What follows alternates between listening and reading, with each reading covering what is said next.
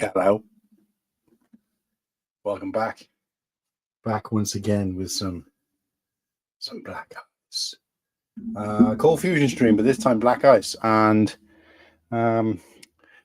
so part 2 of a Cold Fusion stream. Instead of doing one long stream, decided to split it into 2 today just because of other commitments, but also to try and allow people from all over the world to sort of tune in, depending on their time zone. And that being said, I do have a co-host for the show, so you don't have to listen to me giving in a 40-minute opening gambit this time. So yeah. Anybody want to guess in the chat who they think it could be? I haven't thrown the link up yet, guys, but I will be throwing it up very, very shortly. So keep a lookout for that, and I'll be throwing it up. Meanwhile, let me know in the comments if you want to join on the panel to chat, and we'll do that. Well, I'll send the link out to you, but I'm going to get it into the chat just shortly. So, but yeah, I don't know about you guys, but I've been looking for Walter Raleigh. Haven't seen him around, have you? G'day, mate. G'day. How's it going? Yeah, good, mate. Oh, nice. You've had a bit of a mock up. Say again? How you been? Yeah, not too bad, mate. I'm a little bit frustrated because I purposely did split the stream into 2 so I could spend a few hours with Kirsty. Whereas normally what I would have done is I would have done 12 till 8 or something like that UK time, and then caught up with her. But she goes to bed quite early. It turns out tonight she's like, you should have done an all day one instead. I was like, why? She said, well, because I don't have to go to bed early tonight. So I'm like, really?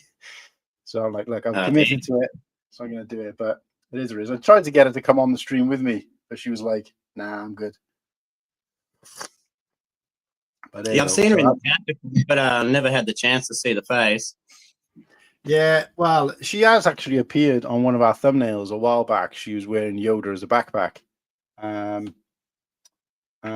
think that's going back over 20 episodes or so ago. But and she has been on, sat right next to me when she was helping me do a quiz once. So she was talking, but a lot of people not comfortable showing their faces. But I mean, it's kind of strange, really, because this show has got a bit of a reputation, even though that reputation is given by me. But we've got a reputation for putting faces to sort of names and profiles. There's been a handful of people we've done, and first time they've shown their faces on our stream, and it's like, I can't get Kirsty to come and say hello, but there you go.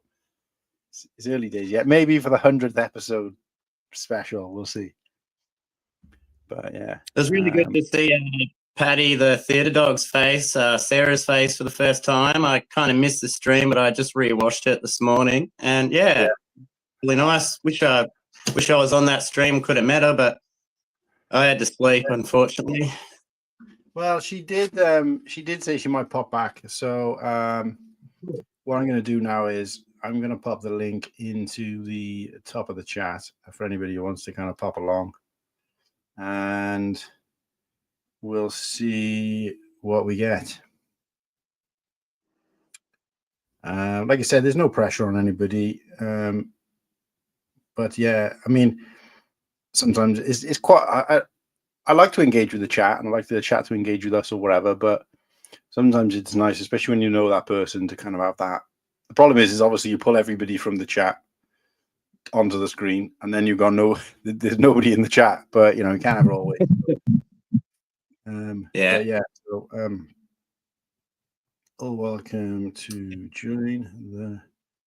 Paddy's in the stream now. Hello, Paddy. Sarah.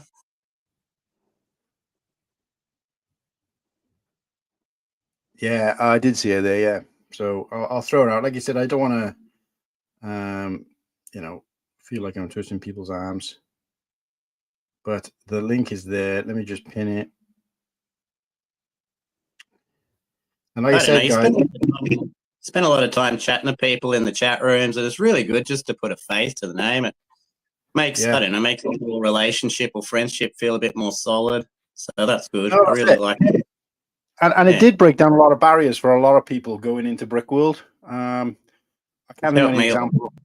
Yeah, I can't think of any examples off the top of my head, but I know from Brickworld Gone, we had Lightning Lord on, and he'd never been on a stream before ours, and it made it a bit easier for him then because people recognized him, and I'd had a chance to engage him a little bit. So yeah, I think it kind of helped. Can't wait to meet him. Say again? Can't wait to meet him. Lightning Lord 22. Oh, he's a legend. He's just such a nice guy. You don't meet many people like that who, no matter what you say, he's like, yeah, that's fine. No, I'm okay. Yeah, I'm happy to do that. Yeah, that's great. Yeah, good. And he's like constantly positive. Like, we need more people like him. In my life, full stop, but in the community. So he's just such a genuinely nice, friendly, lovable guy kind of thing. So it was great to get to meet him, and he rocked with us. And I remember a small, like little sideways story, but me and Whittaky were hanging about in the foyer on the last day, and he came across and said, "Oh, well, look, most of the people I know now have gone, and I'm still here, but I'll keep you guys company if you like until you're ready to go." We were like, "No, I don't need to do that, man." He's like, "No, it's fine, it's fine." And with that, like whatever was left of the gang of people out there were like, "Oh, we're all going for food," and you could see him kind of look and then look at us. And I was like, "Mike, honestly, mate, just go with them. Like, we're only sitting here like dickheads anyway, waiting to get our flight because we'd have to check out. But obviously, it was too early for us to go to the airport." So I was like, mate, honestly, just go. And he's like, Are you sure? Are you sure? I said I was going to stay with you. And I said, no, mate, go. You're here on an holiday and a trip as well. Don't let us pull you down. Like, but no, he's that kind of guy. Like, you know what I mean? Whereas other people wouldn't have thought twice and would have just been like, I see ya. So, but yeah. We're on 9 likes already. So that means we've got 22 likes. 22 likes from the other stream. So we need 78 in this stream if you want to see me drink something from, what's it called, a shoey or something like that, where you drink something from a boot or something. Yeah, look, I was going to say something about that. We're up to 9 already, 9 likes. Yeah. Tell you what, if we beat the stream by, I'd say we get 25, I'll do a shoey. I've never done one before. I know it's un-Australian, but we get to 25 likes, I'll do a shoey. Jesus. Okay, so Liam's committing to doing a shoey for 25. I was going to try and get to 100 between the two streams, and I'm committed to that mostly because I can't think of a shoe I've got in the house that I'm happy to pour a drink into, and I'm not even sure I got a drink to pour into it, but we'll work it out if we get there. But because we've hit 9 likes, I got to do at least one spin of this bean. And remember, guys, if you're out there, make sure you give the stream a like. The more likes, every 5 likes, I'll do one of these. I'll do one of these jelly beans. And if it gets really desperate, I might start doing one for everyone. So for anybody watching the last stream, they can see this is not affected by gravity at all. So let's give it a spin and see what I got to eat. Round and round it goes. Where it stops, no one knows. Just on the edge of birthday cake or soap. So I've done this one already. I've done 3 out of the 4. Done a birthday cake. I've seen that. Yeah, so I had birthday cake, and I had what was the other one? Bubblegum, curry. No, I must have done 4. Oh no, I didn't do the birthday cake. No, I did do the birthday cake or soap. I must have done 4 out of the 6 because I did curry or tropical, and I had tropical. I had mouthwash or bubblegum, and I had bubblegum, so that was the good one there. I had birthday cake or soap, and I had birthday cake. And I had watermelon or cabbage, and I had cabbage. So out of the 4 I've done so far, only one of them was the bad one. But I'm guessing this is going to be soap, so we'll find out. Yeah. Immediately bit into it. Immediately could taste the bar of soap.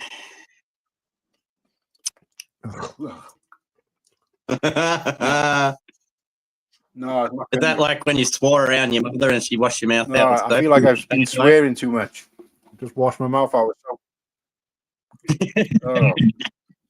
I'm just glad I got a nice, lovely cup of tea, honey tea. Oh, speak of the devil, but she may appear. Hello. I'm ready for bed, so I'm not staying long. What's that? G'day, I'm Sarah. ready for bed, so I'm not staying long. Hi, Liam. Happy to meet you. Shush. Too, mate. Oh, I used to do a bit of back in the day. is I'm Paddy sorry. still up? Yes, Paddy is just here barking at me. Did you see Paddy earlier as well, Liam? Only on replay. Yeah, I saw her on replay. Enjoyed that. Come here. Are all the birds asleep now as well? Oh, there he is. Bless him. Paddy! Cute, eh? Hello. Paddy! Woohoo! Paddy! He's like, what the hell's going on here? So cute. It's like, you just woke me up. Leave me alone. Oh, bless him. Are all the birds asleep now, though? They got their cloaks over their cages? Yeah, well, they should be asleep. They're covered up, but they're still singing because they can hear me. Oh, right. Yeah. If you're awake, we're awake. Yeah, kind of. Well, he's Right. digging up the carpet again, my nice new carpet. Oh, no, he buried a bone in there, did he? So, who have we got in the chat? So, we got Ultra. Ultra, how we doing, mate? Thanks for tuning into both streams. And I think Ultra was with us for the whole stream as well. Fair play to him. So, appreciate that, mate. Garrett's out there throwing up the Mighty Ice Cubes. Crimson Toast is out there. Can't stay long because I'm at a brick fair, Philadelphia, but a good stream, y'all. Philadelphia, sorry, Pennsylvania, I meant to say. Just cracked open the Goonies. Are you going to be building it on stream, mate? The Goonie set? Yeah, look, I've started it already. Yeah, What I got the first figure with the really cool map. I don't know if you can see the map. Who's that? Is that Yeah, Mikey? I think that's it's Mikey. Yeah, that's old mate from Lord of the Rings. Nice.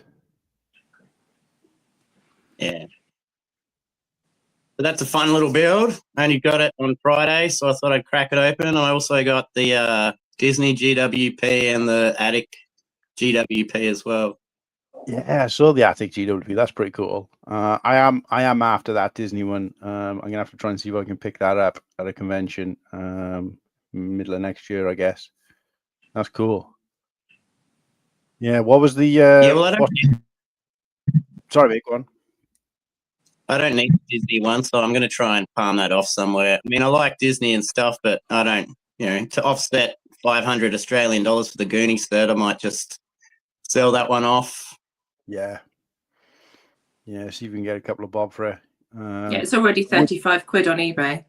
Wow. I would say hold out and I'll buy it off you at Brick World, but A, I don't want you to have to wait that long. B, I'm not planning on bringing anything back. And C, I'll probably get it very, very cheap at a convention between now and then. So, Pink Wheels is out there. Pink Wheels. Evening, afternoon. Oh, it was all in caps. Somebody has to tell me about that. That's how old I am. I was typed by mistake once in capital letters. This was like way back when text messaging was relatively new. And somebody was like, "Why are you shouting?" I said, "What do you mean? Well, you shouted in your text message. Like, how? Because you put in all capitals." I was like, "Is that what that means?" It's fucking bananas. There you go. Evening all. Guys, if you just joined the stream, this is the second of a Black Ice for today. Every 5 likes gets a spin of the jelly bean wheel. So far, I've had to eat a cabbage and a soap flavored one. And aside from that, I've done quite well. But the link is there if you want to come and join on the panel to have a chat in person. Well, I say in person, face to face. If you can call it that either, but you know what I mean. But if not, hang out in the chat or say hello and say goodbye, whatever you want to do. But definitely like the stream. And if you just happen to be, because believe it or not, this does happen, people who have been in the stream multiple times before they realize they haven't subscribed, especially because I put a lot of links out there on Instagram. People just follow the link and don't think to subscribe. So please do that and just double check that you have hit that bell as well. I'm Minecrafting with my Munchkin. Oh, let me try and remember her daughter's name. Was it Natalie?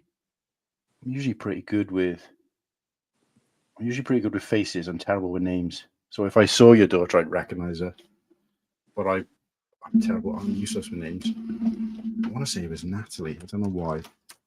She's just said Natalie in the chat. Yeah.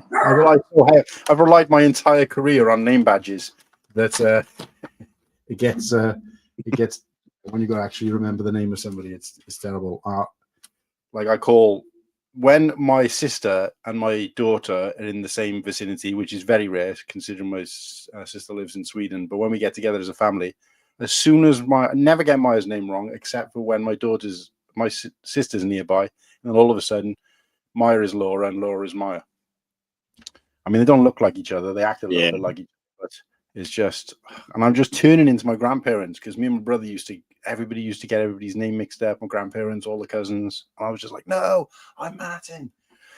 And I'm like, oh, I've become that guy. Like, but anyway, enjoy the Minecrafting session with the Munchkin. I've got a Minecraft set, believe it or not. It's the one I got for free from Brickworld. I don't even know where the hell it is. Oh, here it is, right here. It is the Guardian Battle, which means absolutely nothing to me. There's a bunch of, I think they're fish. I'm assuming these are all underwater. It looks like a little, is that a Lego axolotl? Well, there's 3 of them. And something else. I don't really know I don't know anything about Minecraft, so this could be Ninjago for all I know. So, I mean, I have a set, but I got it for the little skeleton creeper. I think that's what they're called. All right, yeah. To go in my sort of Halloween bit. This fish or urchin or whatever it is that's in here shoots a projectile as well. I don't know. Wrong. Yeah, like the Star Wars sets. That's pretty cool. But I don't know what I'm going to do with this. I mean, I don't usually do this because I'm not an investing type guy. But I don't see the point of building it. There's nothing like in there that would be useful for any kind of mocks because the pieces are actually generally quite basic. So I think it's going to be the first opportunity where I'm just going to keep a set for like 20 years and then see if it's worth anything. Especially because I had it for free. So even if I get like a tenner for it, something. But yeah, you've got a cool hand. Yes, I know. I like it when I get a name right. But yeah, I know she was kind of lurking in the background during when you were the guest on our show. But yeah. Awesome, but enjoy that. So Minecrafting, I assumed you meant Lego Minecraft, but you may be talking about the game, which probably makes more sense. My head just automatically goes to Lego. My daughter told me off for writing in capitals. Yeah, you have to be schooled on it. I just always found it easier when I first started text messaging because it was just like on the old phones, you used to have to. I don't know whether you guys remember this, but the multiple clicks per letter. Yeah, and you had to when you wanted to there was no autocorrect then, so you had to change it to a capital. I think there was a way of pressing a shift and then the number, not a shift. I don't know. I can't even remember. Or you had to keep pressing it till you went through the small and then onto the big. I just remember it being like a pain in the ass to keep changing from one to the other. Like obviously I'm writing in capitals, but there was a way where you could change it so that every button is a capital. But if you added in small, you had to change it when you were starting a new sentence and that kind of thing. And I thought, this is a waste of time. I feel like if I'd stuck by my guns a little bit and everybody else had got on board with me early days, then it would never have been a thing. But because I was like around that era, and I'm pretty sure I wasn't the only person because it was like a lot of aggro. Changing what do you call it, uppercase and lowercase. So I just thought I'll stick with full thing, and then I haven't got to worry about it now. Now I just press a button and talk to it, and it types it for me. Oh, do you do that? Yeah. Yeah.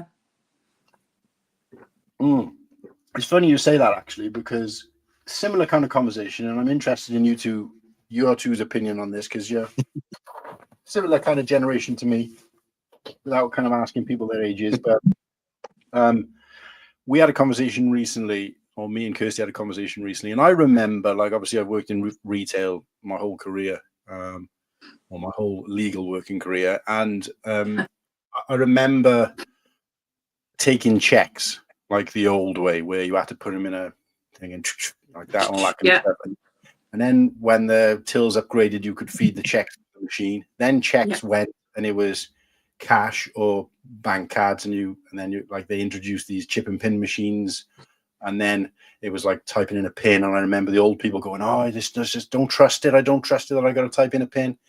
And then of course, much further down the line, then we started having contactless, and then of course it started going on to phones and God knows where else. So it's just kind of, you know, it's grown exponentially over the years. Before long, people are just gonna, like, I don't know, whisper it at the thing and it'll take money out of their bank. But I got to the point, I think I'd gone years where you could load it up to your phone, and I never used my phone to pay. I used the contactless. It took me long enough to get on board with that, but I used the contactless and all the rest of it. But with the phone, I just never got on board with it for the first, I want to say, sort of 4 or 5 years that it was a thing. And then I eventually did. So I was tapping my phone to pay for things. And then I've gone back now to just using card. Now, like, I remember when contactless first came in, and there was a lot of people saying, "No, I'm going to do PIN every time. I'm going to do PIN every time. I don't trust it, whatever." And I'm thinking, well, I remember when people said they don't trust putting a card in a machine, full stop. So now it's moved to this. And now, like, you hardly ever see people, like, when they have to type in their PIN because the card's been used like multiple times or whatever. They're like, oh, like it's a huge thing. And it's like, you know, this is just weird how lazy the world gets so quickly. Yeah. But anyway, in terms of paying though with the phone, I came away from it, and I was having a conversation with Kirsty, and she thought it was kind of bizarre, but I didn't know how to describe it. But I felt like it was too easy to spend, and I wasn't managing my money as good when I was paying on my phone. She was like, how is it any different? I get if you were paying cash and you've gone to your phone and then you've gone back to cash because you've got it in your hand and you can physically say, right, I'm giving over a 10 or whatever. But she said the money was virtual when you were using your cards. How is that any different when you're using your phone? It's just a different piece of plastic, effectively. And I was like, yeah, I can't put my finger on it. I can't really describe what it is, but I just feel like when I'm using my card, you know, when I get that out of my wallet, that card is a representation of all the money I've got available to me, not even all the money I own. That's, if it's a credit card, that's, you know, my maximum credit on my credit card. So it's like holding that amount of cash in my hand.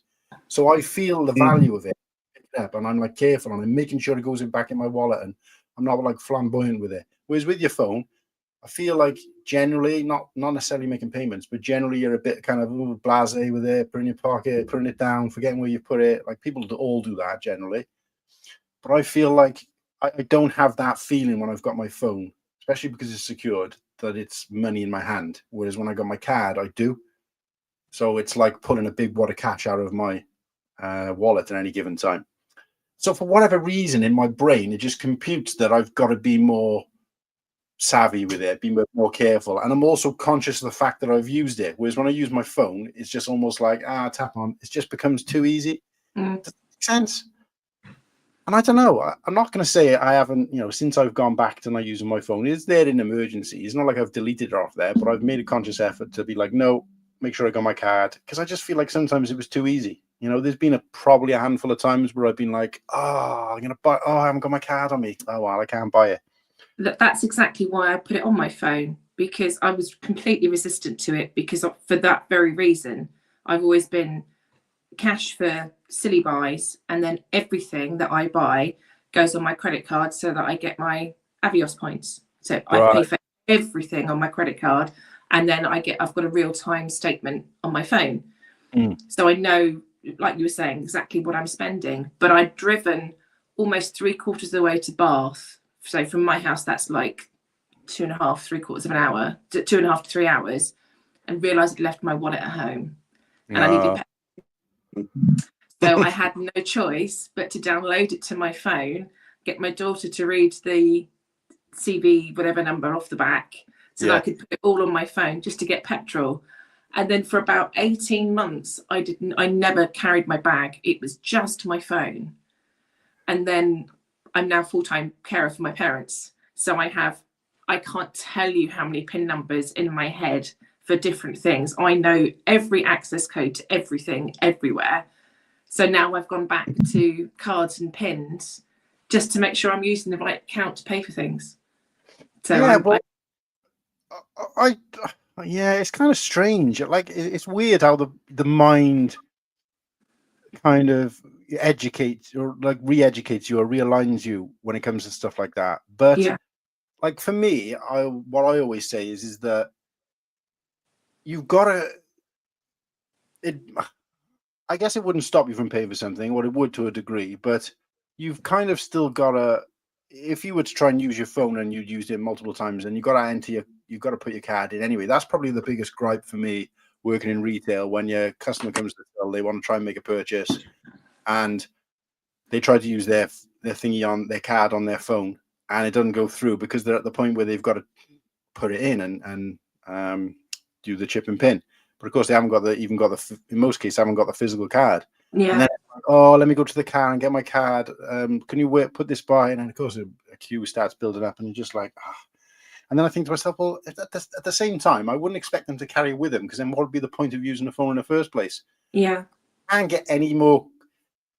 Well, you can get. I was going to say you can't really get any more convenient than a very thin card. But I suppose when it comes to things like losing it, I think there is a generation of people who are more likely to value their phone than they are that card. And that's the bit that I think I haven't got on board with yet. Not that I don't value my phone, but there have been times where I've left my phone at home and I've gone to work for the day. I don't think, oh my God, my world is crumbling. Whereas I think people of a younger generation may be like, well, that's my entire lifeline. I've got to go home and get it. You know what I mean? Depending on the situation, because, you know, you may need it for work or whatever. But whereas with my card, I still, like, I am like, you know, you're holding a very important, you know, it's like you're holding, you know, the Magna Carta or something like that. Like it's, you know, it's got to be extra careful with it. And it's very, very few times in my life. I can probably count on one hand the amount of times in my life where I've lost a card. And that's, you know, of 35 years of having one. When did I have a card? When I was like 12. So like 30 odd years of having a card that I've always classed her as precious. But in terms of, you know, in terms of the phone, it's just, I mean, obviously I know it's not something you're just going to leave about, but I very often, like, I'll pop down to the shops on the corner for me and I won't necessarily take my phone with me. I never take the phone if I'm taking the dog for a walk or going to the seafront. I never take my phone because it's my switch off time, because I have to have it on every day for work, because I'm always on call because I'm safeguarding lead. Of course. And then full-time care of my parents, and that's 24 hours a day. Literally. So when I go out walking with a dog, I leave it at home, don't want it anywhere near me, because I just need to switch off. It's crazy though, because I mean, it's obviously a generational thing in most cases, because like I've said things like, you know, I didn't take it with me, and I like to go, okay, so well, what if something had happened to you? How would you phone? And I was like, but I survived childhood, teenage years, adulthood. I had a full-time job before I had a phone. I had a social life where I used to go out every weekend and multiple days a week with my friends without ever having a mobile phone. So if I like, it was never a problem then. I know it's a different world now, and there's a lot more dangers, you know, more cars on the road, all that kind of thing. But you can survive. You can survive without one, you know. So, but it is. I mean, my youth was very much waking up, you know, in a field somewhere after a 3-day rave, not having really much recollection of how I got there or who I was with. And I survived all of that before mobile phones. So I think we're all right walking the dog or going to the shops. Absolutely. And the thing is, I think it's only a danger in terms of people, you know, like if you'd had your phone, it could have been different, because there are phones. But if something had happened to me, you know, when I was, I don't know, let's say I'd got lost at Gatecrasher or whatever it was in like 1999 or whatever, I didn't have a phone. I was at one of those kind of dance events and something happened, I wouldn't be like, oh, well, it could have been different if I'd had my phone, because it wasn't it. So there is that kind of, you know, comparison now, I think, that people can use. And of course, it's just like any other piece of sort of technology that, you know, it is more of a help than a hindrance overall, because the things you can do with it, like, you know, like the calculator. I'm useless when it comes to, I'm pretty good at maths, but sometimes when you're trying to think on the spot, it's like, you know, the amount I use my calculator on my phone all the time. And that is laziness, because if I didn't have it, I would work it out. Do you see what I mean? So in a lot of ways, regardless of the generational thing, we have become, lazy. I'm so bad that if my phone's not near, I'll ask Alexa, and she will tell me, what 54 plus 72 is. Well, we got an Alexa for. I mean, we don't really even use it probably to its full potential. Kirsty wanted to get it, and I remember going to someone's house. I can't remember, a family member, and they kind of had them, and it was kind of like a fun novelty, but it was kind of like oh, you're living in the future kind of thing. A few years earlier, but now we got then one for the lamp in our living room because the plug for the lamp and the way it's positioned, without going into too much detail, is a bit awkward. So she was like, "Oh, if we can have one for that, that'd be great because we can just say lamp on." And I'm like, "Oh, we don't need all that. It's just stupid." And of course, the first month that we had it, I was just reaching over and trying to switch it on. But of course, it doesn't work when it's plugged into the Alexa. You've got to. It's not like an optional thing. You've got to.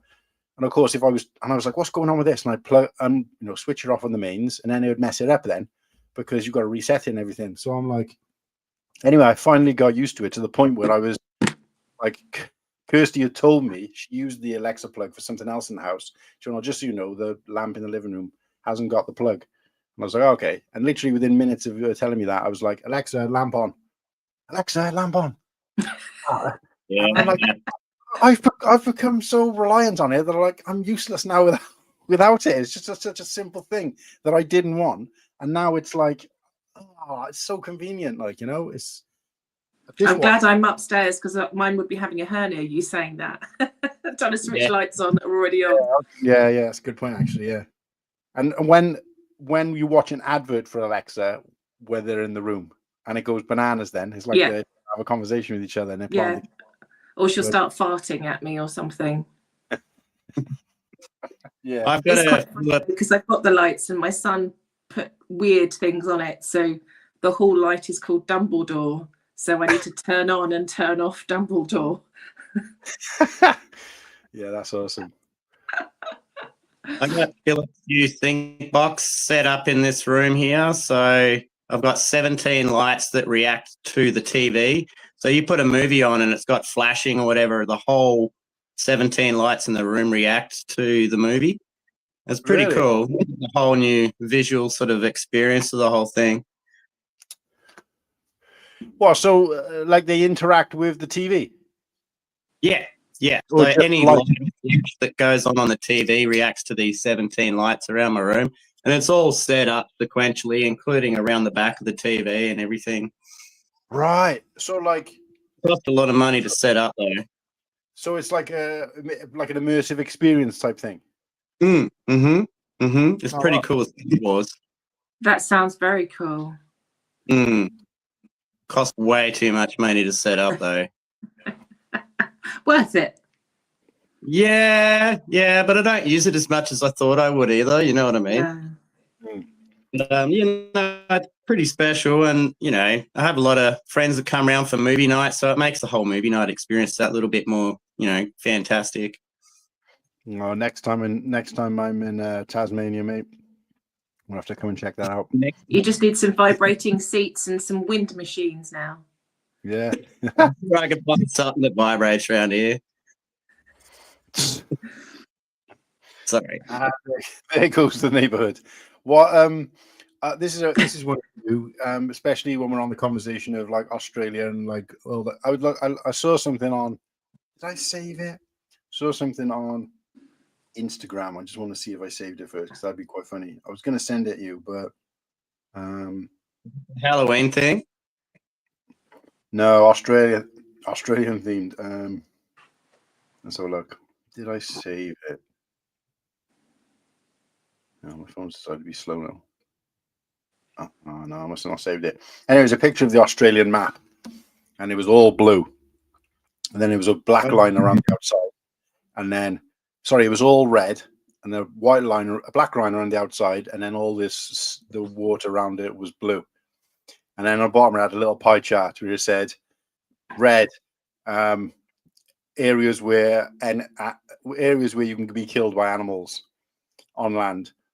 The blue, which was the sea, was areas where you can get killed by an animal at sea. And then the black line was Here's where we get killed by and I was just like, that's class. But it's funny because I was thinking about that, and I was thinking about like this kind of stuff that goes around about all the crazy kind of creatures and critters out there that can like bite off your leg or whatever. But I went out to the hallway and I thought sometimes we get the odd slug now and then because I don't know why. The house is relatively new, but it was built around about the time that they were doing these composite doors, which apparently are supposed to be like almost impossible to break through. But they don't, PVC doors obviously been around, and I think they were trying to find the next new door. So all the houses in the housing estate have got these composite doors, which are like steel plated wood essentially. But I prefer UPVC because you just don't get the seal on like you would on a UPVC door. It's like airtight, like it's almost like a hatch on a space ship or something. But anyways, we got these composite doors, and every now and then you get the odd slug in the doorway, and you just kind of fling it out or whatever. And so I looked out onto the mat and I saw what I thought was a slug. So I didn't turn the light on. I just grabbed a piece of like kitchen roll and I was going to pick it up and sling it out like I normally would. And as I looked up a bit closer to it, I thought, anyway, that don't look like a slug. Flicked the light on. It was a leech. It was like, Ew. it was jet black. It was pointy. And Kirsty was like, no, it's probably just a slug. I said, no, because slugs have still got like antennae and stuff like a snail would have. They've got like a saddle. And they've got like colouring in them. They've always got some colour in there, yellowy or greeny or bluey or browny or whatever. This was just jet black, head to toe. It was pointy both ends. And the one end was pointy, was just kind of like in the air like this as it was moving around. Oh, God. Completely flat and a little bit bulbous. Like kind of like pillow shaped, except with a point on the end. And I was just like, what the hell? Don't think I've ever even seen a leech. So we Googled it just to see if that was the case. And it was like, yeah, leeches can sometimes, generally in damp areas, they can come in and whatever. And I was just like, oh, that's weird. I mean, obviously I just picked it up and slung it out anyway, but I thought that was really odd. I mean, I know there are leeches, you can get leeches in this country, but you never see them. I had no idea. Yeah, it was really bizarre. But it just said they can find their way in sometimes in damp climates, cold climates. If there's the cracks in your door, because just like a slug, they can just squeeze through almost anything. But it was just poking around and I thought, what the hell? So we don't know how. It might have come in through the door, but it was near Kirsty's shoe, so it might have been stuck on the bottom of her shoe, maybe. But oh God, that's even worse. Yeah, it's really, I've never seen anything like it, and I was just like, what the hell? So yeah, I think I'd have to examine every shoe in my house. yeah. Well, then she carried on reading. Then she kind of got creeped out. She didn't even want to look at it, but she was like, she was reading more and more on it. I mean, we were on Google to see if if it's something that you would find in your house. I mean, I was looking at it, so unless it was some other unknown creature, it definitely wasn't anything else. So it was a leech, or it was something I'd never heard of. And when we were reading on, it was like, oh yeah, you've got to be careful sometimes in this weather because they can attach themselves to your foot, and then without you noticing, they can work their way up your leg or into your shoe, and then it was just like, oh, I'm starting to sound like I'm living in Australia. Like, we got to check. Oh my God! We put them on. So yeah, so I just thought that was bizarre, but yeah, just let me know out there in the chat, guys. Have you ever seen a leech? I mean, you might have seen one stuck to your arm if you've been in a swamp or something, but I've never even seen one in captivity. Like in the zoo or anything at the bug world. I see them all the time when I go digging for sapphire rainforest here. They stick on the edge of a branch, and then they'll just do this little thing where they'll wind round because they can sense your carbon dioxide when you walk past. So you just have these sort of leeches just like trying to latch onto your clothing and your skin. But you'll see them walking through the rainforest all the time. Speaking of things that will kill you, you brought up slugs just before. Yeah, even the slugs here can kill people. 2 years ago, someone was dared to eat a slug that had a parasite in it, and the parasite went straight to the young fella's brain. It was a kid, I think, and he died like death in hospital just from this parasite that was in the slug. So yeah, even the slugs here can kill you. That's Oh my mad. God. I remember reading about a story or hearing a story on the news about a caterpillar when I was in school. This was so, you're talking 30 odd years ago, and some kid had had a caterpillar on his hand or whatever, but some particles that it picks up on its hair were dangerous, and they'd gotten into a cut or something, and he ended up being in hospital, and I don't know if he lost his arm or something like that. And I was thinking, I'm not touching a caterpillar ever again. You know what I mean? That kind of stuff is crazy. But I don't know. I don't know whether he lost Liam or whether he's just in limbo. I might have lost you there, mate. I think your audio was cutting out a little bit just before you went off. If you can still hear us, might be worth trying to come back in.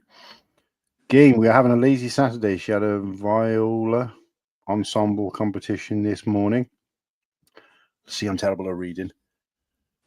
Doesn't help without the glasses either. Viola, and we are worn out from not sleeping in this morning. Viola. I'm trying to think what a viola is. Well, it's like a violin, isn't it? Is it a handheld violin? Or is it just a smaller No, violin? I think it's a different sized violin, isn't it? Natalie and Pink Wheels, if you're out there and you're listening to us, I'm going to Google it because now I think, is it a piano? Yeah, it probably is. I probably got it completely off. I was just thinking it was a small handheld. No, that's a harp, isn't it? No, that would be it. Those would be strings. I don't know. Sorry about that.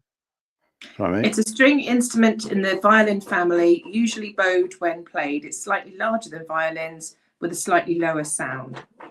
Oh, okay. Hello? Yeah, we can hear you, mate. Is it a Hello, cello? Liam, welcome back. I can see you properly now. No, it wasn't a cello. It was a viola. We were trying to work out what it was. We relied on... See, this is the thing, Google. The amount of times... I'm generally quite handy around the house with certain things. I'm no, carpenter or, bricklayer or anything expert like that. But when it comes to just general things from experience and, various little jobs I've had, I'm pretty good with, general stuff, the basic everyday stuff. I'd say I'm better at most everyday things. But anyway, I don't realize how much I rely on Google, whereas before, the older me, even when I had a phone maybe, but you couldn't access the internet, and not like you can now, or even when you could, and I didn't think of it, I would come across, say we've got a door handle which keeps, just the handle itself keeps sticking. It works fine. It just, every now and then, it just goes stiff. And my instinct is to look on Google and see what it is. Because it's a spring. But the old me, well, I thought that, but the handle on the other side works fine. So I know they're separate springs, but the function of it is working fine. So I'm thinking, why is it just... But again, the old me would have just taken her apart, tools out, taken her apart, worked it out, sorted it, job done, and learned from it. But I feel like I'm learning less as I get older when I'm coming across new jobs, because I'm relying on Google, which, okay, I still do the job, but I'm less likely to remember it if I just know what I'm doing, rather than if I got to I've got to, kind of work it out myself. Do you know what I mean? I'm the kind of person who will learn from doing rather than being shown. If that makes sense? Yeah.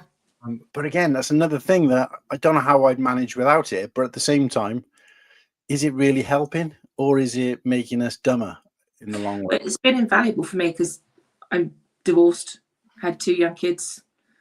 I've learnt to tile. I've changed tap washers. I fixed my dishwasher. All the things that, the blue jobs.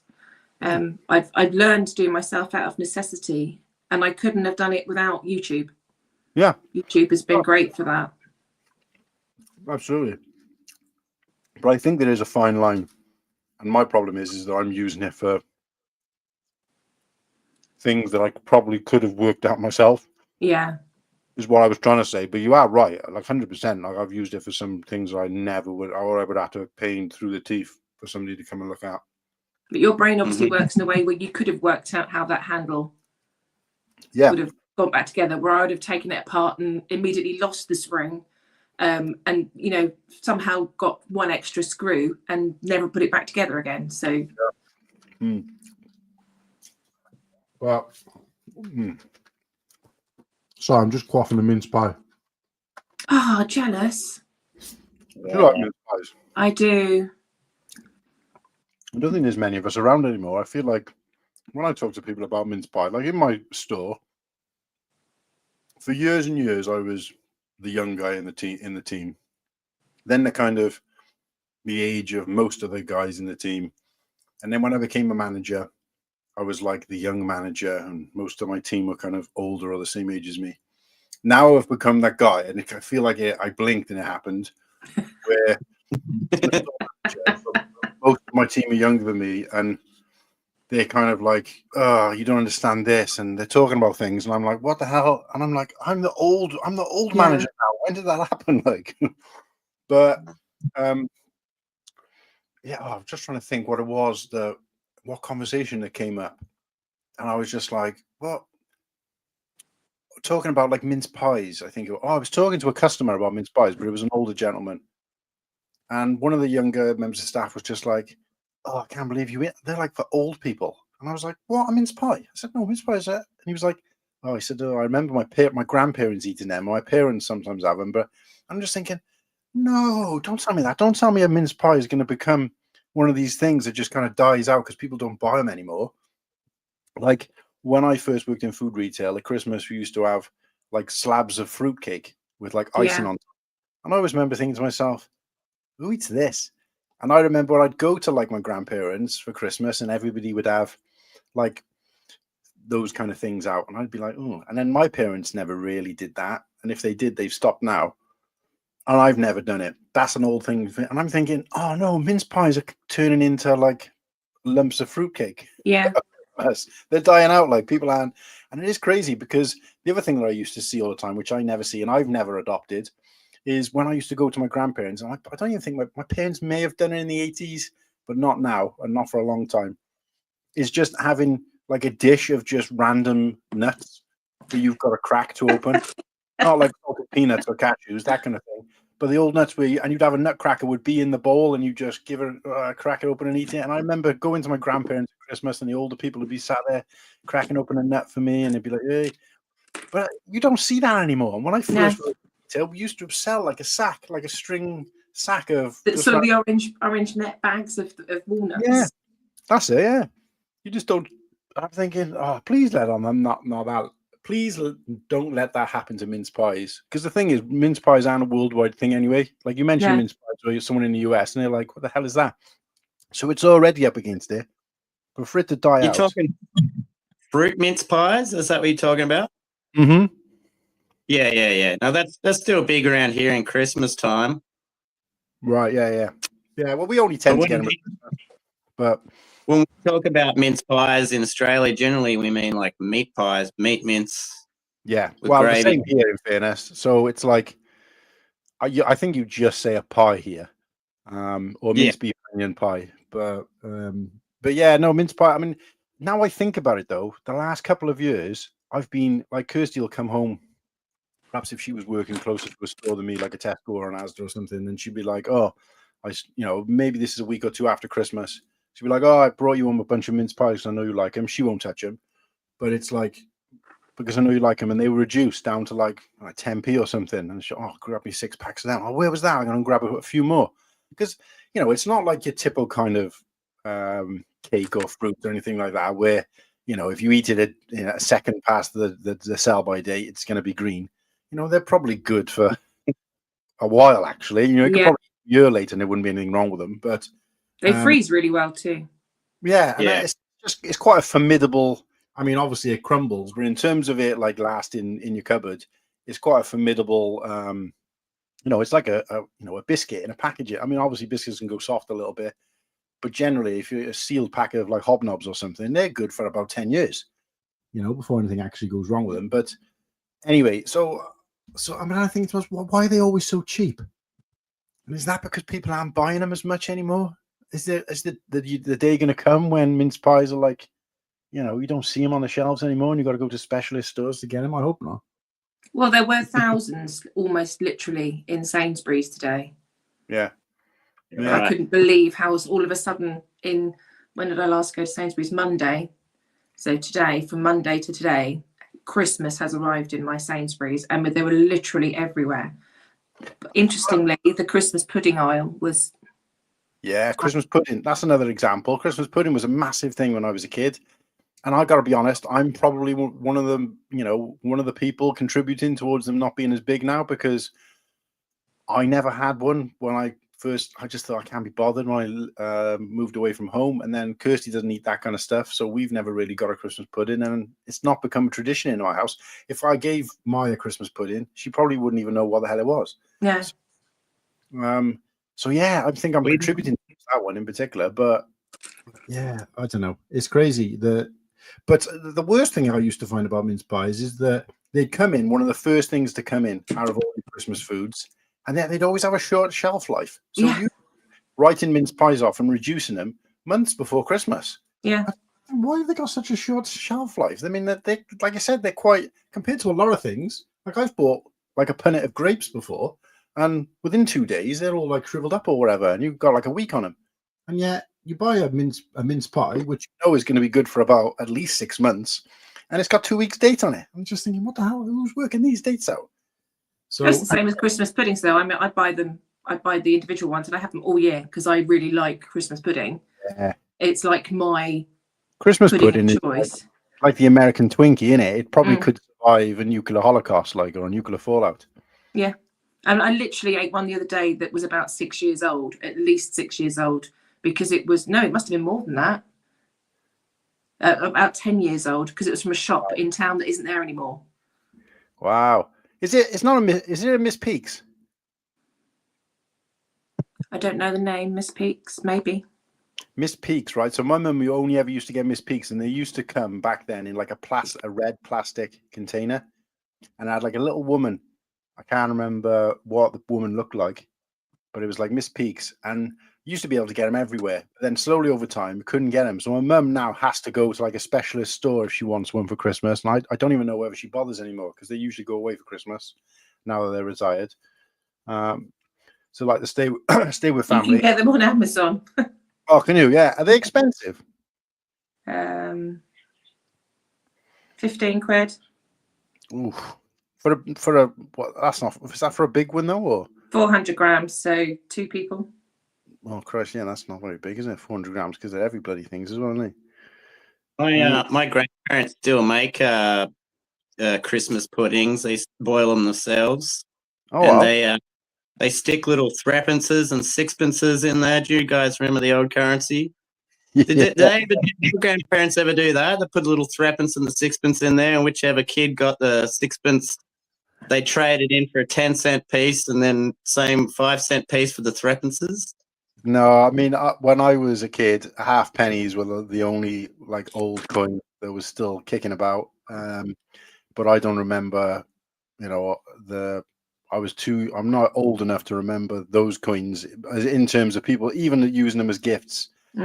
Yeah, I don't even think they could probably afford a threepence, or it'd be like literally a penny, if that. Well, they weren't even legal tender when I was born, because decimalisation was before I was born.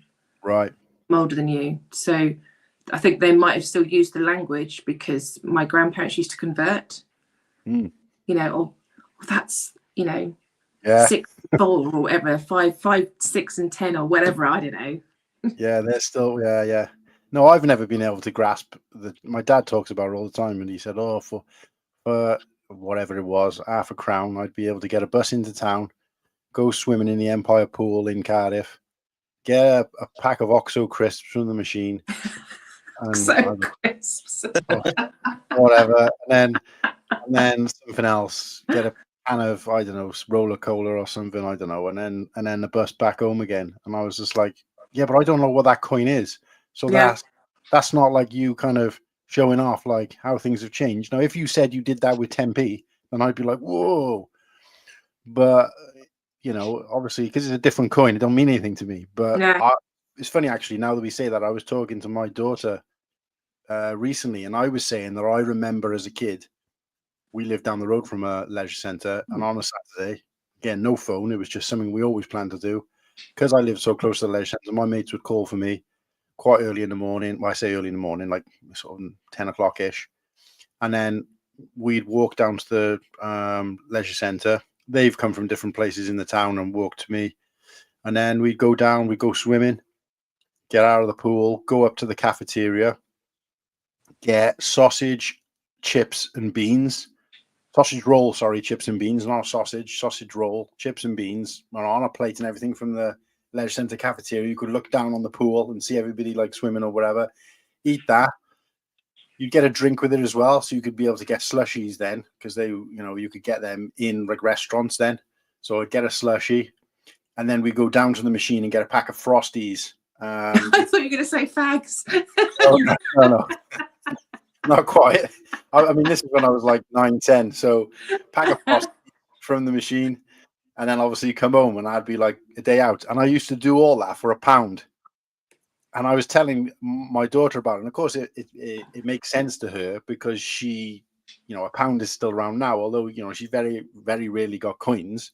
But I was like, I do all that was for £1. And she was like, £1? And you were able to do all of that? So I go, I wish that. And I said, yeah, but £1 meant more then. £1 was like the coin. It was like the big gold coin. Like there was no £2 coins then. I said it was, that was the big coin. Like if you had one of them, it's like the equivalent now of having probably a £20 note. It was like the big one in your hand kind of thing. And I said, we didn't really see notes at that age. Very rarely did we see, like our parents were paying for things with notes. We were like pounds and anything below that. And, and telling her, and she's just looking at me like, and of course, like I said, my dad used to have those conversations with me, but it never made sense because he was talking about a completely different currency effectively. So, but yeah, it's crazy. I just have to duck out for 2 seconds. Yeah, go for it, mate. Oh, Christ, it's worrying, eh? Getting old, don't come around, is it? Yeah, Whittaky can remember the sixpence. Yeah, I mean, I've got all of those coins somewhere because I collected them for a while. Like I always thought the threepenny bit was pretty cool because it had like that was the one that was that octagonal. Yeah, that's like 8 octagonal. Yeah, 8 or 9. So I can't remember it. It seemed like a lot. I mean, that one was pretty cool. I mean, obviously a halfpenny was just called a halfpenny, so they call it a halfpenny, but it was only like a halfpenny. And pennies were still around. They still had the penny then, but obviously it meant something different. Weren't they big pennies though? Yeah. The big. Was that the same value as a penny, or was that a different thing? Well, I don't know, because it was a different system. It was a different system. It's hard to say really, because it wasn't like 100 of them to make something. If that makes sense, I don't think.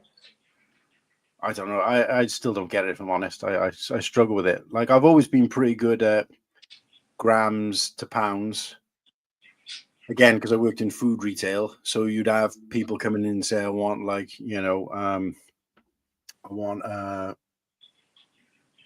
what was it, £2 of peas, frozen peas," and I'd be like, right, so £2 is 907 grams. £1 is 454 grams, and £4 is 1.81 kilograms. So I was always pretty good at that from the packaging and stuff. Like, and you did get a lot of older people then in like the late 90s or mid 90s where they were like, "Oh, I want a £2 bag of frozen peas, please." It's like, if it was only in grams, like it probably is now, then I would have been like, "What the hell is that? Or what is £2?" Like, so. Did you used to do the tills and have to remember the codes for all the different vegetables? No, thankfully, it was Iceland I worked for, so we were like a national company, so we had like the till system. But I know when I first started working there, the staff had to know a lot of the codes for certain things. I started in Tesco's, and I still remember the code for spring onions. Which is, it's funny. Go on, what is it? 01113. It's crazy, isn't it? So I remember the code for all the different size frozen chickens. So 727 for the smallest one, 735 for the next one up, 729. And like the shortest code we had was 11115, which was for frozen cut green beans. which, you know, didn't even sell after a couple of years. But no, because I wasn't working the till initially, I was working in the freezer. So they didn't train me on the till much later. So I was always in the freezer, but of course you're handling all the frozen food and you're getting to know, and of course you're trying to fill up the cabinets. And of course it was that long ago that people would come in then, and they come in every week.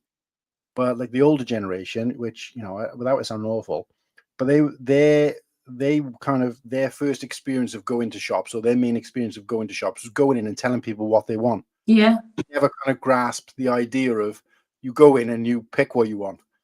So you'd have this guy came in every week, and he never learned. He only ever bought a big jar of marmalade, but he never learned where the marmalade was because someone always got it for him. And I'm just thinking, that's the idea. It's not your local greengrocers where you go in and say, "All right, I want half a pound of spuds, half a pound of whatever." The idea is you come in, get what you want, take it to till, pay for it. But to them, it was such a new concept then. Like when I first saw a self-service till, and I was like, "What the hell is this?" For them, this was new. These people were filling the cabinets. They weren't there to do your shopping for you.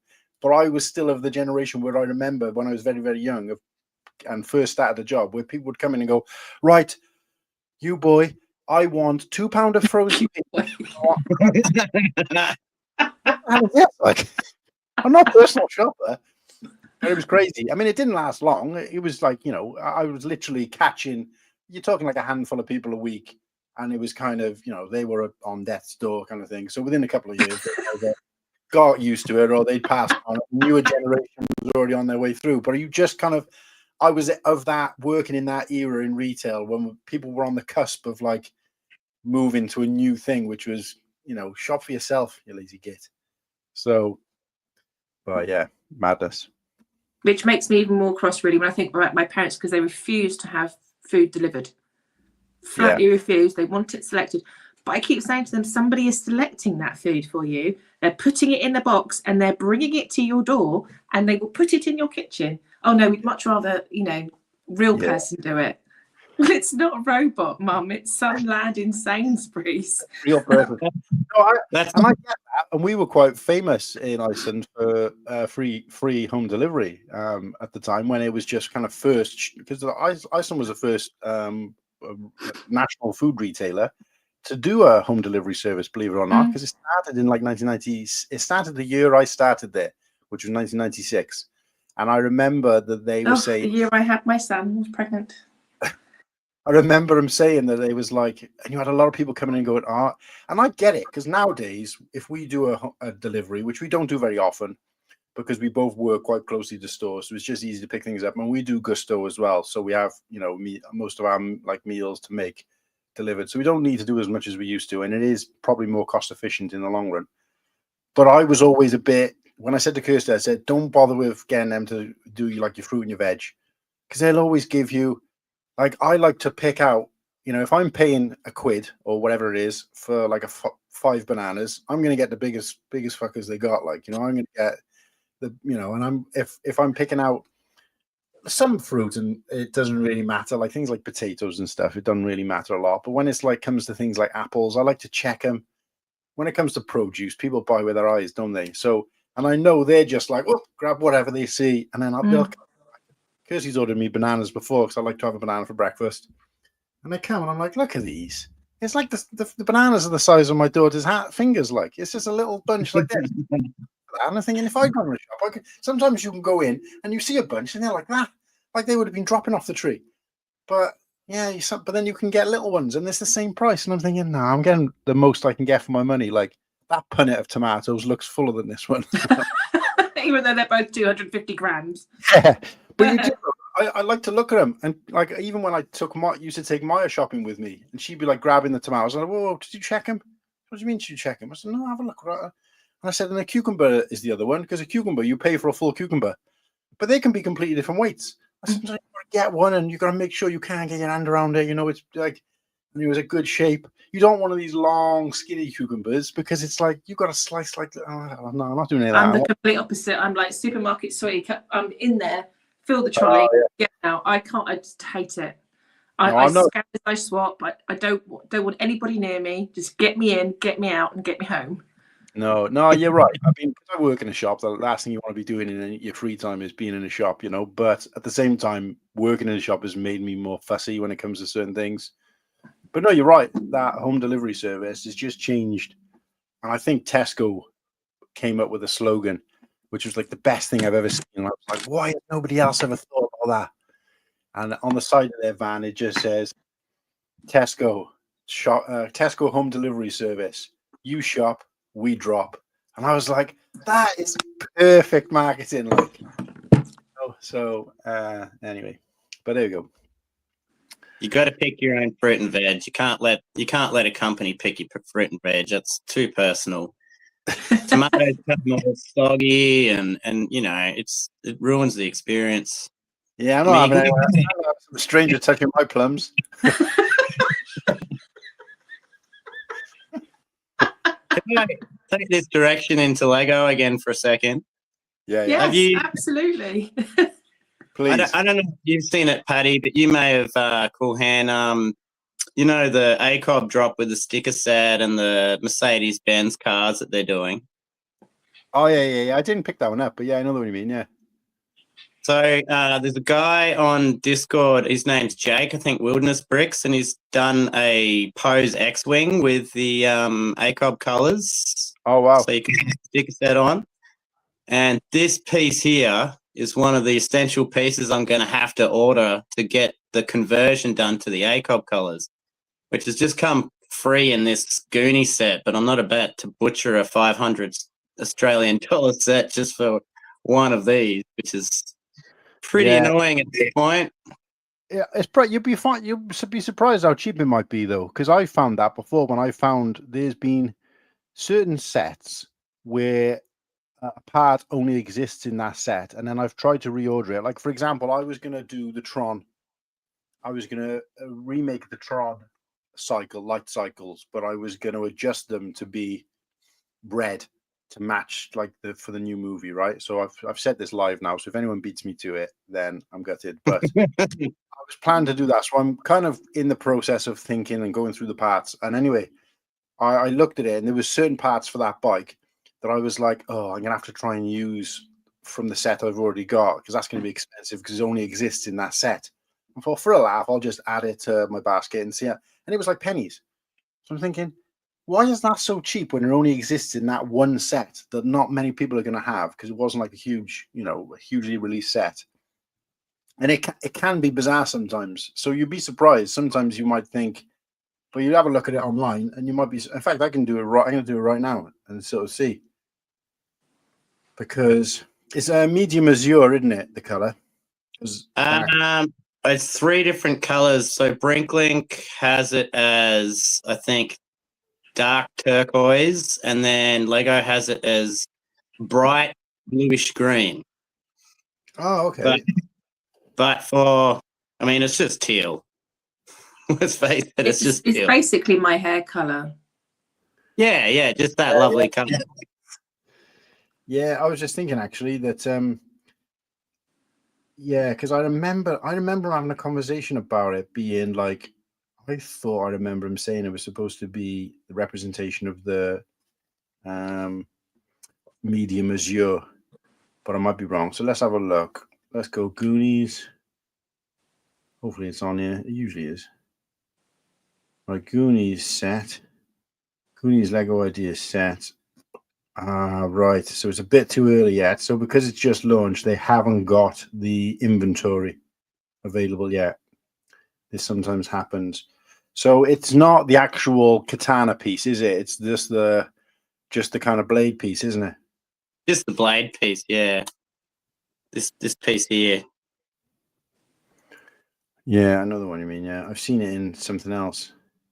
So you need 2 of those for the X-Wing. And a few other pieces. So yeah, Pose X-Wing's all orange. And the idea is to change all the orange to the azure or whatever, teal. Yeah, that's similar to the kind of things that I tend to do. Even if, like, I've had ideas from Rebrickable, but I've done it with my own sets, and just, especially if it's a set like that, like Pose X-Wing, where there's one kind of highlight color, and it's a relatively easy one to swap out for pretty much any. Because I've seen people do the Pose X-Wing with like yellow, purple, and it just looks fantastic because it's such a sleek looking ship. Such an underrated version of the X-Wing as well, because it's so well made. But yeah, and it's funny actually you say that, because when I first saw that sticker sheet, my initial instinct, because I was already planning the whole Tron thing, is that I was tempted to get a set of those stickers and put it on a light cycle, and then I wouldn't have to change the color from the one that was already released.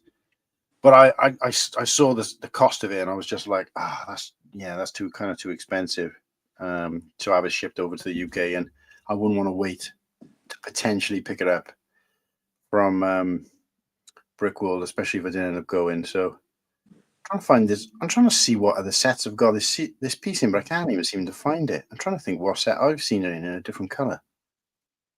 Because you type in blade piece, and it's given me 311 different things.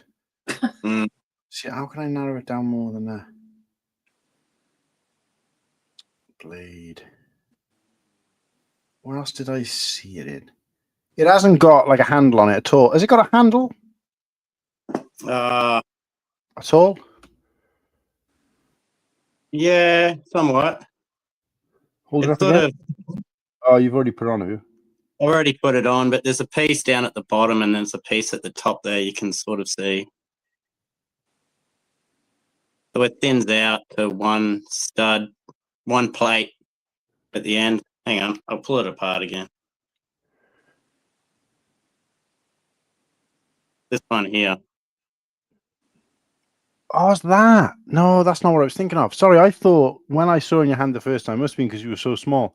I was thinking that it was, you know, the blade piece like that goes into a saber, like the lightsaber, the dark saber piece. I thought it was that blue.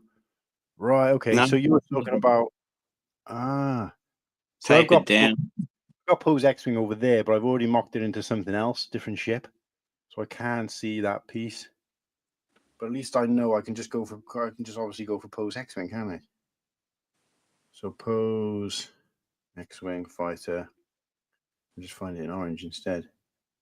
Set. What did I think of that the first time? Let's have a look. Be interesting to see how many different colors it comes in. Orange slope with curve. Wow.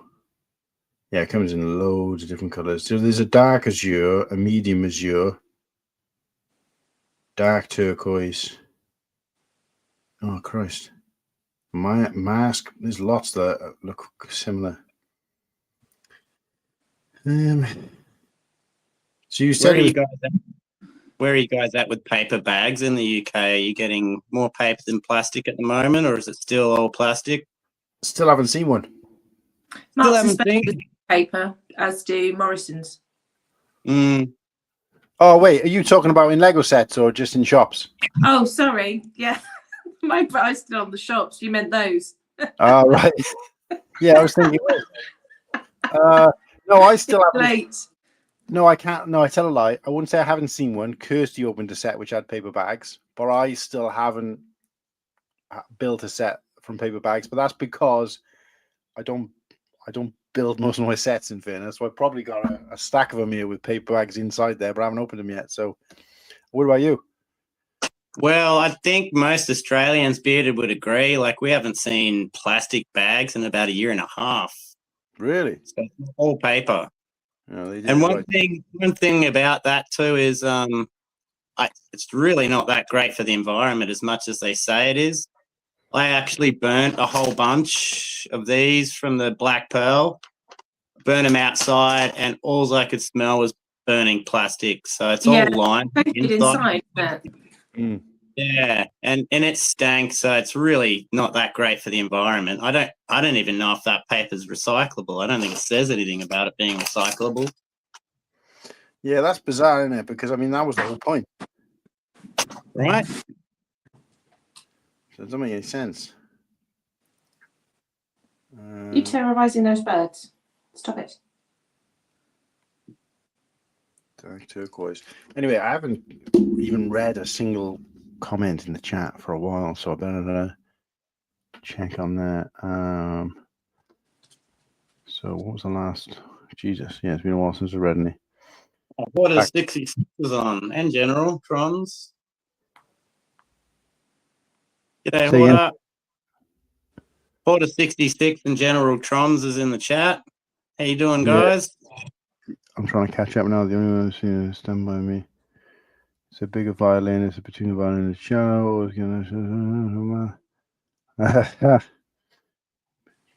Oh yeah, Darby Cream.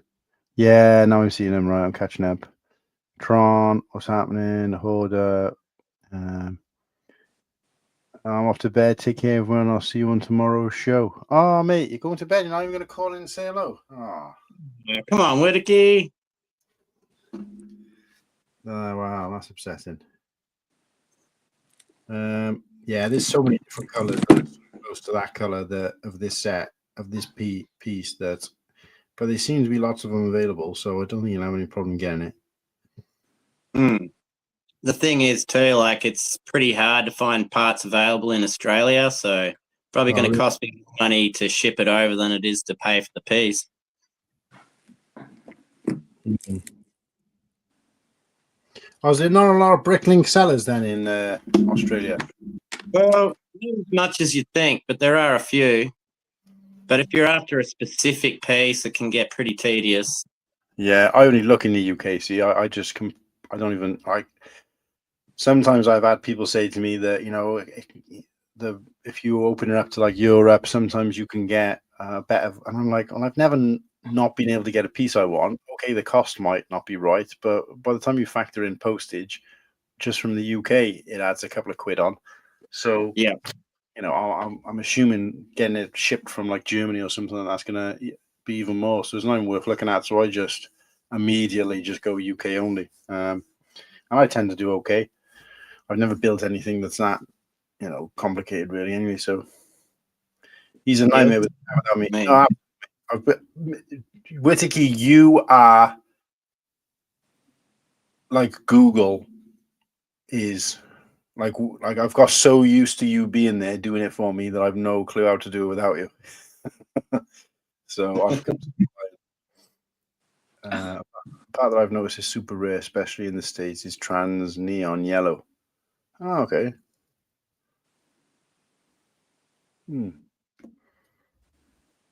I think I too am going to go to bed, as I was ready for bed an hour ago. Yeah, no worries. Hey, look, thanks. I only came on to say hi to Liam. All right. Wait a minute, Paddy. I mean, Sarah. Sorry. You can call me Paddy. It's fine. I appreciate popping back to see us anyway. And obviously for popping on earlier. I just want to see what we're up to with likes to see if I need to eat another jelly bean. Yes. 11. We're on 11. Oh, right. Okay. So we've gone over 10. So that means I got to quaff another jelly bean. What did you get earlier? Because I was logging in at the time and missed it. I got the birthday cake or soap one again. And I ended up with the soap this time. Oh, lovely. Which wasn't good. Oh, let me get Whittaky in here before I do my bean. Not that I need to. He can get himself in. Oh, there he is. Right, very quick because I've got to go to bed. I've got to get up in a few hours. He's a bit quiet. Yeah, sorry. I'm on my phone. I haven't got my laptop. All right, mate. No worries. Well, I appreciate you stopping by. Do you want to see me do a jelly bean spin? Yeah. And by the way, when I'm not here, you're terrible with the chat. No, I was just the same thing, mate. I'm useless. Are you turning them off? Oh, what you got? I got strawberry or chili. Oh, I wanted you to eat a dog food. Yeah, there, mate. Chili's nice. No, it's not. Spicy. It's super spicy though. Strawberry. No. But yeah, no, Yeah. If I want up in the morning, I would have brought my laptop home and I would have come on. But no worries, mate. I appreciate you popping in. yeah, that was funny. My boss just walked in. I was like, click. What did you say? Was you were listening to the radio on a laptop? Yeah, yeah. I said, That's yeah. all I said, I would have been like, I wasn't watching porn, honest. It might be easier to say I was watching porn. At least you're like less likely to get in trouble. Be more believable. oh God. No wonder why she asked me why there was a box of tissues there.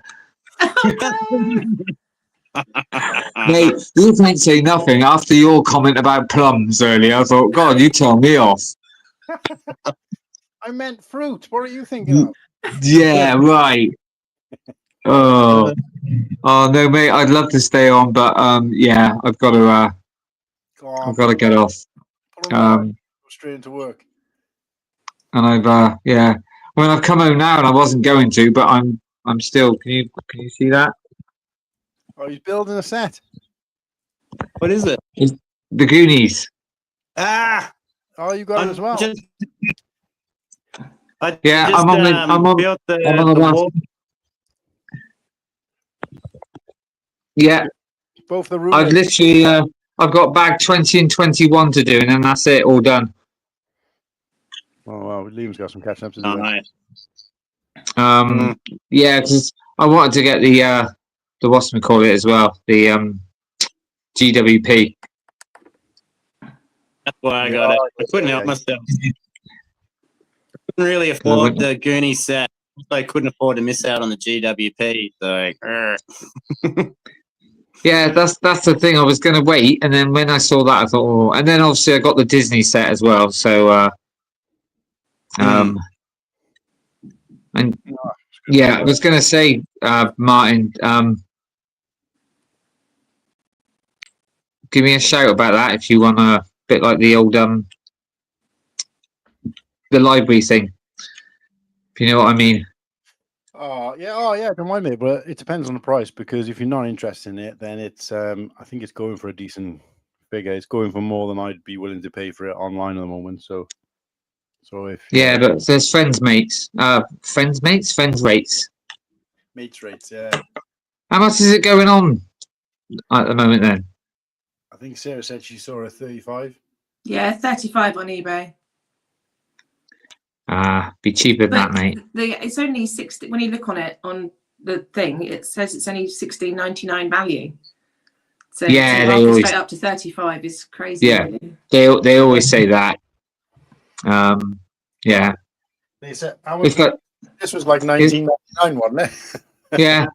It's a bit like the dragon, the fell beast was only something like what 20, yeah, and it was going for like nearly $200 or something ridiculous.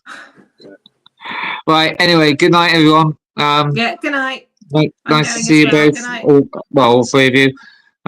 Yeah, I'll be on tomorrow. For the show. So, and great to see you again, Liam. But I have to say, it was great to meet you, Sarah, earlier on. Great to meet you too. Because I wanted to say a proper goodbye last time, but obviously it was like shit. Your job's more important than a stranger on the internet. I can't believe she. Well, she came in an hour early. How? God, terrible. Anyway, Right, take care, night. everyone. I'm going to get in the chat, Right. but good night. Night, both. Night. Take care. How do I come out of this one here? I can boo you out if it helps. Yeah, because it just says end, and I don't want to. Just in case, yeah. End stream, all right. Cheers, mate. See you later. See you tomorrow. Whoops. I'm on bag 2. I'm catching up. What's that? Bag I'm 2. on bag 2. Catching up. Right. I am going to flick over to my headphones, so bear with me a sec.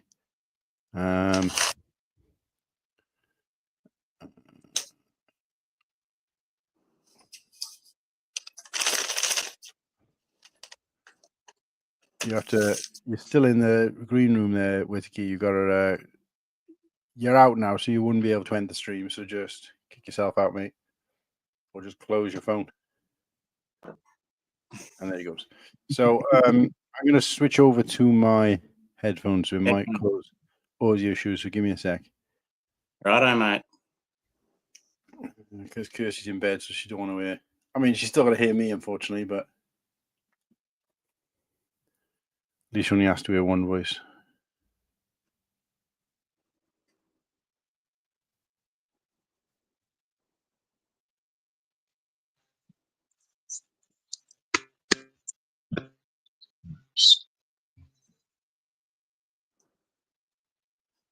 How we doing?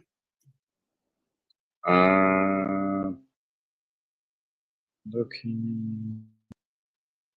Hello, hello, hello. Testing, testing. Yeah, we're sorted.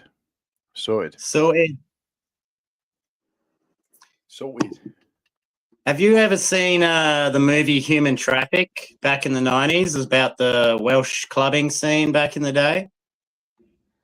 Not only have I seen it, mate, but there's a few of my friends are in it, and it was filmed on location in some of the nightclubs and stuff that I was frequenting at that given time. So, wow. Yeah, so the scene. Sorry, go on. That's basically my entire knowledge about Welsh people and their culture is from that particular movie.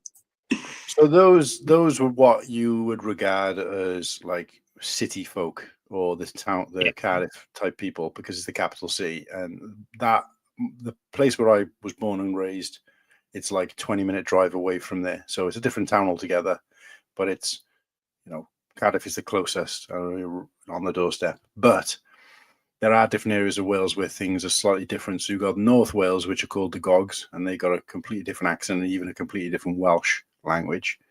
Very similar, but different. And then you've got the West Wales, which is where I live now. And then you've got the valleys. Now, there are other various areas as well where the accent changes slightly if you know the accent. This is probably the same with Australia, where you can go to different parts of Australia, and to us, it all sounds Australian, right? But there's probably you can go to different parts of Australia and people might sound different to each other. But it's similar in Wales because considering such a small country. But like I thought Tasmania was actually smaller than Wales, but you guys are like actually about 3 times the size of us. I didn't realize that. Yeah, I was. It's only recently because I was saying on your stream when you were talking about there being a Lego store opening there, I was saying that's probably the Lego store in the smallest within the smallest kind of, not country because obviously it's part of Australia, but within in the smallest kind of borders, if you like. Not realizing that it's bigger than Wales. So effectively, Wales is probably the smallest with a Lego store, at least that I know of. So, but yeah, so no, but yeah, so yeah, it is very much like Cardiff city life. It's funny you say that actually, because Drunken Gamer, aka Fix My Brick, is currently in the chat, and I believe he's from the Cardiff area. At least I can't remember where he said he was from exactly, but he's definitely Welsh. And yeah, so I haven't lived near there for a long time, but yeah, there's one scene in particular in there where they're all singing like their version of the national anthem instead of saying God. Yeah. They say who is the Queen? Yeah, so that is shot in a pub called the Queen's Vaults, which I believe is still there. It might be called something else, but the building is still there. And for a long time, it was still exactly the same. Like the pool tables were there, and then there's like a little stand. I don't even know what it's for, but there's like just this podium thing that's just kind of up in the air. I don't know how you would get to it, but it was just like a stand thing. I guess at one point there might have been like a ladder going up to it, but they filmed from off that podium down. That's how they did that scene. And that podium thing was always been there before and after that movie was made. And I thought it was a bit odd. But there was that. When they're outside of the club trying to get in, it's what used to be called the Emporium, which is no longer there. That's them queuing up and going in. But inside the club was a club that was called for a long time the Green Parrot, I think it was called, where they got the balconies and they're kind of looking across each other. And then there's loads of scenes like where you see Danny Dyer walking into town. He's walking in from Dumfries Place kind of area, and he's going across, and he kind of over by City Hall, and he crosses and he walks on like the pebbles. He's got those islands in the middle of the road with just like those pebbles that are kind of cemented into the ground. So when you try and walk on them, it's really awkward, and he kind of falls, and he's like bastard or cunt or whatever he says. That's pretty funny. But no, I tried to get Kirsty to watch it and say like this was me sort of 17, 18, 19-year-old at that given time. And she kind of watched it and was like, "What the hell is this?" Because it doesn't, you know, especially for people who aren't from there, it is kind of very like an institutionalized movie. It makes kind of not a lot of sense to other people. So, and of course, it hasn't aged particularly well either. So, but yeah, I was in that. Without going into too much detail, I was doing the things that they would do in that film, or what that film is about, without kind of, you know, talking about that on stream. But yeah, you know, just cracking open the Disco Biscuits, like, but yeah. Were you ever part of that sort of second Summer of Love, like that '89 scene where they're all like driving up the M1 highway to like go to a paddock and have a big party and that kind of stuff, you know? Yeah, that kind of thing happened. We'd go to after parties and stuff. It was less like in a car though, but we did go to quite a lot of after parties. But the thing is that the festival became the big thing in that era. So things like Gatecrasher, Creamfields, and stuff like that. So we were kind of going to those, whereas the generation before that, probably, you know, mid 90s and earlier in the 90s, would have been like going to raves and stuff like that, where they were kind of, this was before people started like legalizing it and putting it in a nightclub, you know what I mean? And I missed out on that, but I was of the kind of going to the nightclub afterwards, going back to somebody's house, and then just kind of staying up all night. It might not have been in a, you know, a big house like that, which is like, you know, a manor house. I mean, that house in fact is I think it's St. Mellons Golf Club, which now that I've seen the Drunken Fix My Brick is from Llanrummy, you'll know St. Mellons Golf Club. So that scene was filmed there.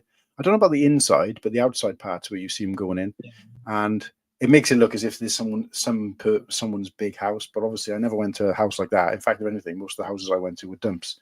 So was UK Garage big back when you were doing that kind of thing, or was it still jungle or drum and bass?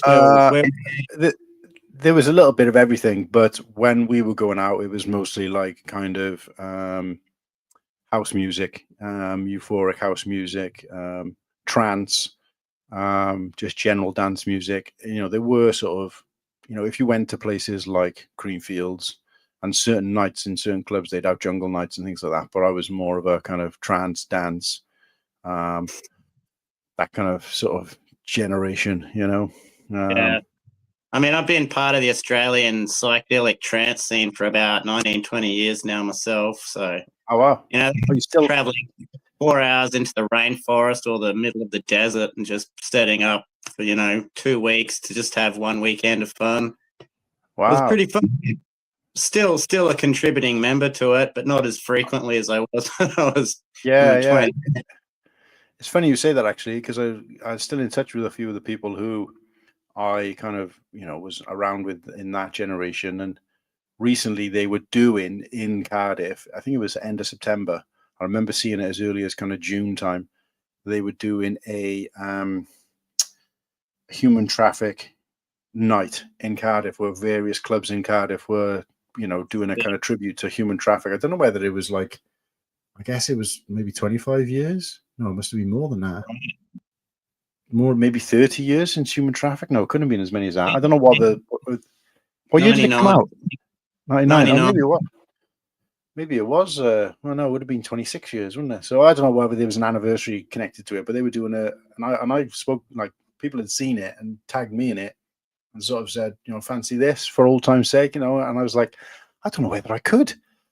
I struggle to stay up late now as it is, and if I do stay up late, it's on a stream, so I'm sat doing nothing and just talking. But I was just like, you know, I certainly wouldn't want to go back to putting that kind of stuff in into my system anymore. But I don't know whether I could stay up and dance till 6 o'clock in the morning or whatever it is. But anyway, it never came to fruition. So no, it never happened. But no, definitely, mate. And I tried telling Tyler about it, about human traffic, because of course Andrew Garfield is in there, isn't he? In one scene where he's they're talking to that they're talking at the bar and they hate each other, and it's like, this is how the conversation should have gone, and instead of saying bye at the end, they're like, die yeah. So I'm looking now, right? So Fix My Brick is from Llanrumney. it's funny actually because I know Lanrummy, and this is going to be boring to you now, Liam, but I know Lanrummy quite well. My grandparents lived on Burnham Avenue, and I know like the top shops and the bottom shops, and Eastern Leisure Centre, and a little bit like Ball Road, that kind of area. And I forget the name of the school and the church that's on that kind of road that curves down. We went to funerals and weddings there. So yeah, grew up around that area. My grandparents lived there, but we'd spend a lot of time there. And they lived right at the bottom of Burnham Avenue because the road kind of curves all the way down to the bottom. And they were like right in the middle there before it goes back up the other side. So I don't know if you know any of that, Fix My Brick, but yeah. My dad is effectively a Lanrummy boy. So, oh yes, lol, splot. Or He's Ball Road.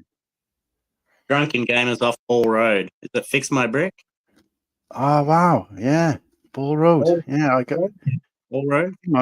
my uncle still lives there. I think my dad was born there. That's where they first lived, and then they moved down to Burnham Avenue when my dad was little. I mean, you're talking. Dad was born in 1956, so you're talking a long time ago. But yeah, I mean, both my grandparents are dead now, so they lost the house, so or they sold the house, so it's not in the family anymore. But so we got no reason to go there. But yeah, no, it's a small world, crazy. I mean, I wish we'd had a chance to catch up at that brick event that we went to recently, and we bumped into each other. But of course, I was working and you were caring, so it is what it is. Maybe next time. Are there leeches in Jungle Trance nights, Liam? We definitely have parties in places where there are leeches for sure. Yeah, for sure. This is a good one. Have you ever watched Dirty Sanchez? It's like the Welsh. Name rings a bell. What's the name of those? What's those guys who do all those stupid things? The American guys. Not Kick-Ass. Jackass. Jackass, yeah. So Dirty Sanchez is the Welsh Jackass, basically. And yeah, it's worth watching. I mean, some of the stuff they do in there is just ridiculous, but it's more about like abusing each other than pranking each other, though. So, like physically. Human Traffic did a lot to shape my early adulthood, I suppose. Like when it came out, I was still in school, like finishing year 12 or something like that. But I don't know, I got really obsessed into DJing shortly after that when I finished high school. And yeah, I don't know, it was the UK scene to be where everything was, but when I discovered a psychedelic scene in Australia, I took to it like to duck to water, really. It's weird because I thought you were, unless it came out there a lot later, I thought you were older than me. No, I'm 42 on Wednesday. Ah, okay. Well, happy birthday for Wednesday. But for some reason, I thought I remember you saying you were a few years older than me, not a few years younger. Oh, okay, so yeah, that would be right then. Yeah, because I was about. I know I was definitely 19. Yeah, so I was born in 1980. So yeah, it would have been 19 when it came out. I remember seeing it in the cinema, and we had no clue that it was being filmed or anything. And even when I saw people in it, I mean, they're only in the background, but when I saw people in it, I was like, I can't believe you were in. And they were like, oh, we didn't even realize what it was we were doing because they filmed some of those club scenes when people were just out for a night out. A lot like they were told they were filming something, but they weren't like, you're going to be in a feature movie that's going to be in the cinema. So, I mean, I suppose they would have wanted more money if they thought that. So it was very kind of gritty and real the way they did it. So, but yeah, and I say friends, I'm not talking like good friends, but people we were kind of out and about with. And I was like, oh, hang about, that's so-and-so there, and that's so-and-so, but, or people you'd seen around, like in the, or saw afterwards in that kind of environment. But no, it's like, we didn't know what it was. And we thought it was going to be, they advertised it at the time as the Welsh Train Spotting. And I was like, well, Train Spotting to me was like a kind of like dark, grimy sort of, addiction thing. And I was like, I don't really know if I want to see that. But all the adverts I was seeing for it were showing like English actors. Like, I can't remember, Simon Pegg, is it? Not Simon Pegg. What's his name? The guy from, plays the main guy in it. Can't remember his name now. Him and his friend, the black guy, and Danny Yep. Dyer, and I'd known them from other things at the time, but none of them were Welsh actors. So I was thinking, how is this the Welsh anything? And I just thought, strange. We'll go and see it. Can't hurt. We went to see it in the cinema with a few friends, and we were just like, it was just like, it didn't feel like you were watching a movie. It felt like you were just walking around on a night out. And it was just the way they did it. Like I said, to anybody else, it would have been, just this kind of random other city or whatever crazy stuff was going on in. But for us, it was like, this is us. Like, this is, and it's like, what, who decided to make a movie about that? So, and it's funny you bring it up, because I didn't think they would have had that kind of reach, like where people on the other side of the world would have seen it. So status here, mate, cult status. We didn't really have a whole lot of a electronic music scene till round about that same period of time, 2000, in the clubs and stuff like that. But I lived in Cairns in far north Queensland. It was pretty far away from Sydney or Melbourne clubs. But yeah, so I missed the whole Cream days and Danny Rampling and Carl Cox and all that kind of stuff. Yeah. No, I saw Carl Cox in Cardiff Ice Rink, because back then they used to do big. I mean, it's gone. The whole building has been flattened now and turned into something else. But back then it was Cardiff Ice Rink. They used to do these massive shows, and I remember going there for New Year's. Was it New Year's 2000? Yeah, because I went to a normal nightclub for 1999. So 2000, it was Judge Jules, Carl Cox, Timo Maas. Who else was there? A couple of other names that were kind of big at the time. And then they had some local DJs as well as a warm up. So I think there was a guy around at the time who was kind of big in Cardiff called Jimpy. Yeah. I can't remember any of the other names off the top of my head. I was never very good with the kind of DJs and names, because I was more just the music, the vibe, whatever. Whereas my brother and my other housemate who I lived with at the time, they both were more into the kind of music, and both of them, well, actually, three of my good mates who were part of that good scene with me had decks and bought records and would, mix in and all that kind of stuff. And I tried to have a go, but it wasn't really me. I was happy enough just to listen to it. But they'd be like, "Oh, they're playing so-and-so track, and this is so-and-so DJ." And I'm just like, I don't care who it is. Just play the music, like, and I'll dance. So that was more me. But yeah, a few of my mates were kind of like, they'd go out and I don't think I ever bought any of that stuff on cassette, CD, record, but my friends did. For me, it was like I listened to a completely different type of music at home to what I would listen to when I went out. So I was really into like hip hop back in those days. But of course, I would go out and enjoy as much as the next guy. But I wouldn't sit at home and listen to that kind of music for whatever reason. I don't know. It didn't feel like the kind of music you just sit in your room and listen to. But yeah, so I don't know. It was yeah. And then now I think about it, now you've brought it up, and I've started getting those nostalgia vibes. I kind of wish I had pushed to. I mean, that's the reason they all tagged me in that post about the thingy night in Cardiff, was because they knew I'd be the person. Because I was always the person saying, like, let's do this, let's get it organized, let's get it going. So I feel like it was like kind of on me to make it happen, and I kind of wish I had now. I'm getting the kind of hairs standing up on my arm and just thinking about those euphoric moments. And yeah, well, we decided we were in the scene for a couple of years, and three of us decided we wanted to do our own thing. So ended up buying a set of decks and then getting a loan for like 10 grand to buy like huge speakers. And we set up our own company and just did illegal parties for about 3 or 4 years. We're known as the Coalition of Conscious and Willing. So we would, we'd have like gold coin entry to get to a party or donate $10, and we'd put, maybe 30-40% of that money into environmental causes and stuff like that. Wow. And eventually got to the point where we made about 7 grand just from doing illegal parties in the rainforests around Cairns. So we ended up expanding, and we started doing like day festivals and 2-day festivals where it was more bands and reggae and that kind of thing involved. And we got involved with the Save the Kimberleys Foundation, which is north of Bearded, in the top northwest. Right.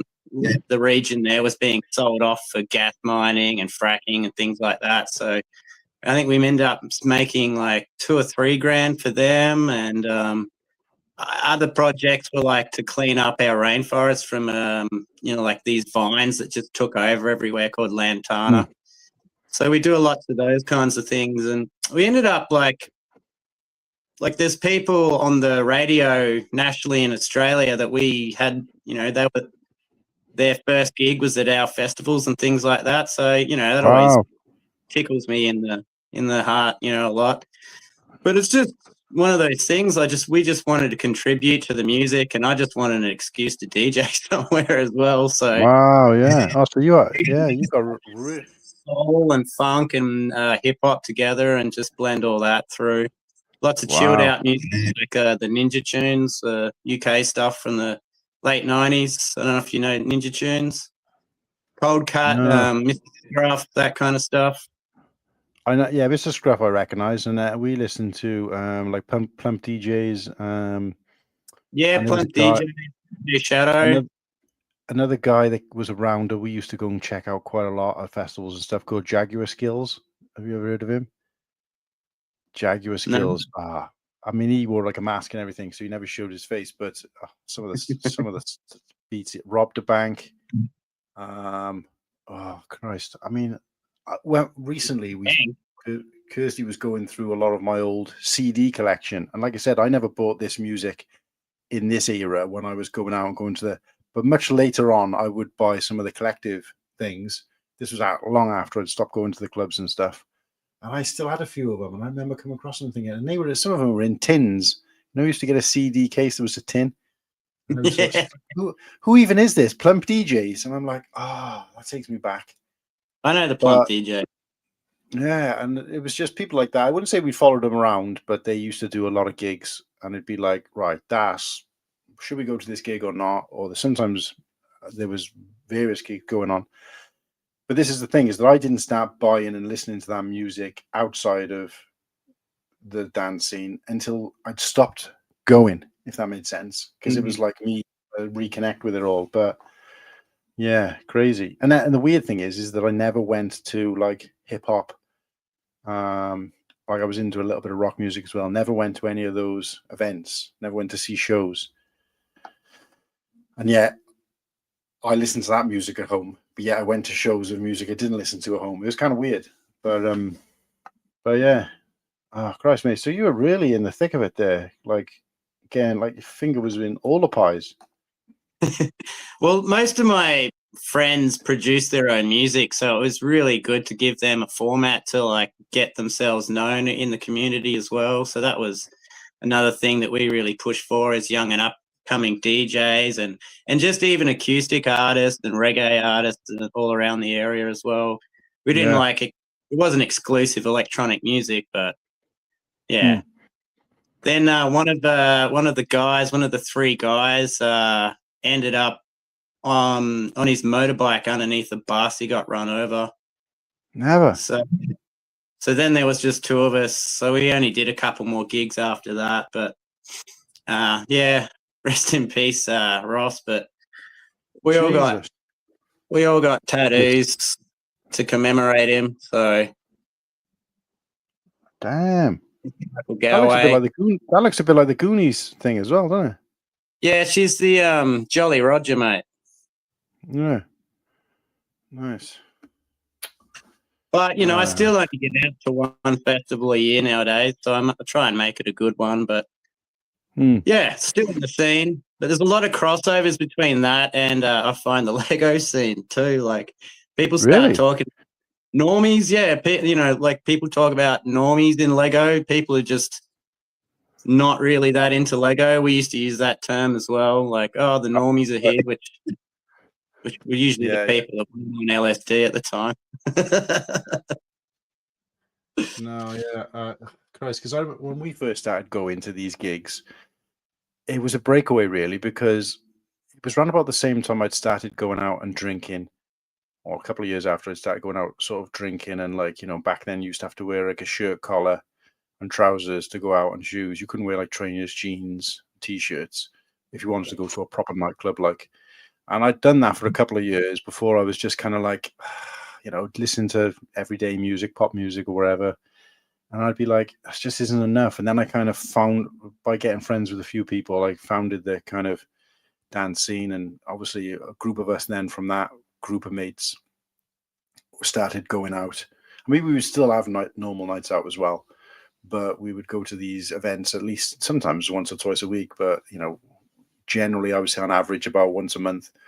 And, you know, it was like a different thing because we got involved in the culture that surrounded that, which would mean, you know, it was in some ways it was worse than a hangover, but, you know, it was like a different vibe. But back then you could wear like, you know, pair of, I wouldn't say tracksuit bottoms, we wear like a pair of cargo trousers or something like that, and a pair of sort of comfortable trainers and a funky t-shirt, and that would be your outfit for the night kind of thing. Sometimes like a fishing hat or something like that. And, you know, it was just, like I said, the rave scene was all kind of that kind of glow stuff. That was kind of over, and we were moving into this kind of dance era. And it was like, yeah, and you could dress more comfortably and whatever. And you weren't up until like 12, 1 o'clock and getting kicked out of a club. You were going in the club at 10, 11 o'clock after you'd met up with your friends, usually at someone else's house. You wouldn't be going to like pubs and stuff. You'd meet up. Maybe you'd go to one or two for a drink, but really you weren't there to drink because that would just, you know, weigh you down when you were trying to dance it off. But you'd meet for the vibes, meet a couple of people, and then you'd go in the club at like 10, 11 o'clock, and you'd be there till 6 o'clock in the morning, and it kicked you out. And depending on what time of year it was like birds were singing, and it was broad daylight when you came out of the nightclub, and it was a completely different vibe. But you're right. After doing that for a few years, I want to say kind of early 2000s, when we were kind of, you could see that it was becoming more mainstream, and you had people coming into the club who were like dressed up, tidy. And I'm thinking, well, you know, we've just come here to like dance and sweat and get to know and like meet, just chat random shit to strangers. Like I would say, like to my mates, like I'm popping off to the toilet, like, you know, and I'd go and I'd be gone for an hour, and I'd be like in the toilet, just chatting to some guy, like, oh, this and that, just random stuff. And then next thing you know, he'd be like, oh, where's you come and meet my mates? And then I'd go over and I'd be sitting with his mates, and we'd be having a chat. And obviously you could smoke in nightclubs then as well. So we'd be having to smoke or whatever, and he'd be chatting away to his mates and all the rest of it. And you just completely lose track of time. And with that, I'd see like my brother pass, and he's on his way to the toilet, and he'd look over and he'd be like, oh, what are you doing?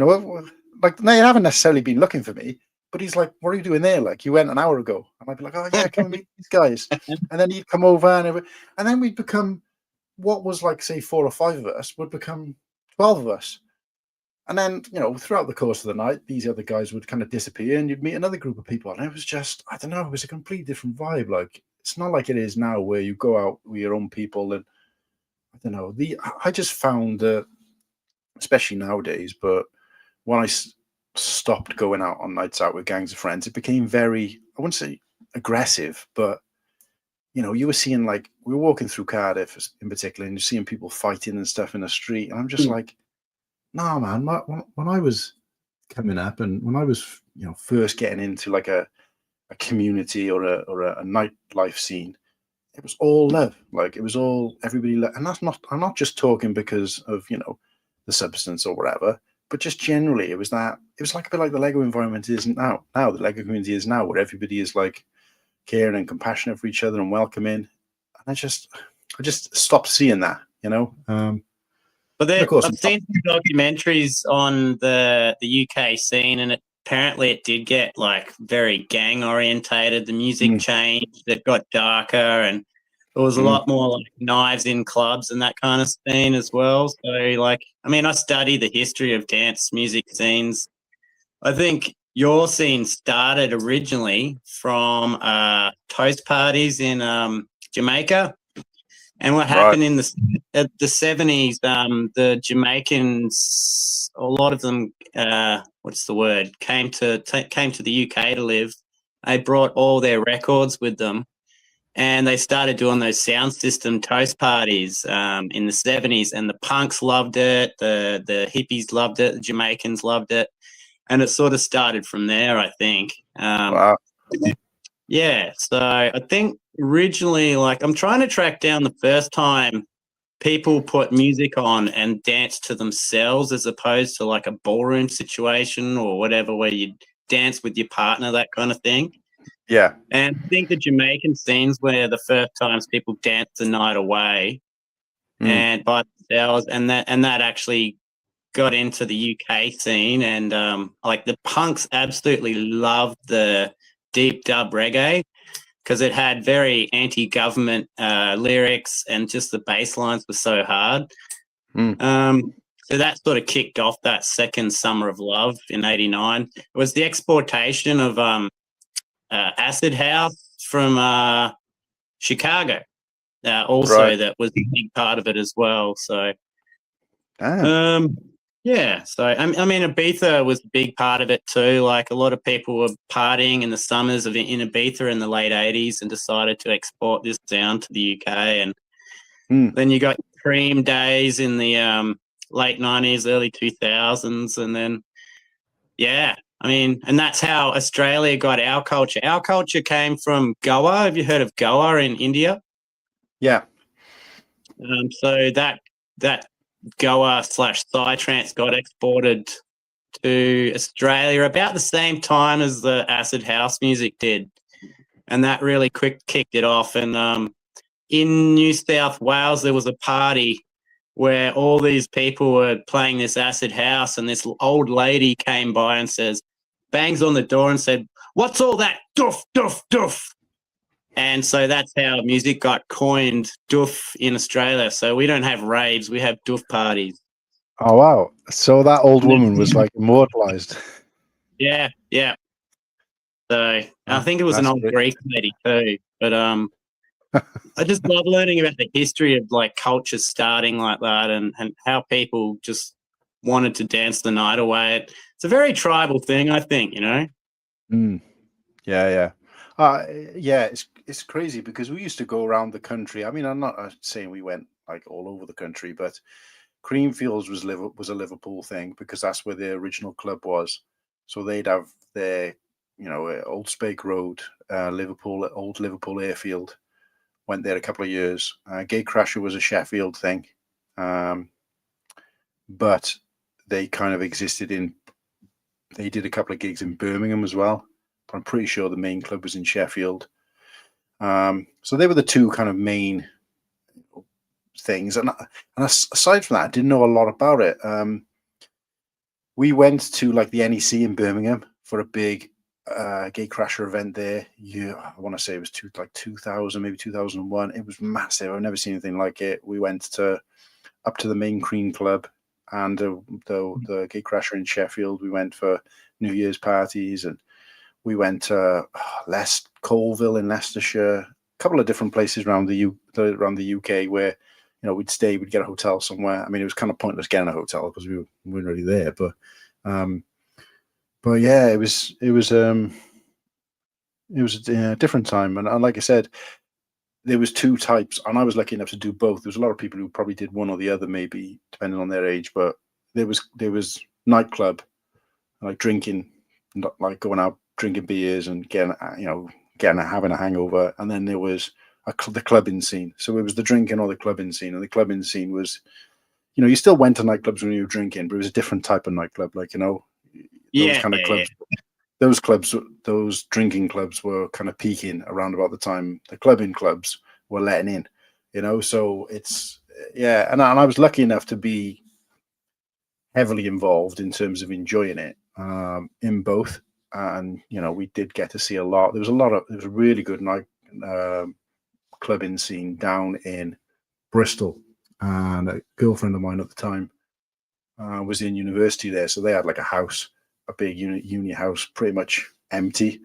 So if we went during like kind of term times or during the summer, the house would be like empty because they'd all traveled back. So a crowd of us would go up, and we'd all stay in these rooms, these different rooms, and we'd get like, she would make sure that her housemates knew we were going, and they were happy enough because they knew us as well anyway. And it was great. So we kind of crashed for free. We'd get a train up there, which cost like next to nothing back then. And yeah, I remember, I think a return to Bristol was about £12.50. I mean, you're looking at about 40, 50 quid now, but I remember it being like a really good price. But, you know, and yeah, I never, I'd be, Bristol just talking about it. Say again? The birthplace of trip hop music, which was like Massive Attack, Portishead, and all those kinds of artists. You know Massive Attack with that Teardrop song. Yeah, I recognize the name of the band, and I probably would recognize their music, but off the top of my head, I don't know. I couldn't sing it, I don't think. But I recognize all those bands you just said. It wasn't really something I never really got into.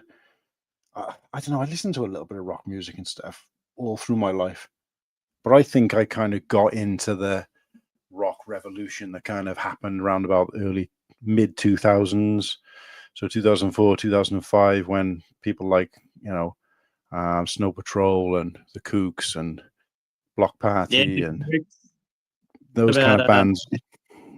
So I went from being old enough to drink to, I say old enough to drink, old enough to go out, because my brother was a couple of years older than me, so I'd go out with his friends at about the age of about 16 or so. But when I was 18, it was like nightclub, like drinking scene, and then quickly moved on to the clubbing scene, doing both for a while, and then kind of phased out the clubbing scene kind of early 2000s, and then went back to the drinking scene for a little bit, and then kind of founded another new group of friends who were kind of more into the rock. And then I was going to a lot of gigs and going to rock clubs. They weren't quite the same thing. So you just, you're kind of moshing, if anything else, but going to these rock clubs and stuff like that. And then I dipped back in to a bit of clubbing a little bit then. But then it was kind of things like techno and stuff like that was a bit bigger. So, mid to late 2000s. So we were going in to see another different types of artists, and it was more of a kind of breaks and beats and techno type stuff. Kind of get back into it a little bit then, particularly not with the same original group, but my brother in particular and a few other friends of his. And then from there, just kind of, I remember going to Ibiza with a gang of mates, but I think it was more of a kind of... You went there? Yeah, I went to Ibiza, yeah. But we did go to some of the big clubs out there, but those guys were more drinkers, like drinking, and whereas I was in that nightclub, I think we went to three actually. Went to Eden, which I think is the cream one. We went to Es Paradis, which is the big glass pyramid, and I went to Pasha, I believe. Cafe Del Mar?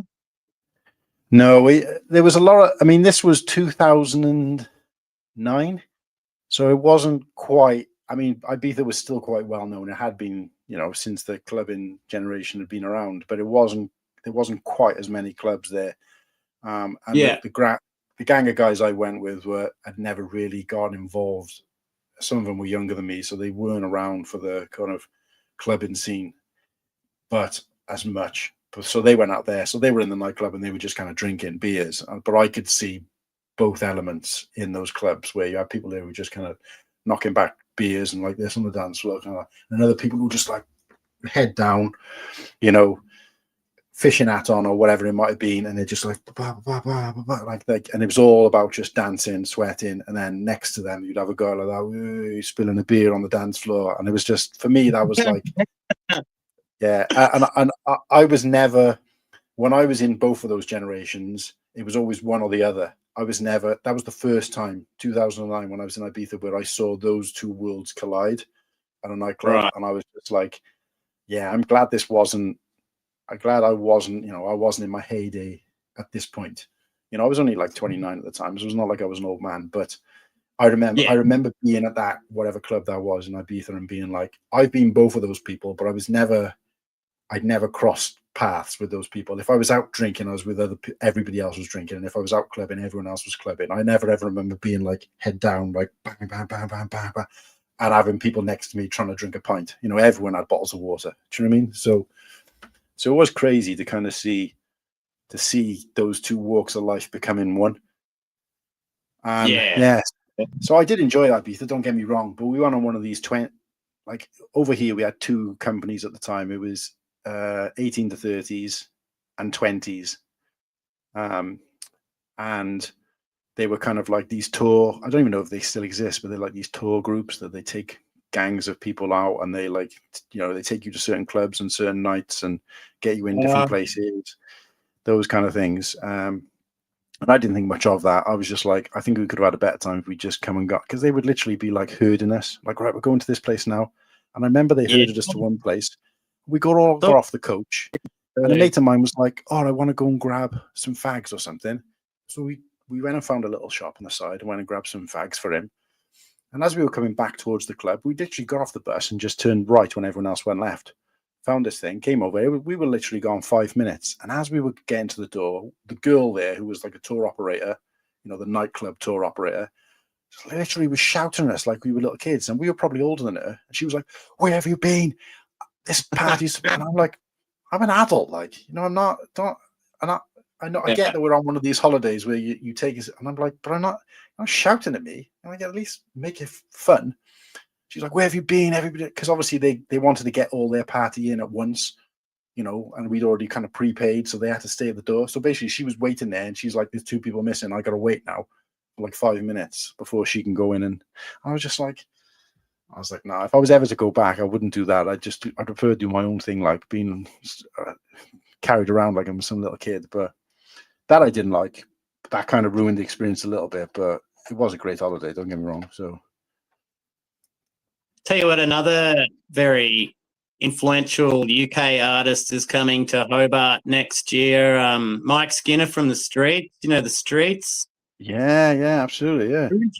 Material, you're dropping down to the streets. Drop down your aerial. That guy.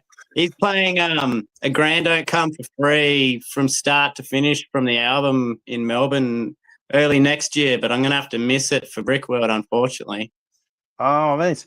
Well, I was just about to say, when we go to Brickworld, what we'll have to do is we'll have to, if we're there, because you're going to be there probably a little bit longer than most people, so we'll have to try and see if they got some kind of nightclub night going on at some point in Chicago, and we'll just have to dip out one evening and go and have a night of sweating and dancing, mate, just for laughs. Like, I doubt they'll have something like that at the chance we go, and I don't think anything like that probably exists out there, but not nowadays. But it's worth a try. I'll give it a go. I mean, that's where House started in Chicago. I think Frankie Knuckles from the 70s was one of the first. And I'm actually going to go visit the place where the first house nightclub was, but it's not a nightclub anymore. It's just an apartment building, but I'm going to go visit that. Whereabouts is that? Downtown Chicago, is there? Or? I believe so, yeah. It was in the poorer area. So back in the day, disco died and house music started up, and it was basically gay friendly. It was mainly gay people and Puerto Ricans and stuff like that started the house scene, because it was considered not popular, so it was very a niche thing. I mean, you listen to house music nowadays and you'd never think of how humble a beginning it had, you know. No, yeah, absolutely. Jesus, man, you should make the dance music historian. Like. Yeah. Detroit was the birthplace of techno as well, so might get over there and see some of that too, but yeah, we'll see. Oh, wow. No, Christ, it takes me back, mate. I mean, I haven't talked about any of this stuff for such a long time. And it does give me those nostalgia vibes, because even when, like I said, a couple of my mates copied me in to that human traffic night that they were having in Cardiff, whatever it entailed. I didn't look into too much great detail, but I just saw there was a couple of clubs doing like specific, you know, whatever, just kind of celebrating it. And I just kind of, you know, I thought about it in my mind and had those memories just kind of, but they kind of come in and they go out and something else happens and your attention goes elsewhere, just like anything when you look at it on social media. But this is why I like these kind of streams because you can talk about things you might never have mentioned. I might never have had that conversation or talked about any of those memories ever again, even with those people who I was in there doing it with, because we had so many other experiences. We might not have brought that back up, at least not, like I see my brother all the time. Well, not all the time, but when I do see him, we don't talk about those days. There's other things to talk about, or there's other things going on. But yeah, I like it because you get to have those conversations. And like I said earlier with Fix My Brick, when he was coming from Llanrummy, it reminded me of, living and going there Sundays and playing out in the streets and getting to know Llanrummy. And it's just like, that's something I might never have ever thought about again if it wasn't for that conversation, And again, even if you do think about these things, when you're thinking to yourself alone, they go in and out of your mind so quick that you forgot you even had the thought. But when you have these kind of conversations, it just... yeah, the chills and the feeling and then starting to think of different things that happened and times where we were, random things happened. And no, great memories, mate. Great memories. I'm so glad I did all that stuff. I was quite lucky, really. See you, Drunken Gamer. Nice to have you in the chat, mate. Yeah, cheers, Drunken. Or Fix My Brick. Guys, go and check him out over on Instagram, Fix My Brick. Fellow Welsh Lego fan. And I did see Hoarders out there as well. Sorry, mate. We've been talking a lot about British dance culture, which might not really kind of resonate with Hoarder.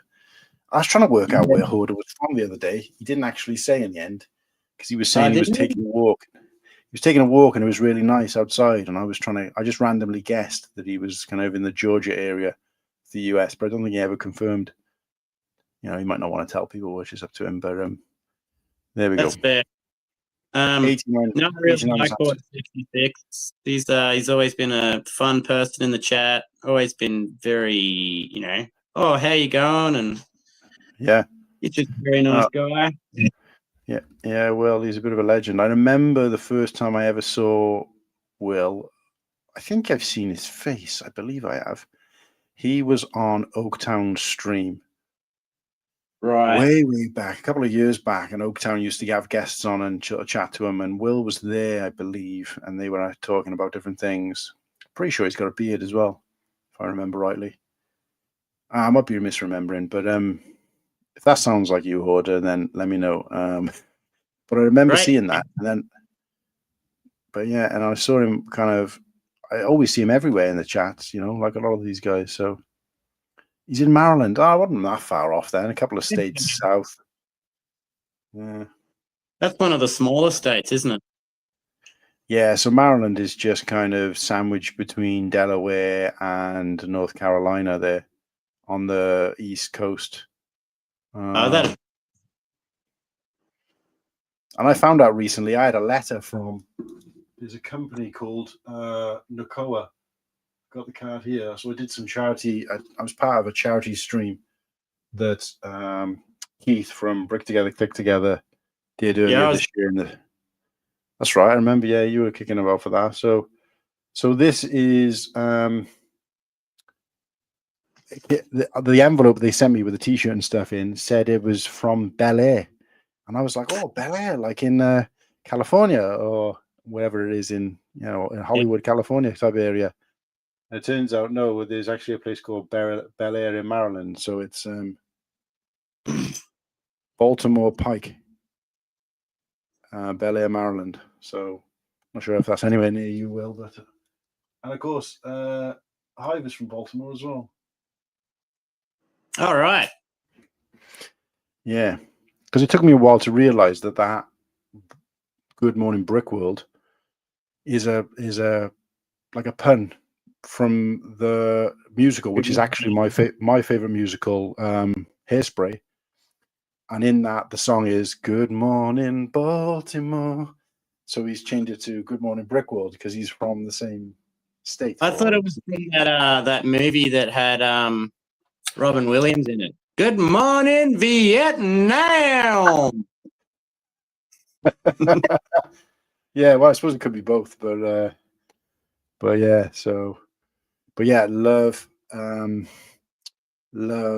Hairspray. Been to see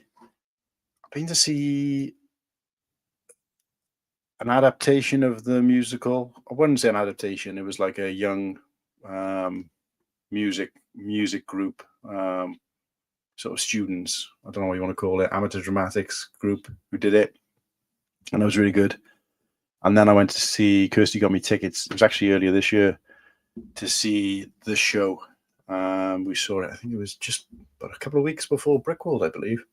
Actually, yeah. So we went to see that. I can't even remember where it was. We've been to quite a few shows actually this year, but it's fantastic. I love the show. Is fantastic. So if you get a chance to see it, the music in it, and obviously what it stands for as well, because it talks a bit about sort of poverty-stricken areas and the sort of cultural divide as well as the racial divide that existed probably everywhere in the country at that point. But Maryland being kind of on the cusp between the north and the south of where it is, they probably had a lot more in that era of kind of segregation was still a thing to some degree, but breaking down those barriers and just just similar to what we were just talking about, where like the music and the love of the music and the passion for the music and the dancing was more important than who you're dancing next to, what color they are, what background they're from, whether they're gay or straight, male or female. It was just like nobody cared. And it's crazy to think that stuff, you still see it on the news now. And yet back in the late 90s, I was dancing alongside anybody, everybody, and I'd put my arm around whoever it was. Didn't care what background they were from, what color their skin was. You were there for the music. And it was, and it feels in some ways when you see this stuff going on now, you think, have we gone backwards a little bit? Yeah. Or maybe it was just the environment we were in. Why couldn't we just bring that out into the real world, to the everyday world?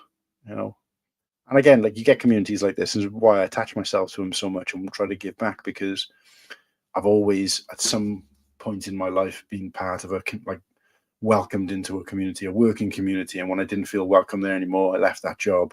And the nightclub community and groups of friends, and you just attach yourself to the best thing you can as you go along. And I think the biggest and the most life-changing one for me was this Lego community, and it's exactly the same. There's no kind of racial barriers. You may get, I think there's sometimes a bit of a disparity between people who have got, who are maybe in LAN and have got like lots of followers and are kind of, classed as, I don't know whether I would class them as that, but in some cases they class themselves as like the upper class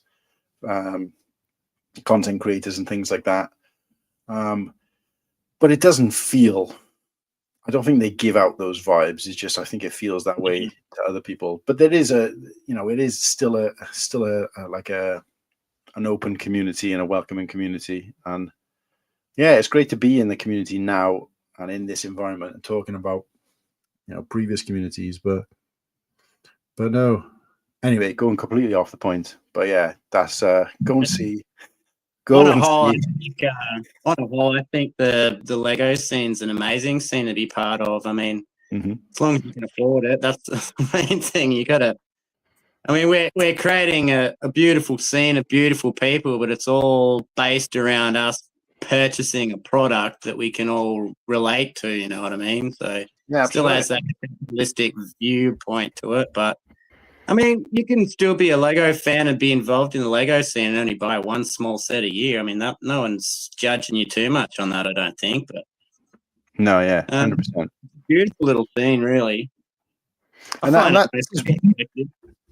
this is what, I mean, I'm not saying that you've got to go to Brickworld to kind of put that feather in your cap or before you can, really, but it is the kind of the Mount Everest, if you like, in terms of like achievement. Not even achievement, because that makes it sound like there's some kind of competition, but it is like a big tick to be able to say you've done it. And obviously, I know for a long time I was, listening to other people telling me that, and I'm nice to be in a position to be able to say that now to you, knowing that you're going to be going. But that environment, now that I know the background and that you can relate to a background that I've connected to in the past, now I can say that is probably the closest to how it feels in terms of trying to describe it, and that you go there and it's just, there's no, everybody's there for the same thing. And other people have mentioned this. Hive says it all the time, and it's like, we're all there for the same thing. We're all there connecting. Awesome. Like Mark, as I was on our show, and he was saying it about how where he goes on these gay cruises, and like once you're on board, you ain't got to worry anymore. It's relaxed because you know nobody else is looking down on you thinking you're a geek or you're a nerd, or because everybody thinks the same. You know, everybody's there for the same reason, and that was what it was like for me in that sort of clubbing environment and that kind of generation where it was like we're all there for the same thing, and it was just this kind of unanimous love and passion for the break, and you just randomly talk to people, which could turn in. I remember Slurpee stopping and talking to one of the displayers he was talking about Fabuland, and he's not even really into Fabuland, but he was talking to this guy for ages, and the conversation was really interesting. And afterwards, he was like, oh, I could have spent like that hour seeing loads more mocks, but at the same time, it was like, but you can't replace that. That's not something you can plan to do. It's such an organic thing that just happened, and that conversation, what we learned from it, and those interactions, you know, those are just some, like, this is what I try to tell people afterwards, is that you can listen to the ACOG boys and all the people who are experienced and have been there plenty of times. You can listen to them and get them to tell you where the best places to go are, what the things you've got to do, the things not to do. You can listen to all that, and it does help 75%.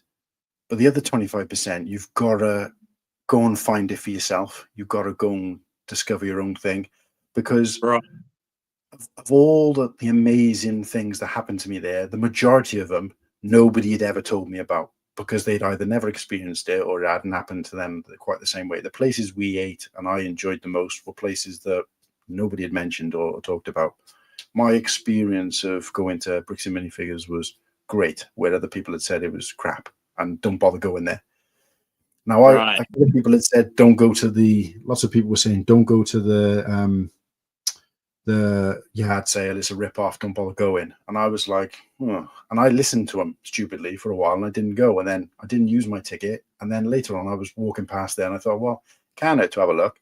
So I dipped in, and I came out of like a bandit. I had some fantastic deals. It was a great experience, and I really enjoyed it. And it was like, all I say to people in terms of my advice was, yes, I want to say to you, you've got to eat at that place. You've got to go and get this. You've got to do that. You've got to do this. But I would rather say, yeah, there are a few things that you should and shouldn't do in my experience, but you should also go and try to make it your own, rather than try to replicate what other people have done in previous years. 100%, I agree. Yeah. Because, like I said, some of those, if somebody said to me, look, name your 10 best experiences or, you know, kind of snapshot moments from Brickworld, not a single one of them was anything that anyone had mentioned to me beforehand. And that's not to say any of the stuff that we did that was suggested to us was crap. It is in there. You know, go into the place with everybody else and getting drinks and taking part in this event and doing the illegal thing and hanging out in the lobby and chatting with the guys till late at night. All those things that were talked about and were hyped up were all good too. But if I had to pick the 10 best things, they were all the things that couldn't be planned, just came out of nowhere, you know, unscripted conversations and random food places that we found just by chance and went into and had a great meal. And just those kind of organic, you know, random moments. And all I would say to people, if anything, is go out there with a loose idea of what you want to do and what you don't want to do. But the rest of it, you've got to fill in those gaps yourself and make it your own experience, rather than, you know, don't try too much to kind of follow a narrative. It's probably the best way you can say it. First sticker on, didn't bugger it up. Pretty happy about that. Hey, well done, mate. Well done. TV scene that Sloth or whatever his name is watches in the little room. Sloth, yeah. Yeah, look, I've had to reel in my expectations for Brickworld, like all the hype and what everyone else is talking about. Yeah, that's part of their experience, but there's going to be times where I'm just going to have to make my own fun or find my own little thing to do, you know what I mean? Like, expecting the ACOB boys to host 40, 50, 60, 80, you know, ACOB girthy boys at one place, like, some of us are going to miss out. It's just inevitable, you know? Mm. Um, And so I think even they said that the jump between previous years, there'd been like, you know, a handful of them the first year, 2 handfuls of them the second year, and then this year it was just obscene. And so yeah, even for them, it was kind of like, there's no way we could, if they spent time trying to rally every single person from the extended group for every mhm, single thing they did, they would still now be trying to get everybody together for the first activity. Do you know what I mean? So they kind of had to be like, you know, if you ain't there, you ain't there. And that's to start with. I think we were a bit like, oh, we've missed this and we've missed that. And I'm thinking to myself, I almost had to say to the guys, Whittaky and Slippy, we're not missing anything. We're not doing what they're doing, but there's probably other people who've missed it as well. Let's gather them and do something else. We're not missing. It's not like, exactly. you know what I mean? It's not like, you know, the roller coaster's gone without us. While that one's off, there's another one pulling up. Do you know what I mean? So it's like you can, and this is like, we adapted to that quite quickly. And it was just like, no, we go and do what we want to do. And if other people happen to be there, or if somebody calls out to us and say, hey, look, we're going to do this, we say yes or we say no, and we do something else. I don't want to be in this position of, oh, where is everybody? Oh, they've all gone to so-and-so. Oh, right, let's try and find a lift, or let's get taxis over to there to meet up with that. I'd be like, oh, no, well, they're doing that. Let's do this. And then they're missing what we're doing. Do you know what I mean? Like I said, I don't want it to sound like it's like a competition thing, but we were I think the reason why we were forced to adapt is because we'd come from such a long way and spent a lot of money for such a short period of time. A lot of the USA guys, not all of them, but a lot of them, for them, it's, you know, it's a trip to, like, the equivalent of a trip to a big city, another big city to us. Mhm. So it's not as, your time isn't as important. Whereas for us, it was like, you know, we can waste a minute. Every second we had to, not trying to do something, but we had to make it memorable.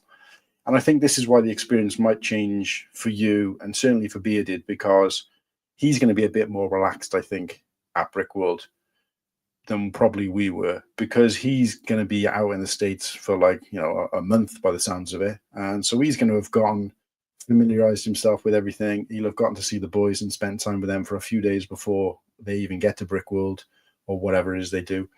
So come that time, then he'll be a bit more like, yeah, you know, I've got plenty of time. Whereas we were kind of like, oh, right, let's go and do this, let's go and do that. There was always something going on, like, you know. So Yeah, exactly. So I don't know, like, I'm traveling pretty far away. We're talking about one end of the world to the other. I've never been overseas before, so I want to make the absolute most out of this trip. And I know, you know, like, as much as I say to the ACOB boys, oh, don't forget me when you go out, stuff like that, there's just going to be times where they can't, and I understand that, and I'll be going out there and making my own fun. Like, I've met heaps of other YouTubers that go to Brickworld through Brickworld Mark and Gen Builds, and, you know, like Brick Together, Click Together, and all those other beautiful people. So yeah, if I don't get out with the ACOB boys, I'll be happy. Like, I'll make my own entertainment. I'll be sweet. Well, that's what I'm saying is that you may be like, right, you know, you might be walking down the hallway and you might be saying, oh, well, where you off? Oh, I was going to go for dinner. Some of the guys, oh, yeah, we just saw them leave, but we're going to go and do this instead. Let's go and do this. And it is a lot like that. I don't think I ever went to anything, even if, you know, it felt like everybody was there. There was always, you know, a handful of people who weren't there that given time. You know, there was always, it was almost like instead of it being one big group like they probably had previous years, there was a main group, but then there was other clusters of people who kind of belonged to that group as well that were off doing their own thing. So, like, I'll use Ostiff. So Ostiff, Lego Men 360, Tyler, as in Pockets Master, what's his name? True Squadron, and they were kind of all off doing sort of separate thing. A lot of the time they would be with the main group as well, but they were off kind of doing their own sort of thing because they were doing, you know, they were very centered around their mock. So they were off kind of doing that. So I'd see them very often in a completely different place to everybody else doing their thing. And we kind of created our own sort of subgroup as well, if you like. Like I said, we were happy to tag along with or go and do anything. But even within our own room, there'd be times where, like, I'd go off and I met up with like Keith and Mav, Brick Maiden, and Missy B Works, and they were kind of chatting. And I was chatting to them for a while, and I lost Whittaky and Slurpee during that conversation. They kind of went off and did something else, and I just kind of caught up with them again later on, you know. And it was very much like back in the old days before mobile phones and stuff, because even though my phone was working and I could text and message people, none of the other guys from the UK, on the majority of them, certainly Slurpee and Whittaky, were able to use their phones. So I couldn't be like, where are you guys now? And go and catch up with them. You just had to kind of bump into them at some point later on. And if I didn't bump into them, I'd bump into someone else, and we'd go off and I'd bump into, say, Ken and Tanya from Brick Dynasty, and we'd bump into Oaktown and be like, right, I'm going to go and check out this event. And you'd be at this event and you'd be sat there watching it, and all of a sudden Slurpee and Whittaky would walk in and we'd wave and go, oh, come over here. And then you'd see Mike or Garrett and be like, right, come join us. And then we'd all go off and be like, right, we're going to go and get something to eat. Oh, well, I've just eaten. I'm okay. Right. And you'd split off again. And it was just like that. You know, it was just almost like a free-for-all. But, and of course, it does help that when you know so many people, when you get to know so many people, you can literally walk down and go from one group to another, to another, to another. And, yeah. And like I said, it really helps if you know these people beyond just a name on a screen. If you know them by face and they know you by face, that does really it's going to really help you out, because people will recognize you and give you a shout, that kind of thing. So, and that's the reason why I've got to thank you for letting me come on some of your streams in the past. It's really given me a lot of confidence. I know faces now. I've got a list here of people's handle names and their real names, so that I've been studying that. Every time I find out someone's real name, I write them down on my little list there, because I just want to make the absolute most 100% out of this situation, coming all the way. You know, it's going to cost me a lot of money to get there, and I just want to have the time of my life. And that just means like meeting as many different people as I can, like just making the most of it, bouncing around from one group to another, and just making the absolute most of it, mate. Yeah. But thanks for having me on a stream or two, mate. It's really helped get my face out there so people actually know who I am, so that they can come up to me if I'm not feeling as confident as coming up to other people, which I usually am anyway. But, you know, everyone has their moments where you wake up and you're like, oh, I don't know if that's the guy I'm thinking it is. Maybe it is, maybe it isn't. And then they'll come up to you and go, hey, Liam Brick the Band. I'm like, hey, you know. No, absolutely. No, it's a pleasure, mate. And obviously nice to, you know, it's always nice to have a couple of people, handful of people who you can rely on to kind of jump on streams and be in the chat and kind of help, because, you know, this would have got tedious if I was doing it alone. You know, I could do it alone, but you wouldn't be as keen to do it, you know, and the conversation kind of dries out a lot easier when you're just on your Todd. So yeah, I do. And like, I've got to be honest, that with this Cold Fusion stream I've done, there's been a lot less people jump on than in previous ones. But the conversation still flowed just as well as any other time. So, Papa Rex is I did see, yeah, Papa. How's it going, mate? Link is it. Meeting him actually. Yeah, oh yeah, because Papa Rex's first time going to Brick World. Oh, first time for him. Yeah, he wasn't there last year. I think I know at one point he was talking about it, but he didn't go. But Papa Rex, if you ever want to come on a stream, mate, show your face. I mean, the link is there if you want to do it now. But if you want to kind of familiarize yourself with people a bit more before Brick World, then go right ahead, mate. Not that it'll make a difference. Like you said, well, as soon as we know who you are, we'll or not just me, whoever's there will treat you with the same love and respect as we do everybody else. But it does kind of break the ice a little bit for some people. Remember the Millennium Dome? Despite people and media, I absolutely loved it. Fantastic day. So much detail and atmosphere. It was amazing. The name rings a bell, but every time I'm thinking of Millennium Dome, I'm thinking of the O2, what's now the O2. But that was called the Millennium Dome. But you said it got ripped down, so I might be thinking of something else. You've got to remember, you are your own person, and just because someone else doesn't like something or can't afford something doesn't mean you can't either. No, absolutely, mate. Absolutely. That's it. Sometimes you just got to live by the beat of your own drum. That's it. Absolutely.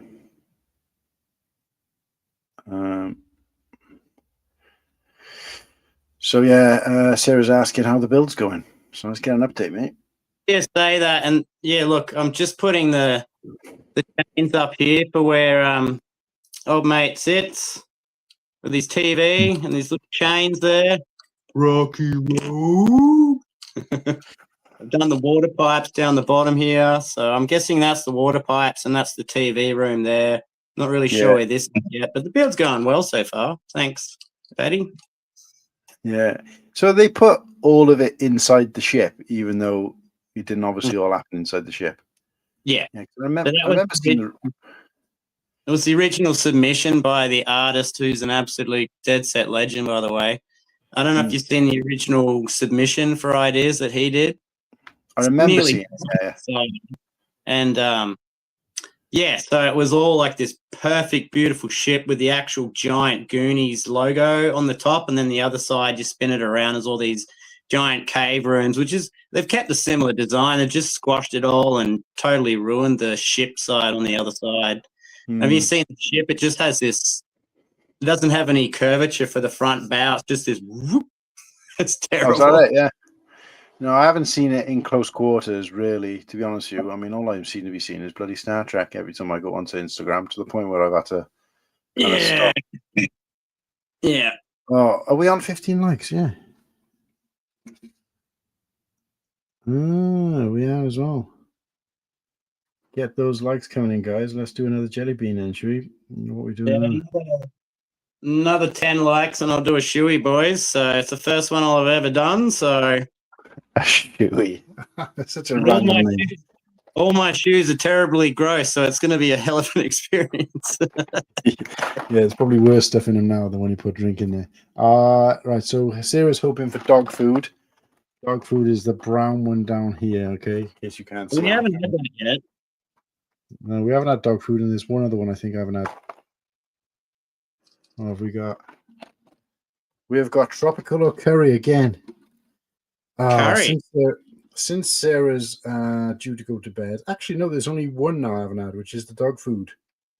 Or cola or dog food one. So get that, India. Let's give it one more spin. Give us a chance to let us see me eat some dog food. Nah, that one. You landed on tropical or curry again. So gotta do what the spinner said. Dog food. I mean, just eat the dog food. Sometimes you just got to give people what they want. Yeah, well, the thing is, it might not actually end up being that. I could end up with the cola anyway. So. Right. Yeah. So they got two flavors in the same color category. Is that what's going on? Yeah, so it's random, so you don't know. I mean, statistically, you could play the game until all the beans are gone and never have a bad one. If you're playing with multiple people, of course. But no, that was. Is that the brand Jelly Belly? Is that what they call them? No. Generic Jelly Belly is a type of a jelly bean that exists out here, but these are kind of like a. I mean, this cost me like £2. It was really cheap. I mean, it's Zed candy, just one of these stupid challenge things. Like I said, we were playing a few Halloween games, and I will suggest a game if you're a board game fanatic like I am, or like our family are. There's a game called Scream, and it's based on the movie Scream, and it's like it's an app controlled one, and you got to play it. And it's fantastic. It's a really good game. And my daughter hasn't seen the Scream movies. She's a bit young for that at the moment, but she really enjoyed the game, and it kind of rings, and it just does the voice as well. So it's like, I'm at the Mocker house. I want to see 3 keys, or you're gonna die. And it just kind of it ring. So you got to put your profile pictures into the phone, and it'll phone someone randomly. But the whole time, when the phone's not ringing, it's just like this music. So it's like, so it's putting you under pressure. So you're trying to play the game with this music playing on the phone, and then all of a sudden it'll just show my picture or my daughter's picture, and it'll say "ring in Maya." So Maya's got to press the button to answer it, and it'll be like, "I want to play out my favorite scene from the movie Stab." And stuff like that, and it's kind of quite creepy, like, because obviously we made light of it. she doesn't find it like scary. She wasn't going to bed and losing sleep over it. But I think if she'd played it without without us being there, it might have been a different story. But yes, it was just like, what's your favorite scary movie, and all that kind of stuff. But it's quite a good game. I mean, I bought it in B&M for about, I think it was about 15 quid. It's really good. They do it. I think there's a Chucky one as well. Yes, it was a good price. I mean, I don't know. I think it goes for about 20 everywhere else, but if you get it from B&M. So yeah, so we got that, and we had a couple of other, like we had Night Before Christmas, Cluedo, and what else? We've got a version of, we're a big Uno family, and I say board games, I mean like card games, things, those kind of games. So we've got almost every version of Uno at the moment, and there's one called Uno. What's it called?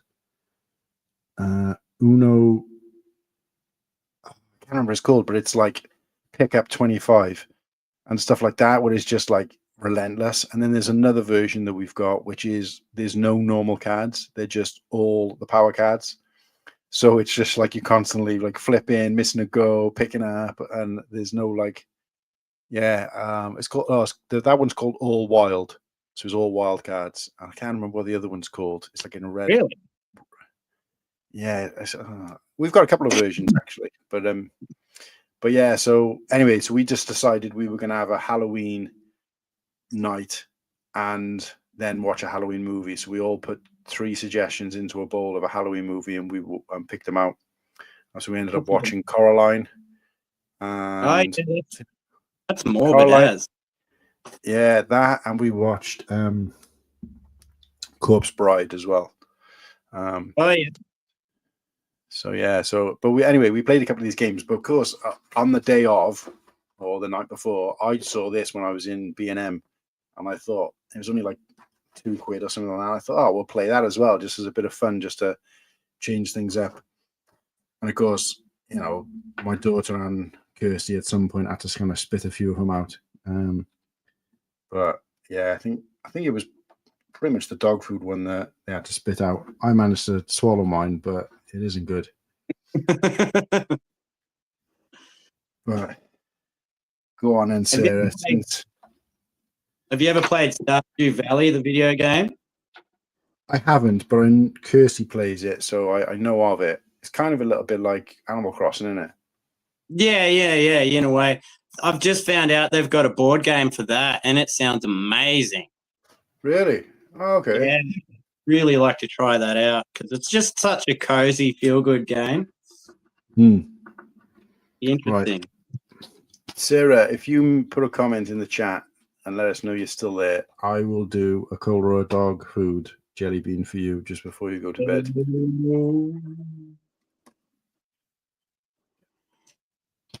Yeah, that's it. They gutted it, and that's only the shell was left.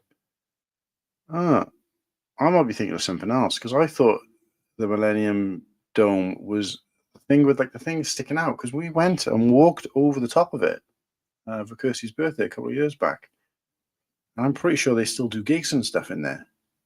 So I don't really understand it, I think. So Sarah, let us know if you're still out there.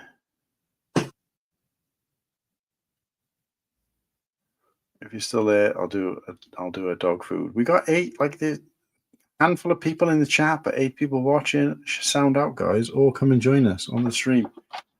Go until 2 o'clock in the morning. So in the UK, so that's another hour and 15 minutes. So Sarah's there, right? Okay, so there we go. There we go then. So let's just pick one out, Randa. It's the brown cola or dog food, and let's see what we got.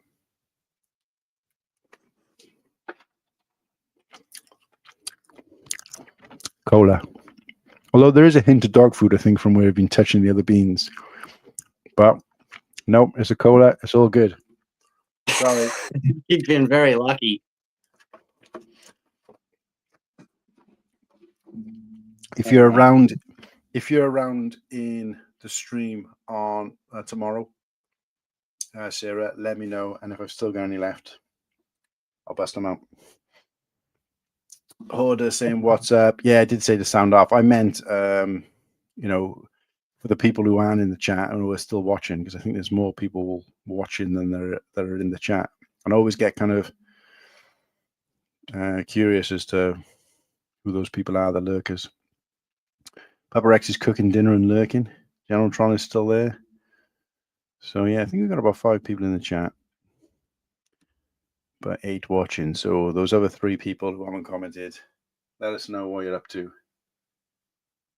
And I think I'm going to build another one of these mini sets. I think I'm going to go for the, I mean, it says cassette player, but it looks more like just a radio to me. This don't look like any cassette player I ever saw.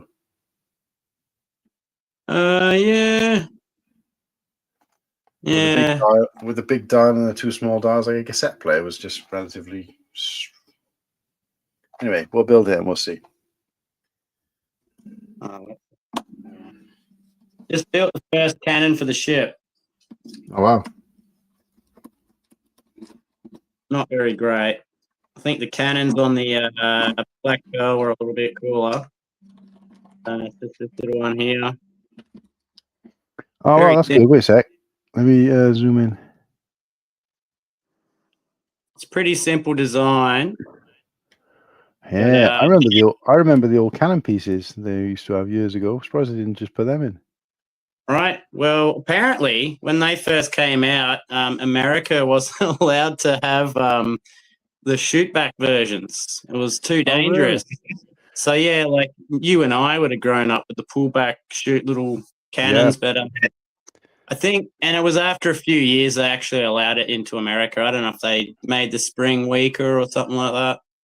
Yeah, but I remember kids used to shoot those little cannonballs and it'd go straight to the other side of the room. So yeah, no, it was a good spring on that. Yeah, and it was specifically the rounded. I don't know what you want to call them. One by one, like pieces. I've never been very good at the names of pieces or names of elements. This one here. Yeah, that's him. Yeah.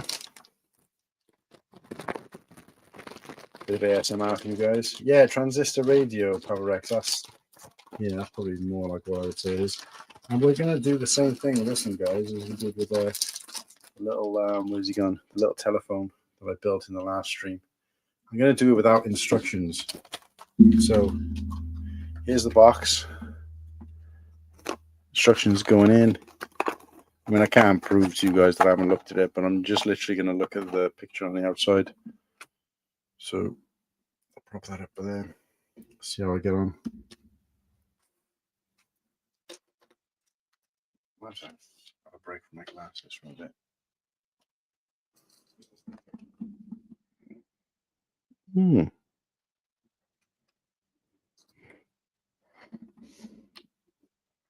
Just did that thing where I nearly finished bag 2, but I found this giant piece that I haven't put in yet. Oh, what? Where this curve piece goes. May the hell's that?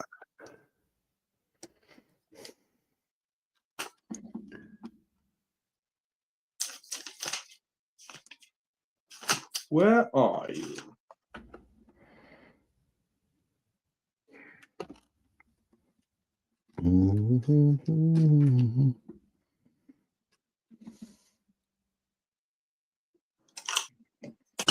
Oops. All right, I finished bag 2 officially. Yeah, I want to see Mayo building earlier on a stream. He like, considering the fact that he was talking through most of the stream as well. I couldn't believe how quickly he was building. Yeah, he's pretty good at it. He's pretty good at talking too. Yeah, he got the he got through that set. He got through 3 sets on the stream. Yeah, that's crazy.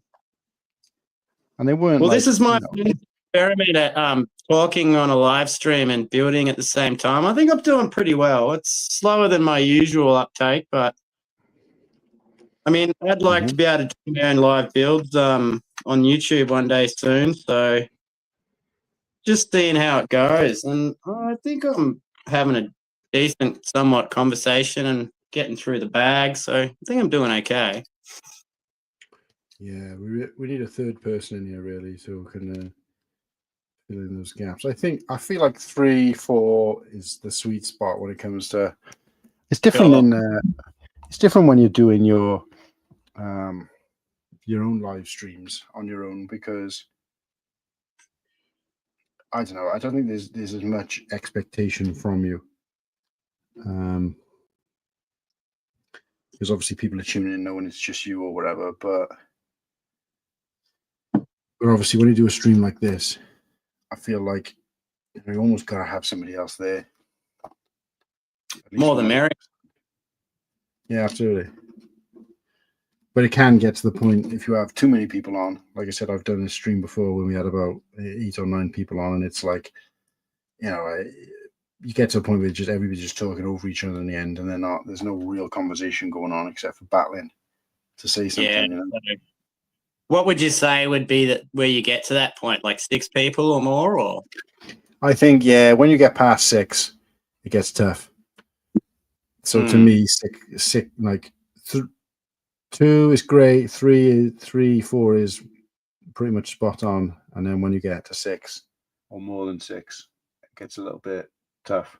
Yeah. I mean, it depends on the situation. Like when I was on the Christmas ACOB stream last year, about a week or so before Christmas, or was it after? No, it was before Christmas. I remember that was different because obviously, somebody like Sean, he controls his stream very well, but also, everybody there is a kind of guest. Whereas, I kind of handpick people to be on there. Whereas on our stream or this stream that I was doing, it was just kind of, I had quite a lot of kind of loud, big characters on at the same time, some points, and then of course, the conversation just kind of runs away. But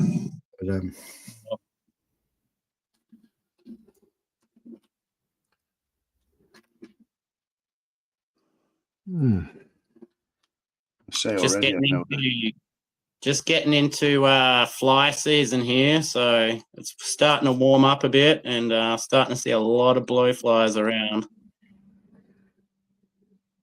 Yeah, getting a bit crazy.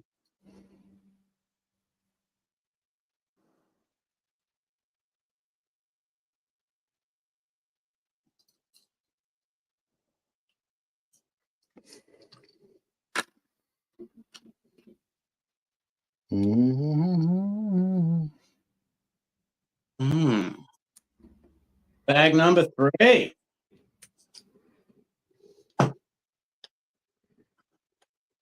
Do you do anything with all your spare bits, your little tiny little spare bits when you finish a bag? Yeah, collect them I got like a tin with them all in. It does come in quite handy now and then when I'm doing a mark or I'm missing a piece. Just have a little dig through that.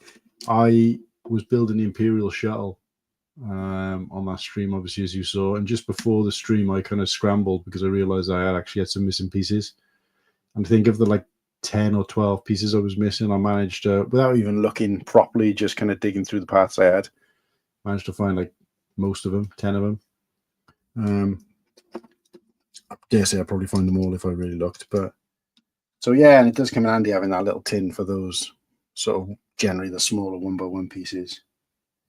So yeah, making a mosaic out of it. Yeah, you could do, yeah. And it's good for greebling and stuff. When you're doing mocks and you want to add some greebling, it's good for that as well. Yeah, for sure. Tell you what, though, these paper bags are notorious for leaving a piece behind. The amount of times I swore Legos cheated me out of a piece and it's just been in this white paper bag in the bottom corner. Yeah, and the worst part about it is that I'm doing it with a clear plastic bag. I did it when I built Mos Eisley Cantina. I was missing a 2x2 block piece, and I was like digging through because I'd emptied all the bags for the Mos Eisley Cantina, every single one of them out into a big tray to build, as you might have heard by now. But yeah, I was like, Kirsty's like, oh, this is where you should have gone by the numbered bags. I was like, no, it's got to be here somewhere. In the end, I went back through the box and I put all the empty bags in there, and that block was just sat in a corner, and I'd spent like an hour looking for it. And it happened on a stream the other day. I was building something, and I was like, I'm missing a piece. And again, pulled out the plastic bags, which I think I'd thrown them on the floor, and there it is, just sitting in the corner. I'm like, how did I miss that when I emptied the bag? Madness. So, Martin, I just have to duck out to the toilet for a sec. Is there any chance you could put that Crocodile Dundee super chat on for me while I duck out for a sec? Yeah, go for a bit. Yeah, I'll start on him.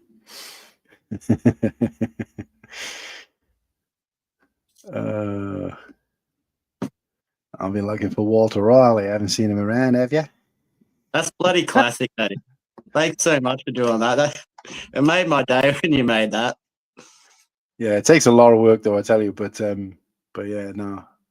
Right, let's play it. We'll be back in a minute. G'day. Want a cold one? Who the hell are you? Call me Nugget. I've been looking for Walter Riley. Haven't seen him around, have you? You should have bought a gun instead of a beer, mate. Nah, I don't need a gun. I've got a donk. You've got a what? Donk. Ah, I missed the punch sound off the end. Why is that cut off?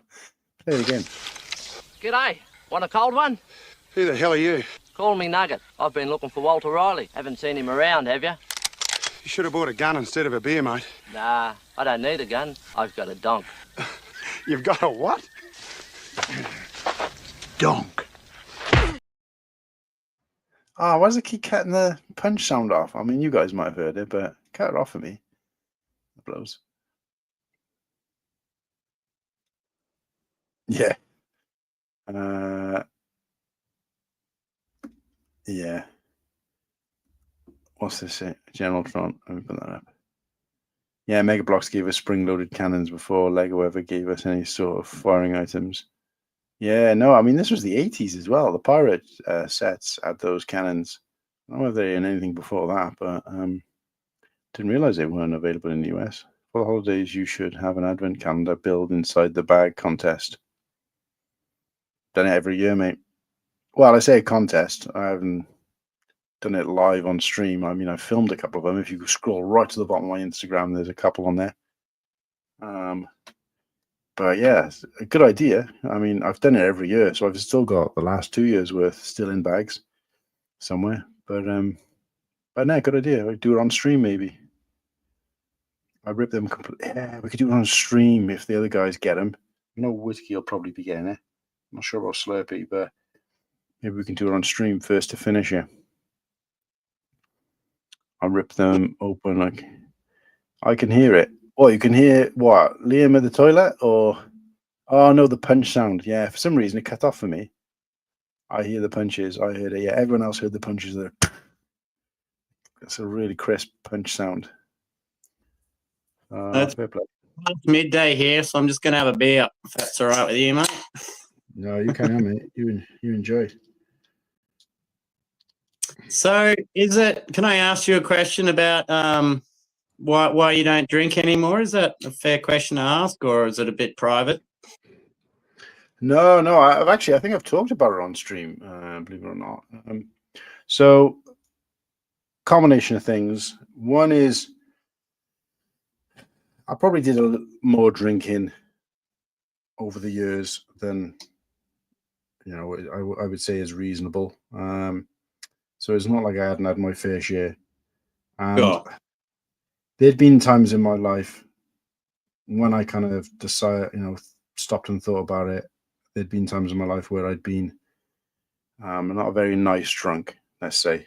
I'm not saying that, I was one of those people who every time I had a drink, I turned into an asshole. Far from it. I was probably the life of the party 90% of the time.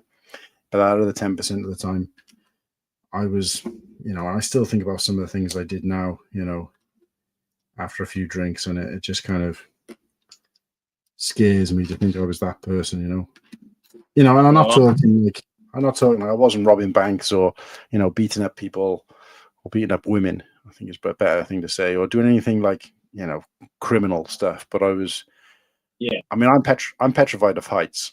And when you go to Barry Island, where I'm from, there's a very, very high bridge. I want to say about 50-foot high bridge that takes you from and over the island, and you can kind of walk underneath it to some degree. And I mean, I'm scared to look over it in the daylight, but after a few drinks, I've climbed off the edge and slid down I jumped to a lamppost and slid down. And it's high. Like if you fell, you would serious injury or death. And I've climbed up it multiple times when I've been drunk. And if I'd slipped and just my footing was wrong, I'd be dead or paralyzed. And the bridge kind of goes up, and there's like kind of railings and stuff to grab onto, and then it goes out. So at one point you've got to kind of hang and pull your weight over, and it's just like, I don't know. I look at it now and I think about it all the time, and I was talking to Kirsty about it recently actually, and I just said it horrifies me to think that I did that and what could have happened. And then other things as well. I'd gotten into scraps with friends and done some silly things, and I don't know. So in general, this is me. This isn't the reason for stopping, but this is one of the reasons why I thought maybe it's best that I closed that door. So I was hospitalized for Christmas before last. I don't want to go into every single detail, but essentially I left work feeling unwell. And what was normally a 25-minute walk home took me almost an hour, because I was literally like in agony. I just couldn't walk, and I felt like cold and flu symptoms, but it was like severe. Like I could barely lift my legs. And I got home on the Saturday afternoon and went straight to bed. And by Monday morning, when I was due to go back to work, I still hadn't eaten. I barely drunk anything. I hadn't left bed except to go to the toilet, and even then, I was waiting till I was desperate, because I was barely drinking. I wasn't going a lot anyway.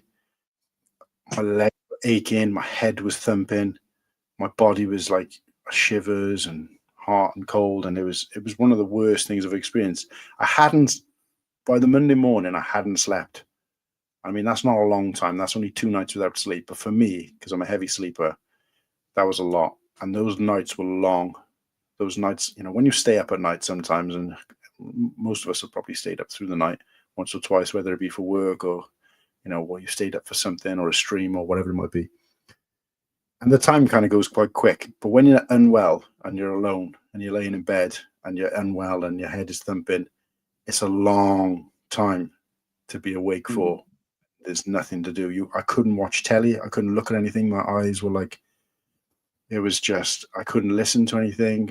I couldn't have like radio on. I couldn't read. I couldn't do a crossword. I tried doing everything. I just couldn't do anything. I just literally laid in bed with, the quilt up and over my head for, the best part of 48 hours. And it was awful. So come the Monday night, Kirsty got back, or the Monday afternoon, sorry, Kirsty got back from work, and it got to the point where my throat had swollen up so much that I couldn't even drink.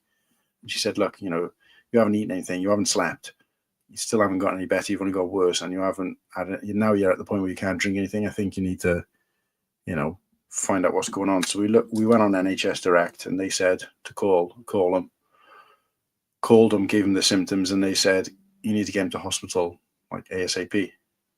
So I was like, oh, okay. So we managed to find somebody, because neither of us drive, and there's no hospital sort of nearby. So managed to get somebody to drop me to the hospital. And Kirsty packed me like an overnight bag, because she was convinced that they were going to keep me in.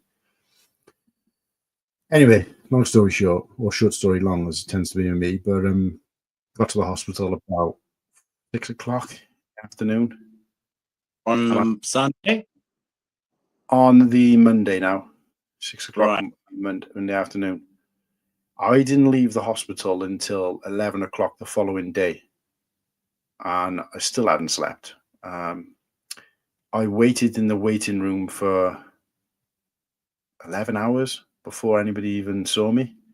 Wow. Of course, I was ill that whole time with a room boiling hot, a room in a waiting room with a room full of people shouting and arguing and screaming at doctors, and it was just the worst experience of my life. Bar none. When did it start? On the Friday, was it? The Friday I felt ill Right. in work all day, but not to the point where I needed to go home. I just didn't feel myself. And then the Saturday, I was just deteriorating so massively that I just had to go home. And I think it was about 2:00 I left the store and walked home. And I went straight to bed. And when Kirsty came home from work, I was in bed and I said, look, I'd come home because I'm on very well. And at that point, I just thought, I'll sleep it off. I'll be fine. And of course, she woke up Sunday morning and was like, do you feel any better? And I said, well, no, I haven't slept yet. She went, you didn't sleep all night? I was like, yeah. And I think she probably thought it was like, well, you think you didn't sleep, but you probably dropped off. I said, no, I was awake the whole time. I couldn't have slept if I wanted to. So now it's Monday. So it's been 4 or 5 days now. I'm in the hospital. I didn't have a great experience in the hospital because of the way I was treated. And I don't want to go into detail too much of that because it's still not something I like thinking about too much because it probably didn't help with the overall recovery. Anyway, they discharged me from the hospital. I'd been on a drip. I passed out in the hospital multiple times. I told the nurse that I was going to pass out. And she said, no, you're fine. And next thing I know, I wake up and there's like blood all over my arm and all over the floor where they'd been trying to take blood. And I passed out and fell onto her while she was trying to take blood. And then she was like annoyed with me. And I was like, but I told you I was going to pass out. Like, you got me sitting on a chair in some room, some hallway where people are back and forth. There's no sides to the chair. If I pass out, I'm going to just be like a heavy lump. So I just said, and that was just the way it was. And then I asked if I could lay down somewhere because I felt like I was going to pass out again. And of course, I got this drip attached to me. So they're like, no, you got to sit there. And I'm thinking, it was awful. And of course, I'm all on my own. By this, I couldn't look at my phone. I couldn't message or anything. My battery had pretty much died. So obviously, Kirsty didn't know what was going on. It was an awful experience. I'd been in the hospital for about 3 hours. And there's signs up everywhere in this waiting room saying, if you feel like you're deteriorating or your symptoms are getting worse, let somebody know. So I went up to the desk and I said to the woman, look, I've been here for 3 hours now. Oh, she said, yeah, there's a big long waiting list, and I said, oh, I'm not feeling too good. Is there any chance I can? She said, no, have you taken any tablets? I said, well, no, because I don't really know what's wrong with me. So she said, oh, we'll take some tablets. So she gave me some tablets and she said, sit back down. Just make sure you listen out for your name being called. And I said, okay. Another couple of hours passed. And then I went up again and I said, look, I'm feeling really ill. Like, I've been here like 5 hours now. She was like, oh, yeah, it's the way it is. I'll just, yeah, you're near the top of the list. It won't be long now. I was like, okay. So off I went and I'm waiting. I mean, there was elderly people waiting in there who had like cuts and stuff on their head. You could see they'd like, fallen over and knocked their head open. And they were there when I went in there till, so it's not like everybody was going before me, but there were people there who were like probably needed it more than I did and were waiting. And it was just, anyway, I heard somebody call my name.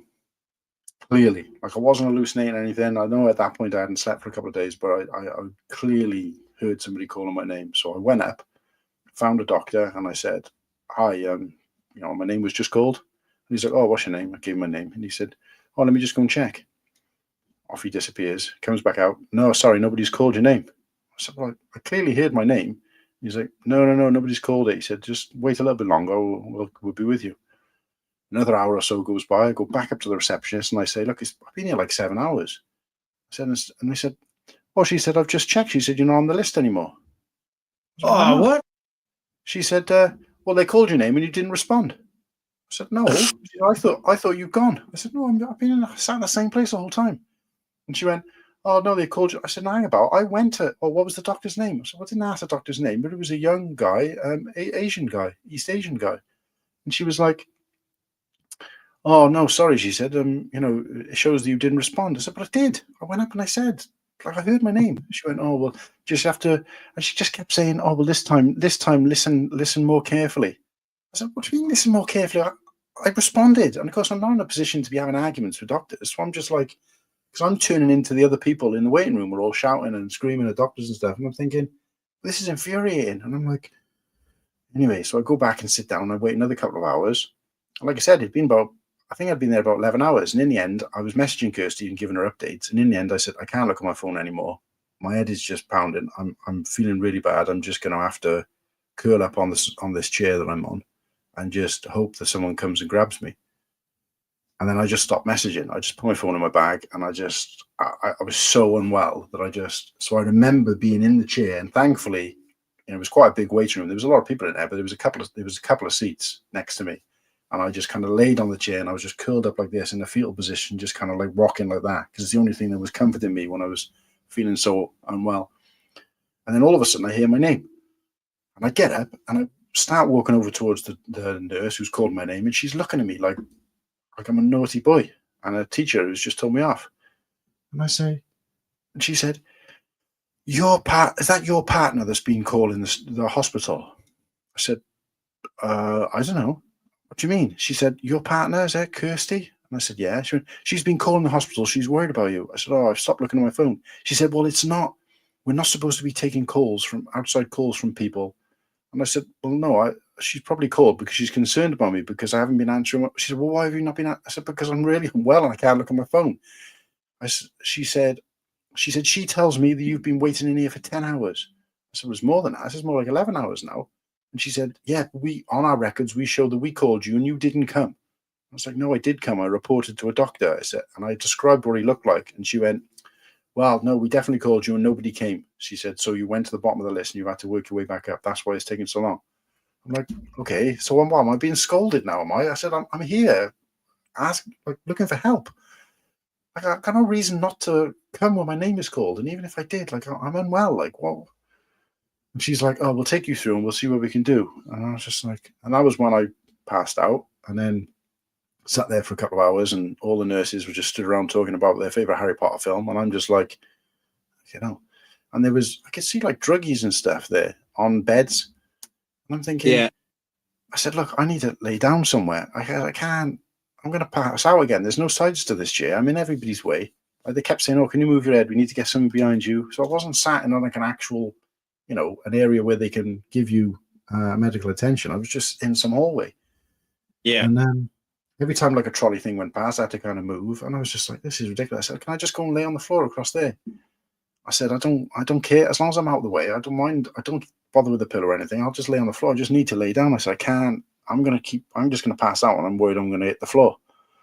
And the guy's like, oh, let me see if I can find you a spare bed. Anyway, he comes and grabs me and takes me over to this room just off the side of where I was. And there's about 8 blokes and a woman all just laying on these kind of gurney type things. And he said, oh, just lay on that. And it was covered in this paper stuff. And I laid there for a bit and I'm just like, waiting. And then next thing I know, all this paper is stuck to my face. I'm thinking, and it's all soaking wet. I'm like, so I must have been, like, obviously you don't fall asleep and sweat like that. It's when you pass out. Because if you ever passed out, your body just like sweats profusely for a couple of minutes. Because obviously it's, trying to recover. That was what I was doing. So I must have been, and then the next thing I know, it's dried again. And the next thing I know, it's soaking wet. So I was just in and out of consciousness, sitting on this gurney. So I don't know what the hell's going on. Next thing I know, I can hear my name being called. So I go to one of the doctors and I said, I can hear my name being called. And he said, oh, I don't know. He said, oh, no, they're calling that out in the waiting room. And I'm like, but it's definitely my name. It's not, I mean, it's quite an, it's not like my name's Tom Jones or something like that. I said, so he's like, well, let me go and find out. So they're calling me to come through to be seen. This is about 3 hours later. I'm like, so first of all, they called me, and when I came, they said they hadn't called me. Then they put me back on the waiting list. Then they called me through and told me off. And then 3 hours later, they're calling me through again. Like their system was obviously to shit. So I was just like, and anyway, so they sent me for an x-ray. And then I waited around and a bunch of other stuff happened. I saw a couple of doctors. They did different things, put needles in my arm and taking blood and God knows what else. And nobody was telling me anything. They just, like, one doctor said, oh, you need to be wearing a mask. It's COVID. So I was like, okay, so I put a mask on. Next thing I know, I'm sitting there, like, with this mask, and it's soaking wet inside. And another doctor I saw then. He came over and said, why are you wearing a mask? I said, well, I was told it's COVID. No, it's not COVID. You can take that off. It's not helping you at all. Okay, so I take it off and chuck it. Next thing I know, another doctor comes up. Where's your mask on? So well, the other doctor told me not to. I didn't need it. No, you got COVID. You need to be wearing it. And I'm thinking, what the hell is going on? What's going on in this hospital? Anyway, they just charged me. The woman said, you can just go. She said, it turns out you've got COVID or whatever, she said, and this is what you've got to do. And we give you this medication. If you go up to so-and-so floor, you can pick up your medication and you can go. And I was like, oh, okay. And off she went. And I was like, so she gave me these discharge papers and thingy to go and pick up. And I'm thinking, I still got 2 thingies in my arm. You know that they put the fluids in with, the stents. I got 2 stents in my arm. I'm thinking, so I go up to another nurse and I say, oh, I've just been discharged. I said, but do they need to take these out first? Or do I take them out myself? And he's like, oh, no, they shouldn't have discharged you without taking them out first. I'm thinking, what flipping hospital have I come into? And I was just like, oh, Christ. Anyway, I get them taken out. I go up, I grab it. I managed to find an electric socket so I can plug my phone in, charge it, message Kirsty, say, look, I've been discharged. She said, are you feeling better? I said, I'm feeling a little bit better. Like I could probably sleep, but I don't feel well. I just, like, they've given me fluids and stuff like that, but I don't really know what's happened to me. So I don't know. They haven't really told me what it is. I said, so I'm just hoping I'm going to come home and take these tablets and feel better. So anyway, I collect the tablets and somebody comes and picks me up, takes me home, and I'm like, right, I just can't wait to go to bed and try and sleep. Well, between that Tuesday morning, and I think it was Thursday. So yeah, that was early. So I was back home by about 11 o'clock Tuesday. And then between Tuesday, so about midday Tuesday and midday Thursday, I had that nightmare just continued and it got worse. Like I was soaking through the bed every time I fell asleep. I was waking up and it was soaked, and I was just emotionally, I was just an absolute mess. Like I couldn't, like a lot of the symptoms had gotten better, like the throat, and I was able to eat and drink a little bit, but I was just having like night terrors and it was just an awful experience. Kirsty had to go to work because it was so close to Christmas at this point. So my dad was driving down from Barry, which is, like a 2-hour drive away, just to come and be in the house so I wasn't there on my own in case anything happened. But I was just couldn't get out of bed. I could barely get out of bed. Like I was a mess. And come Thursday, Kirsty's like, you're still not getting any better. Let's, phone the hospital again. So they phoned NHS and give them my symptoms. And they were like, yeah, you need to get back to the hospital again. It sounds like he's getting worse. So I'm thinking, okay. And they said, oh, go to the same hospital. I said, I'm not going to the hospital. Send me somewhere else. Yeah, so right. Exactly. So I went to another hospital, which is probably closer. And I went in that hospital. I think I went in Thursday afternoon. And mostly it's a blur after that, because I remember going through to treat like the triage type thing where they first see you, and a guy was trying to put a needle in my arm.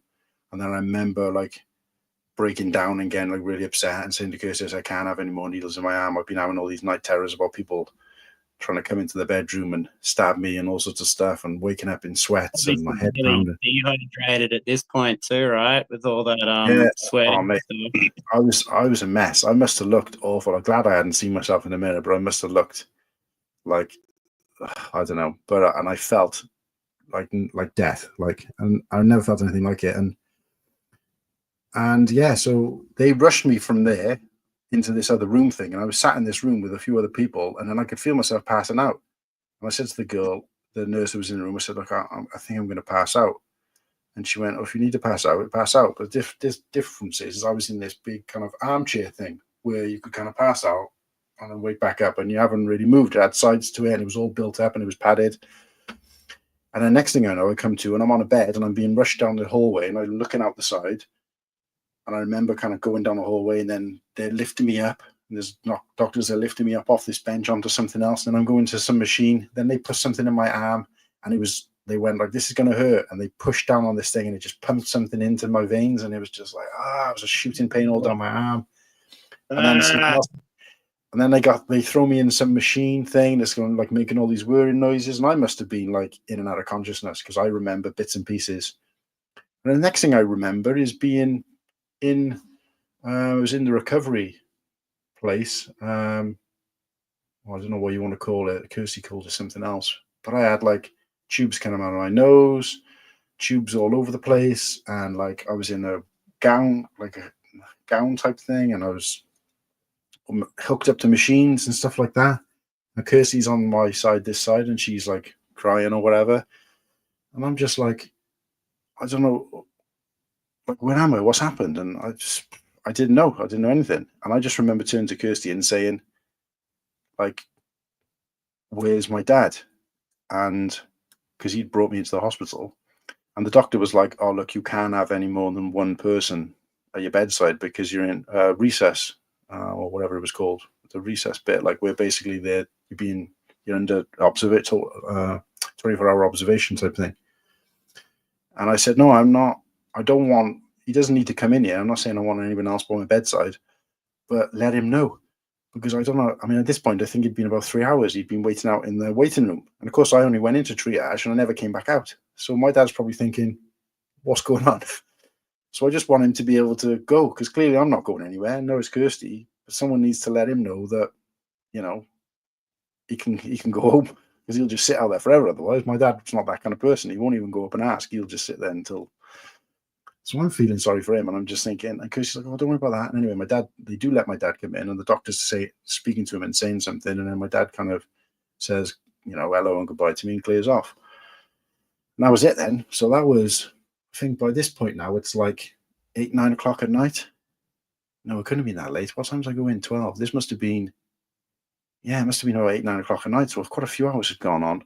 And I was there then all night. And I remember having to try and pee in one of those cardboard tube things without, actually I couldn't move out of the bed, so I had to kind of go on my side a little bit, and poor old Kirsty had to try and help me with it. And I'm like, oh, and I've never been able to not do stuff myself, no matter how ill I've been. You know, I can always take myself to the toilet or whatever, but this was kind of like, you know, it's kind of embarrassing. And just, and then obviously I hadn't anything to eat, and some guy brought me some fruit and stuff, and it was, the whole thing was just like one big scary blur. And then I think I was in there all night, so I must have been falling in and out of consciousness or sleep the whole time. And then eventually I got taken to a ward at 8 o'clock on Friday night. So I was there between Thursday afternoon and Friday night before I even got onto a ward. And then, yeah, I was on the ward then for a couple of days. You know, they were constantly waking me up to do like breathing tests and stuff like that. Anyway, it turns out that I'd started off with flu. Because it'd gone untreated and it progressed, I'd had pneumonia. So around about the time I was in the hospital the first time, I'd had pneumonia. And because that wasn't treated correctly, and they'd given me something that suppresses the cough, and apparently when you suppress the cough, it makes it worse. So the pneumonia had progressed into sepsis. And then when I went to the hospital the second time, when I went to hospital the second time and I told that nurse that I was going to pass out in the big armchair, what actually happened is I went into septic shock. So, and I didn't know about this. Even if you told me in the hospital at the time, I wouldn't have known what sepsis was or anything about it.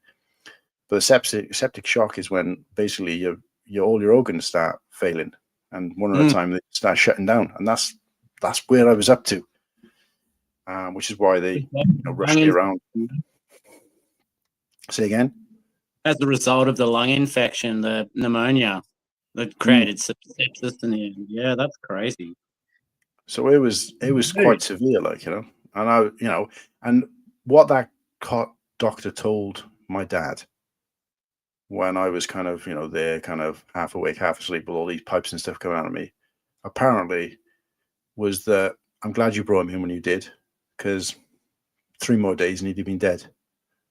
And like my dad told me that like a while later, he obviously let me recover and everything first, but I don't think he even told Kirsty that at the time. And like that was harrowing for me to think that I was, days away from dying, like kind of thing. And yeah, it was quite a big thing. It affected my mental health. I probably went into more detail in terms of what actually happened to me than I probably would have liked, but sometimes it does help to just talk about it. And yeah, So yeah, I made the recovery.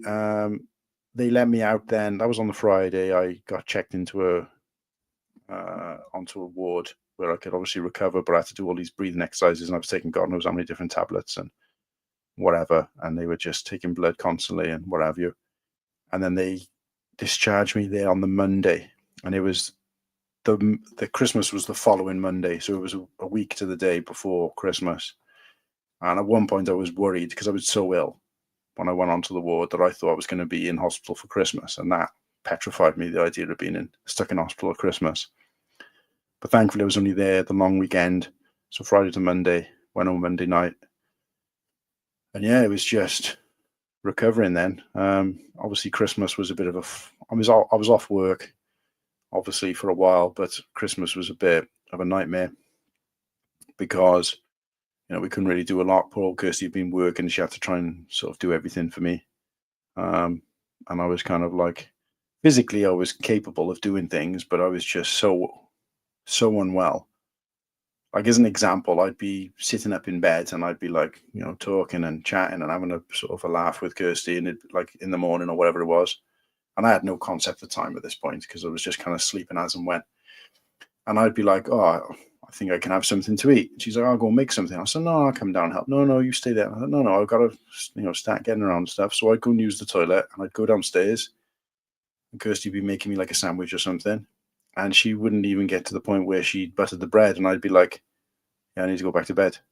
She's like, I told you not to get out. I said, and I'd been wide awake, laying in bed 20 minutes before I went downstairs, one flight of stairs to this kitchen. And I was at the point where it felt like I'd done 14 hours of hard labor. I was like, I barely made it back to the bed and asleep. A couple of hours later, wake up, my cheese sandwich is still there or whatever. But it's like, it was like that. Like, I could only do, to start with, I could literally, like, the most I could do was make it to the toilet and back, or downstairs and back, and I'd have to go back to sleep or rest. And to build my lungs back up was such a slow process. And because, like, I've been quite physically active in my job and I'd run marathons and stuff like that, generally I was always quite healthy and fit, like, so to go back to being like, go outside, take a breath of fresh air, back to bed, that kind of thing. It was tough. And because it was cold as well, I had to be very, very careful, because they said you can't let any cold get to his lungs. He can't overexert himself. And it was a very, very slow process of doing a little bit at a time. And, I couldn't even do like housework or anything. If I tried to push the Hoover around, 2 or 3 swings of the Hoover, and I was like, I gotta sit down. It was crazy. I never felt anything like it, but anyway. When you get drinking for a while then? Yeah. So short story long, but no, so I just, because obviously I wasn't, I was being very careful what I was eating, and just for general health reasons, over that Christmas, I was just like, I'm not in the mindset to have a drink, which we probably would have a lot of over Christmas. I just didn't feel like it was the right thing to do. And because I was trying to really look after myself and recover properly from such a scare, I was just watching everything I ate, and, didn't eat like lots of chocolates and sweets and stuff I normally would do over Christmas, and didn't have a drink. And then sort of time went by, and I just thought, I think, I don't know, I wouldn't say I'd gone off it, but obviously I wasn't missing hangovers and anything like that, and I wasn't like, it's not like I was getting drunk regularly. We didn't drink a lot anyway at this point compared to what I used to, but I think I was just, and still am, worried that how having a couple of drinks can affect your mindset sometimes. And when at the time, and even now to some extent, I feel like it was such like a very thin line that you're kind of pushing back some of these thoughts and feelings. And it took me a while to even be able to talk about it and to talk about what I went through. But my mental health was just shattered after that. I registered to my local Mind, which is a mental health charity, and they do like seminars and sessions and like a community group type thing you can register for. So I registered with them, and I was trying to, because I would have days where I'd wake up, even when I was fully physically fit, like months and months later, physically back to normal, back in work as normal, and I just have days where I'd wake up just petrified that somebody was after me, or that you know what I mean. And I just couldn't shake that feeling, and I just couldn't Yeah, it was crazy. So I just thought, do I really want to add alcohol into that mix and potentially put my mindset at risk? So I just made the decision that, you know what, I'm not going to do it. I don't want to take that risk. And yeah, like I said, I reflected a little bit on the past and thought, well, you know, there'd been times where I'd done some questionable things, and I just thought, oh, you know what, I think I could do without it, both, you know, financially, mental health, and you know, just general health wise. Yeah. And I can't say I've really missed it. I gotta say, I've never been there's not been a single point in those. It's coming up to 2 years now. It'll be 2 years on the 9th of November since the last time I had a drink. And, you know, I don't want to celebrate it like I'm Alcoholics Anonymous, because I've chosen to do it, and it's not because I was an alcoholic. But there's never been a point where I'm like, I'm really missing that. I really wish I could. Do you know what I mean? So that tells me everything I need to know, you know? But it'd take more than pneumonia to stop me from having a beer, I tell you what. Yeah, no, absolutely. Like I said, I think there were other factors, definitely, but that was the main contributing factor. And I just think it just changed my mindset. And not only that, like I said, I've been out and had some great times since then. You know, like I said, Brick World was a fantastic experience. I didn't feel the need to drink or feel like I was missing out on anything by not drinking. You had a beer at your Bucks? What's that? Didn't have a beer at your Bucks party? Oh yeah, I drank loads of beers, mate. They're just not alcoholic. And I got to say, I was never introduced, really knew anything about the non-alcoholic beer world. I didn't even really know it existed, because I never had any reason to know about it. Because I don't drive anyway. I was never even at a place where there was never even a time in life where I was like, well, I can have a beer, but I'm driving or whatever, so I have to have a non-alcoholic one. So that never happened for me. But only after discovering that there is actually a very good selection of stuff out there. And not only that, but I can't taste the difference. So really, it's been, honestly, there's been a while since I've been in a position where I've been drinking to feel a certain way, or even way before this. I only ever had a drink because I liked the taste and I enjoyed the atmosphere that was involved with it, like going to the pub. And none of that's changed, because the beer tastes the same. The atmosphere is still the same. I can still have a good time. It still helps me relax when I have a beer and all that kind of thing. So the alcohol really is kind of irrelevant. So it's almost like having all the enjoyment of drinking a beer without worrying about any of the negative feelings. So why wouldn't you want that? And I'm not trying to turn everybody into a teetotaler, but it just made me realize that, because I was always of the thought that, because for months afterwards, I didn't even try non-alcoholic beer because I thought it would taste like shit. But it doesn't taste. I can't tell a difference.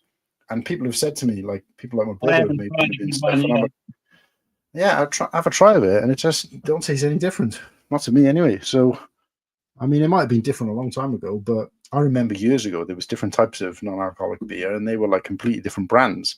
Like they didn't even make proper beer. Whereas now you taste like the Guinness Zero. Don't taste anything. Like even my dad tried the Guinness Zero, I think, because they got some in for me.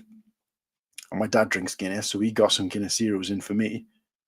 And he said, well, he just drinks that all the time now, because he's like, well, it doesn't taste any different. So at least then I haven't got to worry about, you know, if I want to have a drink and I want to have a drive or whatever, then, do you see what I mean? So it's just like, yeah. So yeah, sorry, I missed some people in the chat when I was going. People in the chat, I think Sigs Bricks, Bearded Bricks, Brick Babe, and General Trons has been sharing a story with when he had pneumonia as well, which is quite an interesting share. We'll pull that up now. Lene is out there. Brick Babe, how are we doing, Lene? Hopefully you're still there. And absolutely lovely. I really hope she makes it to Brickworld next year. She's yeah. One of the people I'm gutted that didn't get to meet yet, but hopefully next year if I can go and if she can go. The old Scandi. Is that what it was? Yeah, it must have been that. It wasn't comfortable, mate. That, there's not a lot I remember from that experience, but that was grueling, whatever that was.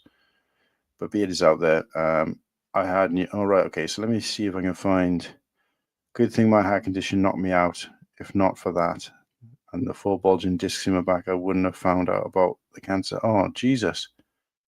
I went without seeing the doc, but my body pulls a rag doll on me in line at a grocery store, so I go to see a doctor and get a 3-month wait till doc sees me as a new patient.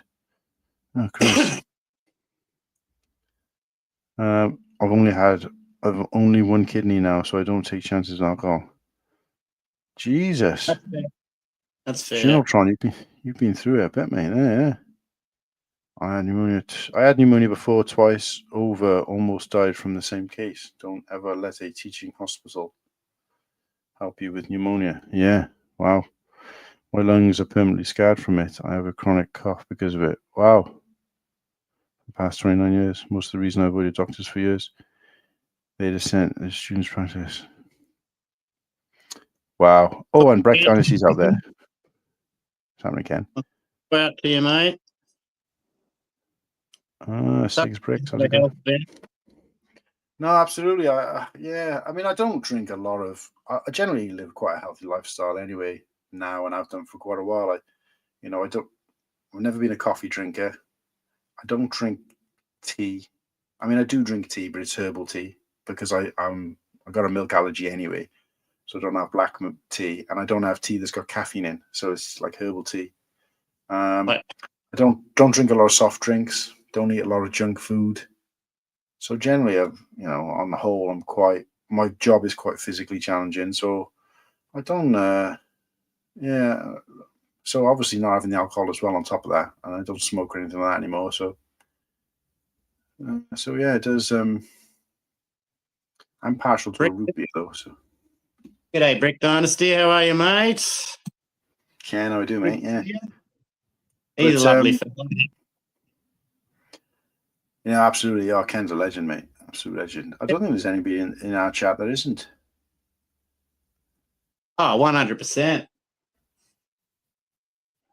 Yeah. But I think the bigger thing for me is that I'd always had a bit of a fear of hospitals, right? And this just kind of solidified that. Like for a long time afterwards, I couldn't look at like needles, and I was never worried about them before. I used to give blood regularly. And I haven't been able to give blood ever since this because I'm petrified of like needles and anything medical based. I've gotten better. The problem I had was I was waiting for at the time I went into hospital, I was waiting for I don't even know what you call them. A hernia operation. Oh, yeah. I was waiting for a hernia operation from an injury I'd had earlier in the year. And they called me. I had a missed call while I was in hospital, which obviously I didn't get until I was out of hospital.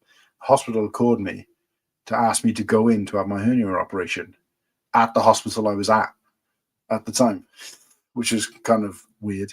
But because obviously I wasn't able to do it and I hadn't answered my phone, they just put you back on the waiting list. So I didn't hear anything then all year. So you wait, you're looking at a year's wait for a hernia operation usually, which is roughly what it'd been because I reported it in February. And this was kind of December. And then I went back on the waiting list, didn't hear anything. Following year, almost to the day, I think it was the end of November, they called me and they say, you're due for your hernia operation. So I spoke to my area manager in work. Obviously I manage a store, so I'm kind of my own boss to some degree, but I still answer to somebody like everybody does, I guess. But I just said to my manager, I said, look, I'm on limited duties, both because of what happened to me last year, and then I also had a hernia on top of that. So I had lung, which again, I was fully fit at this point, but I still had to be very careful. And then on top of that, I had a hernia as well. So I'd had to record that as a risk assessment. So there were certain things in work I couldn't do. And I just said to my area manager, said, look, I don't want to be off for Christmas again because I was off for Christmas last year. It's the busiest time of the year for me or for us in retail. But at the same time, I said no last year to the hernia operation because I was already in hospital and I had to wait another year. If I say no again, one of two things is going to happen. Either I'm going to have to wait even longer, and therefore I'm going to be on this, on light duties for another year, and it could even end up calling me back next Christmas again, because it's almost a year to the day since they called me last. So I said, Right. so they were like, well, it's your health at the end of the day. We can't, if the hospital have called you in for an operation, you can defer it and wait another year, but we can't make you do anything. So you've got a doctor's note. So I was like, oh, may as well do it then. So of course, that was it. So I had to confirm that, yeah, I'm going to be, so I ended up being off for Christmas for the second year running. And I think my operation date was the same day that I'd first got unwell to the year before. So I went in for my hernia operation on the 9th of December the following year. I was absolutely petrified going in for the up until that happened the previous year. I couldn't have cared less, but I was petrified. I was worried I wasn't going to wake up, and of course I had to go into the knife because there's two types of hernia operation they do. One is called a keyhole, where they make a very small incision and they put tools in, and they kind of do it with a little camera. Another one is where they have to kind of cut you open, and mine's right in my abdomen, right, just in the kind of groin area. And the scar they made was about the length of my hand. So you're talking about, I don't know, 9-10 inch scar cut in your abdomen, and you don't realize how much you use your stomach muscles. And of course, they've had to cut into tissue and muscle or whatever to do it. So they stitched me up or whatever, but I couldn't do anything. I couldn't like walk up a step. Like Kirsty had to literally take me to the toilet and sit me on the toilet. I couldn't do anything. I couldn't stand there and use the toilet, so I had to sit. And it was like I had to be lowered onto the toilet. And it was so, I thought it'd been degrading the year before when she had to help me pee into one of these things. But this year, I'm like a year to the day and I'm back in the same boat, completely different part of my body.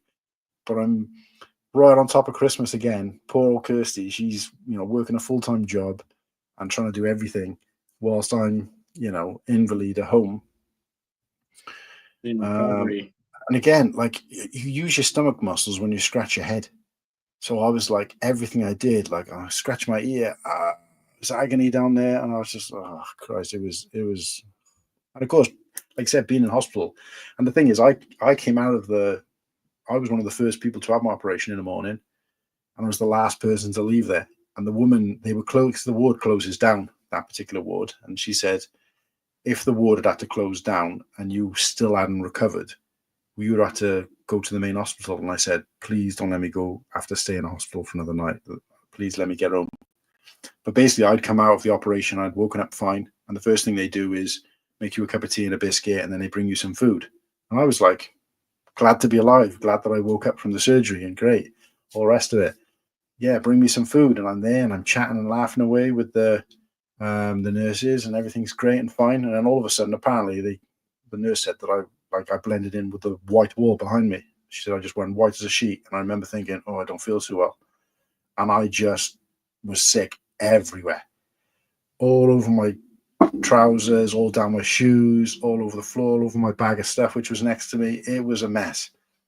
And they were just like, I don't know whether that kind of thing had never happened before. And I said to myself afterwards, I think it was because of I'd gone into this so nervous and so petrified because of what happened to me the year before. But just that feeling of like, I'm out of it, it's done, it's dusted, just overwhelmed me. So I went in for surgery at 9 o'clock. I woke up at 12. They phoned my dad to come and pick me up because obviously I had to drive me back and forth to the hospital. By the time my dad got there at 1 o'clock, they came out to him and said, he's not ready to come out because he's been unwell.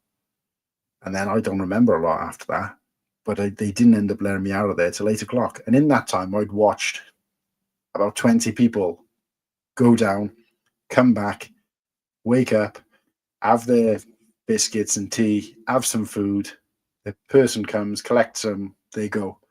And there's me this whole time just there watching everybody come and go and come and go. And I was one of the first people. And I was just like, oh, what? Like, for the second year running, like, I've just had the worst experience possible for that particular operation, at least. Obviously, there's people out there having way worse experiences, and I just thought, I just need to do everything I can from now to avoid going to hospital ever again. This is just Sounds like tried to take me twice now. Sounds like your NHS is a lot like our Australian medical system. Oh, mate. I mean, in fairness, yeah, sure, it's free, but you might wait for a very long time. No, you're right. But what I'll say though is the hospital I went to the second time when I ended up in septic shock, they treated me like they were fantastic, especially in comparison to the other hospital. And when I went in for my hernia operation, the women there were fantastic. It's just because I was so unwell afterwards, they just couldn't let me go. So I was under constant observation, and obviously I had to try it. They were trying to change my clothes because I'd been sick all over myself. So they're trying to change my clothes. And of course I can't move anything. And I got this huge bandage here. And the first thing they tell me is when you go back now, leave the bandage on for a day or 24 hours. And then you've got to take the bandage off and you've got to wash. Well, I couldn't even look at it. Like, it was just this huge, ugly scan. And I was just thinking, and I remember being kind of stood in the shower like this. And Kirsty was just kind of like trying to give me dab me with a sponge and wash. And I was just like, oh mate, if ever you've got to lift something, guys, particularly men, because I know they suffer from hernias more than anyone else. If you've ever got to lift something and you think, I think this is a bit heavy, don't be a hero. Because that's how I got my hernia. And I tell you what, it was just a nightmare from the time that I pulled that hernia right up until, about 6 weeks after that operation, which is how long it took me to recover. It was just a nightmare. I remember walking when I had the hernia. They were like, you can't be lifting things. But of course, I just randomly go shopping and I bought myself a case of. It wasn't for me. I bought Kirsty a case of cans of Coke, 10 packs of Coke like this, and that's all I had to walk with. And I walked halfway home, which is about a mile walk, and I had to sit just in some field that I was crossing and sit down because I was in agony with my hernia because I was carrying 10 cans of Coke, which weigh almost nothing. Like, you can carry it one hand. That's how bad the hernia was, is that if I lifted anything beyond just like a pen or a notepad, my hernia would play up. It was just, and all because we'd moved house. I pulled the hernia while we were moving house, and the removal men we had were friggin' useless. And we ended up doing a lot of the heavy lifting. And I'd filled one of these sort of crate things that we had filled with, I can't remember what was in it, but it was something very heavy. And I tried to lift it myself, and I could tell it was really heavy, but tried to be like a hero and lift it up onto the back of the lorry. And that's when it happened. And rather than just be like, I think I've pulled something there, I better take a back seat, I carried on and just probably made it worse. So yeah, don't be a hero, guys. I've had. Yeah. Oh, have you? Yeah. Yeah, they're not fun. Did you? What kind of have you had any of them fixed? Yeah, both of them. And also on top of that, the keyhole surgery they do isn't as effective as the one where they cut you right through. I've had a lot of friends that have had the keyhole surgery and had to go back for the big cut across the abdomen anyway, because it just didn't fix the problem. Yeah. And, one of these guys was waiting up to 1.5 years just to get the keyhole. And he went in and complained, and they booked him in that next week. Did the keyhole 3 or 4 weeks later, still wasn't fixed. So they had to go get himself cut open properly and done it properly. So that keyhole one only works a few times, Hey, Mark. Yeah. Yeah, so we got Marcus out there. How we doing, mate? Sorry I missed your chat, guys. I tend to get a bit carried away with my stories and then fall behind on conversations. That was a very, very interesting story. It's just, yeah. I mean, you got to look after your body, especially when you get a little bit older. Like, you're not as invincible as you once thought you were too, right? No, that's it. Absolutely. And again, that's another reason. I mean, the conversation started about, giving up alcohol.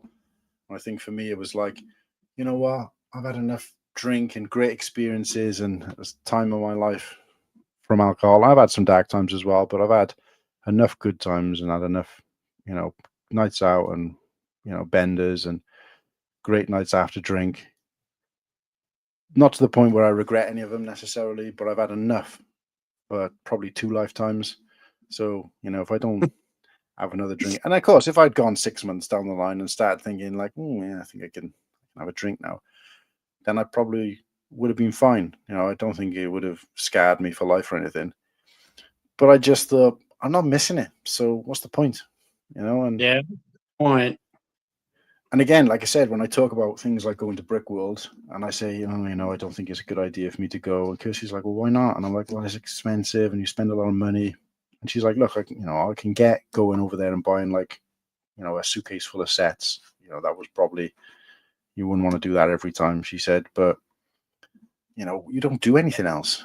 She said, you don't very rarely go anywhere. She said, the only other thing you do with your free time is you go to these brick events. She said, and then you work at them and get paid. She said, okay, sometimes they only pay you what you've spent to get there, but you know, you know, most people spend money in their free time. She said, well, you're volunteering and earning money in your free time. She said, so you know, you don't drink, you don't smoke, you don't like have like expensive vices. You don't even buy Lego as much as you used to, and when you do, you pay the bottom price. So she said, so you know, something like that, if you're going to go to something like this once a year and have a blowout, she said, it's probably still cheaper than if you were going down the pub with your friends once a week or whatever in the long run. So but yeah, and again, on top of that, because, you know, I wouldn't say I was spending a fortune on alcohol, but, you know, if you really kind of sit back and thought about it, there's a saving there. Yeah, I've actually had to reel in my drinking just to save for Brickworld. I've been a good boy lately, so I'm not drinking during the week anymore. And yeah, look, I'm just trying as much to save for everything as I can. Like, I've had some big changes in the last 2 years in my life, and change of employment and family issues and such. So I just happen to reel my head in and take note of what my priorities are. And yeah, so getting the Brickworld's a pretty big thing in my life at this point. So just trying to save all the money I can. Yeah, no, absolutely. Oh, we just had and I'm glad this guest has popped in actually, because desperate to use the toilet and didn't want to leave Liam on his own. But we got a guest. We got a guest, mate. Nick, aka Sigsby, aka Sigs Bricks. How we doing, mate? What's up, gentlemen? How y'all doing? How you going, Cobbadingo? What was that? How you going, Cobbadingo? Doing good, doing good. Just hanging out at the house. Saw the video, saw you guys chatting, and thought I would hop in and say hi. So yeah, by all means do so, guys. Have you guys met before at all, or? I think we've chatted quite a few times, just in the Discords and stuff, but I don't think we've actually met. No, so. There you go. Well, you two get acquainted. I'm going to go and quickly use the toilet. And yeah, I don't know whether you guys see the chat down the side on your version of? No. I got it open though. Yeah, just in case I miss any, because I haven't been very great with it the last like hour or so. But yeah, guys, keep an eye on that and shout out. See who's out there. I've been trying to keep up with the chat, but it's hard to get a word in when you tell your stories. No, exactly. So I'll let you guys have a go now, and I'll quickly nip to the toilet. I'll see you guys in a sec. No worries, no worries. So you're planning on coming to Brickworld this year, right, Liam? Damn right. Yeah. Hell yeah. Nice. Yeah. Last year was my first year, so I was on the fence for a while and just dove in head first, and I can't rave about it enough. The people that you'll meet, the connections that you'll make, it really does. It makes a big difference. It's worth it. I know you have a significant travel restriction to get out here, but it is worth it. It really is. So. Yeah, I think it'll be a once in a lifetime activity for me for sure. Yeah. Can't wait. Well, Yeah. we'll get you out there once and then see if we can't talk you into coming back every year. I'm pretty easily persuaded. Well, I gotta say, I mean, I'm 48, and I'd never been to any type of convention before. Right. So it was a bit for me, but I did it and I loved it, and I've all my stuff's booked. I'm going back next year, and the year after, and the year after that until they tell me to go away. That blue band shirt goes hard, by the way. I love that color. You like that? Yes, sir. Yes, sir. I actually got this while I was at Chicago last year. It showed up my shipment. I got it rerouted because I was at work. I travel for work, and I didn't make it back to the house before the shipment came in. So Yeah. I was able to get it rerouted, and it showed up while I was there. So, but yeah. Yeah. Yep. So how far do you travel from Chicago? So I live in Texas, South Texas, Galveston, Houston area. So it's about a 5-6 hour flight for me. No, I take that back. It's about a 3-4 hour flight for me. To drive it would be like 20 hours, but it's basically just straight north. Yeah. But I travel for work. I work 20 days on and 10 days off. And the way the schedule worked out, I was in Massachusetts when right before Brick World. So I flew from Massachusetts to Chicago, spent a week there, and then I went home after that. So, If you had to pick one thing as your highlight for last year at Brick World, what would it be? meeting the people. I mean, you've been in the chats with all the ACOP guys. I do a lot of whatnot. I was a buyer at the time, so I had connections with a lot of those guys where I bought from them and chatted with them in their stuff, and then meeting them all. That to me was the biggest thing. You meet Mark, who runs Brick World, amazing guy, and then our group, the ACOP guys, they're basically like a back door into the show. So you get to see the behind the scenes stuff. You get to help with the setup. It's eye opening how much goes into it and how many people are there and how amazing all the people are. I mean, fast friends immediately, and they're yeah. So nobody. There's if there's any hazing, it's minor and it's because we like you or they like you. But even that is super low key. But you will meet so many people. You put faces to names, and then you'll learn from all the different aspects. There's land folks that are there. They're super friendly. They'll chat with you. They'll talk to you about what they do and how they do it. There's just regular folks there that all they do are the conventions. These are just mock guys. And those guys are super cool too, because you start asking them about their builds and it's wealth of knowledge. But for me, that was meeting the people and doing all that was a huge thing for me. Before I went to Brick World, I was a fan. Afterwards, now I'm in the community. I started a business in the community, the Six Bricks. I saw a video of you talking about your whatnot business. Was that with Brick Together? It was with Brick Dynasty. Yeah. That was a good video. I learned a lot about whatnot then too, which was good. And I'm maybe 6 months in.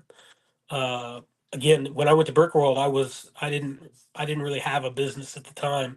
I had an idea, and I met with Jandern, and I met with Fritz, and I met with Nick, the BAM guys, all the bricks and minifig guys. And those guys talked me into being a seller. All right. And I started it. And it's kind of taken off pretty well. I just had my biggest show ever Thursday night. I had it was like a celebration. I had gotten 1,000 followers in my first 6 months, and and I did a celebration show. I did a bunch of high-end figs, and I gave a bunch of stuff away. And a lot of those guys that I met, they pop in, they raid, they bring their fans in, their customers in to help, and they donate battle packs and all kinds of giveaways to the people. But yeah, that whole group is insane. We're putting together a thing right now. It's a raid train for the Enterprise that's coming out, the brand new Star Trek Enterprise. Jandern is spearheading that, and I'm in on it. We're in the planning stages, but they just did a huge deal with the Goonies set, and they did it before that with the Jack Sparrow's pirate ship. But basically, they give them away. These guys have big shows, and they give them away at the end of every show. And it's like one show after another. You just go from one. You finish your show, you raid, you bring all your people into the next, and it's a daisy chain. And at the end of every one of those shows, they give another one of those sets away, brand new. You don't have to buy anything. You sign up, you log in, and you watch, hang out, have some fun, that kind of thing. So Yeah. but it's awesome. I don't know if you heard me earlier, but I've got a list of people's like internet names and then their real names next to it, and you're on my list. So I'm assuming your name's Nick. Is that right? It is. It is. I go. Everybody calls me Sigs because, especially in the Whatnot community, there's like 10 Nicks, and I got there a little late, so I just go by Sigs. Last name Sigsby, so we did Sigs Bricks. It's just easier for everybody. But yes, I'll answer to Nick as well. But if you're at Brick World and you yell out Nick, 30 people are going to turn on and be like, "What?" It was a popular name, I guess, for the age demographic that's there. So you're on my list of remembrance anyway, mate. Yeah, well, thank you. That's high praise. I'm new to the world. So the fact that I would rate is that's nice. Thank you. So what was your least favorite part about the Brick World Chicago experience then? Not being able to do everything. Yeah, okay. There's so much to do. Working with me. No, that was awesome. That was another thing. So if you've never been, and Han, same cool did the same thing. You can volunteer to run some of these booths, basically. And that's how we actually. I mean, we met, but we spent 2 hours, 3 hours doing that, volunteering, helping kids come up and build Legos. But that's a great way to meet other people that are there. And if you don't know anybody, you'll get a packet with the schedule and everything of what's going to happen, and you can sign up for anything you want to do. I think they're 2-hour increments. But I signed up for 5 or 6 different things just because I knew of people, but I hadn't met anybody really, and hadn't started planning any of that. And then it goes from there. Had you been on an ACOB stream or anything, any of the streams before you went? People know your face before you went there? So they did a couple of like fan appreciation things where they would pop up the little link and ask the fans to pop in and just say hi. And I think I had done 1 or 2 of those before that, but that was it. Again, at that point I had no kind of business. You go to bed? Yeah. All right, baby. I had no kind of skin in the game really, other than just a fan. And I enjoyed that. I mean, you watch the podcast, the live streams. They're so awesome. It's just it's a great way to spend Thursday. It's just as fun. So, but yes, to answer your question, the biggest disappointment was not being able to do everything. There's people put on classes for the different types of mock building. They do showcases for the different videos, people that are doing different things in the internet world. And there's just not enough time to do everything. But it's a good time. People joke about not really sleeping. That's not a joke. I maybe got 3 hours of sleep a night. And I didn't feel drained. There's so much going on and it's so much fun and there's so many cool people that you keep going, and it's a rush. So I'm so looking forward to it. yeah. What are y'all building on? You building some stuff? Yeah, I am just about to finish bag 4 of the new Goonies set. So Nice. I got 21 bags to do, but I'm just finished bag 4. Cool. It's looking pretty good. We got 2 stickers out of 4 stickers in there, so only got 2 stickers to go. 4 stickers in a $500 set. It's not bad. I mean, what is it? 350. Is there many printed parts in there though? Minimal so far. Like I've just built this little money printing press. That's the only thing I've seen with a printed element in it. But the printing, right?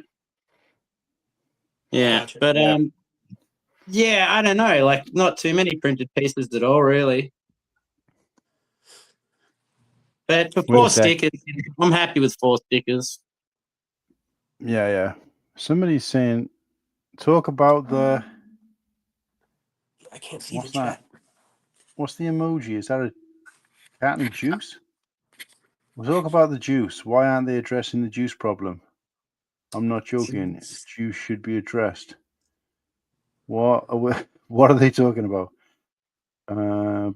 Mark is saying not a joke. Is that a juice? Brick World. Yeah, looks like it's Talk about the juice. Promoting the Whatnot shows. Okay, I'm going back through the comments too. I don't know what the juice is either. What's a juice problem? I have no idea what you're talking about, Alex Rusky. But welcome to the stream anyway, regardless. Yeah, for sure. You'd have to kind of clarify what it is you're talking about. Drinking should be addressed. The drinking problem. Maybe they're talking about it. He's talking about a drinking problem. Was there an issue with drinking at the convention last year? Hot helmets on my top shelf. Yeah, I've got a collection of the helmets. Let me see here. Let me go back to the video so I can actually aim instead of being in the chat here. So yeah, I've got.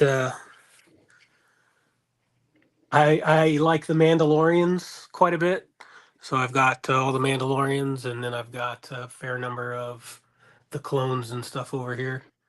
Ooh, nice, yeah. Yeah. I have the helmets. I have all the lightsabers. It's a sickness. So, but yeah, all of the above.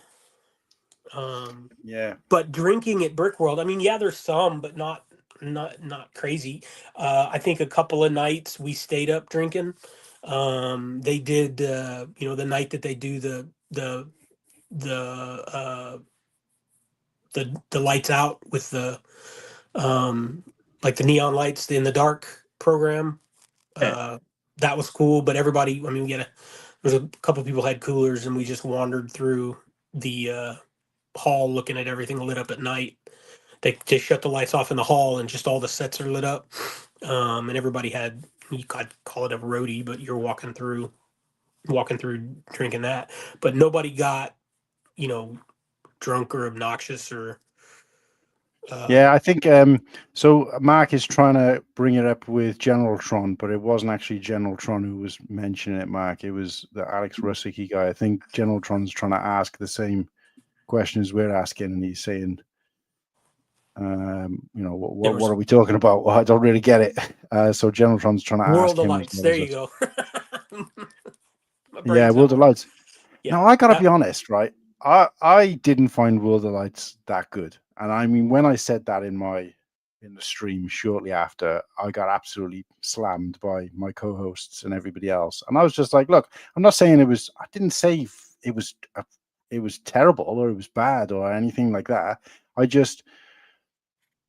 I think maybe it'd been hyped up a bit too much to me, and I went there and I was just kind of like, oh, okay, this is cool, this is good, but I wasn't as blown away by it. But I mean, I don't think there's. I still encourage people to go definitely and go and check it out because I can see why it would be appealing to so many people. But I didn't see it as a.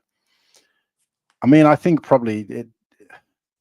I don't know. Maybe I just didn't experience it the way I should have, I guess. But because afterwards people were telling me, "But didn't you see this and didn't you see that?" And I thought, "Oh, actually, no, I didn't." Oh no! So I put at least 50% of that down to me not probably experiencing it the way I probably should have. So There's yeah. there's so much. I mean, there really is a lot in that hall. There's so many builds that yeah, you can miss a ton. But I mean, a lot of that stuff, those guys, some of those sets they were built for the World of Lights. I mean, almost.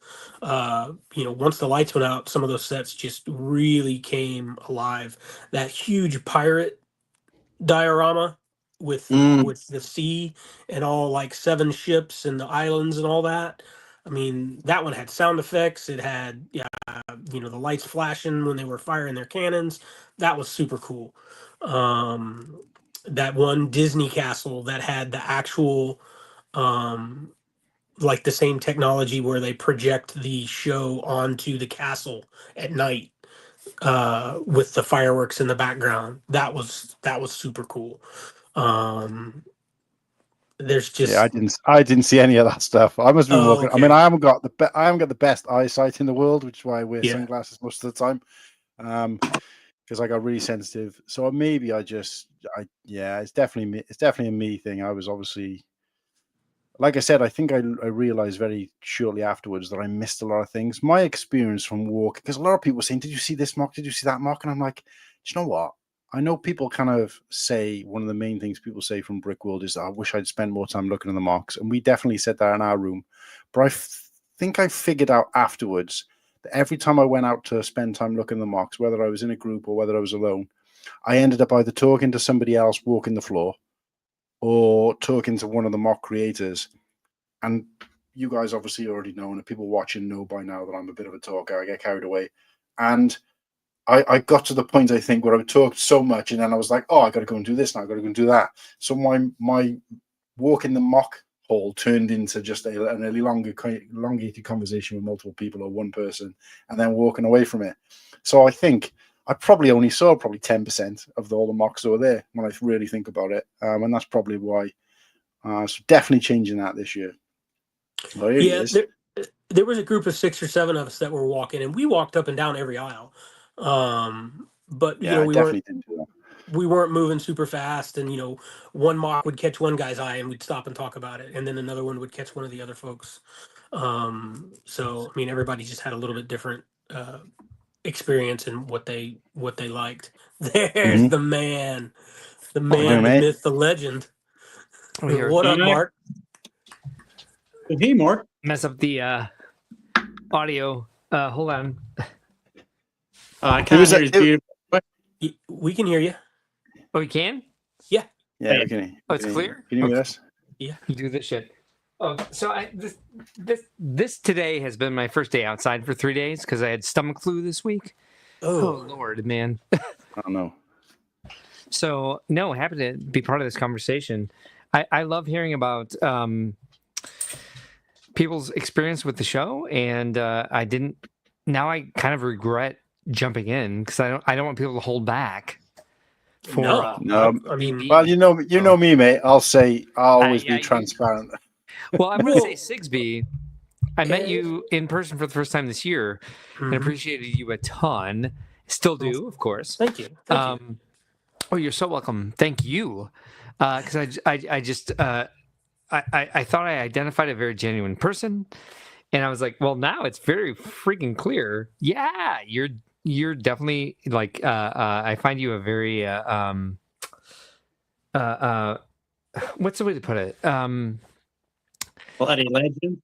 Very honest, neutral way to put things, and it's like that. This is the type of feedback that I need to like make the show run smoothly. So I've loved everything you said. Liam, good to see you again. He's been a co-host on our show, so I came in for a reason, just to like answer questions that were coming up, but I didn't want to pressure the panel into like being like, no, be pro Brick World. So sorry I'm here, and if you guys want me to drop out, I'll drop out. No, man, nobody. No, mate, yeah. Nobody It's, here is scared of saying anything to you. Good. Yeah. I mean, if anything, like you Yes. said, you're so. You use the word genuine. I mean, that's about as accurate a statement as it can be. If there's somebody that has an issue, somebody that has, Thank you. an idea, anything for Brick World, you not only want to hear it, you will pursue it. So Thank you for knowing that. I mean, it didn't take very long. Figure it out. So no, it's you were a highlight, definitely. Yeah. Well, go ahead. No, it's a treat because, again, for the people that don't watch ACOB all the time, I had some information going into it that, when it starts, it's so wild and so crazy. The joke is that Mark, you'll see him for a split second as he flashes by doing this or that. And it's, but everybody's always like, say hi, just, reach out. He's busy, but he wants to talk to everybody. And that it couldn't be a more accurate statement. I don't know how many times I would, you just be running to go do something. And it's just a matter of saying, yo, Mark, have fun. It's great. And you just be like, thanks. And that kind of stuff gets you through the day when it's as crazy as it is out there. So And Sean will say this every time we talk about this. I say when I'm very busy and someone tries to shout me down or shout me out or like try to pull me over, I'll say, can you walk with me? Walk with me. And like, if you can, please do. Sometimes people are trying to like show me their displays or like ask me a question about X, Y, or Z. And I'm like, can you ask me the question as you go? I will talk to you as I walk because that's a big ass space, So it's like, I want to talk to you, but I got to go and I got to go right now because I'm doing one specific thing. But please go with me. Come with me. Meet me where I am. And I will tell you, after 10 p.m. every night, I will meet you where you are if you need me to. as long as your mock's finished. Otherwise, go to your mock and have a chat with you there. My mock being finished happens after midnight every night. Oh, where'd he go? I know. There's 6B. Okay. I sorry, everything shifted. I was like, wait a minute. But where'd Liam go then? No idea. He'll be back. He went to he went to Tasmania. He went down under. But yeah, no, look, I think we did chat a little bit before you came on. You were in the chat at that point about being colleagues. Me and Sigsby were kind of colleagues. And it was great. Like, obviously we didn't get time to chat really that much as I probably would have liked because we were, chatting to the kids or whatever. But no, it was nice to, kind of get to know different people. And like I said, I was volunteering. We talked about this when you were on the show a couple of weeks back, Mark, but I thought that was the kind of, for me, it's always that whole pay it forward thing, where I'm having a great time, but let's not just try not to be too selfish and how can I give something back to this community that's embraced me kind of thing. No, I love that so much. And it was you two in the video.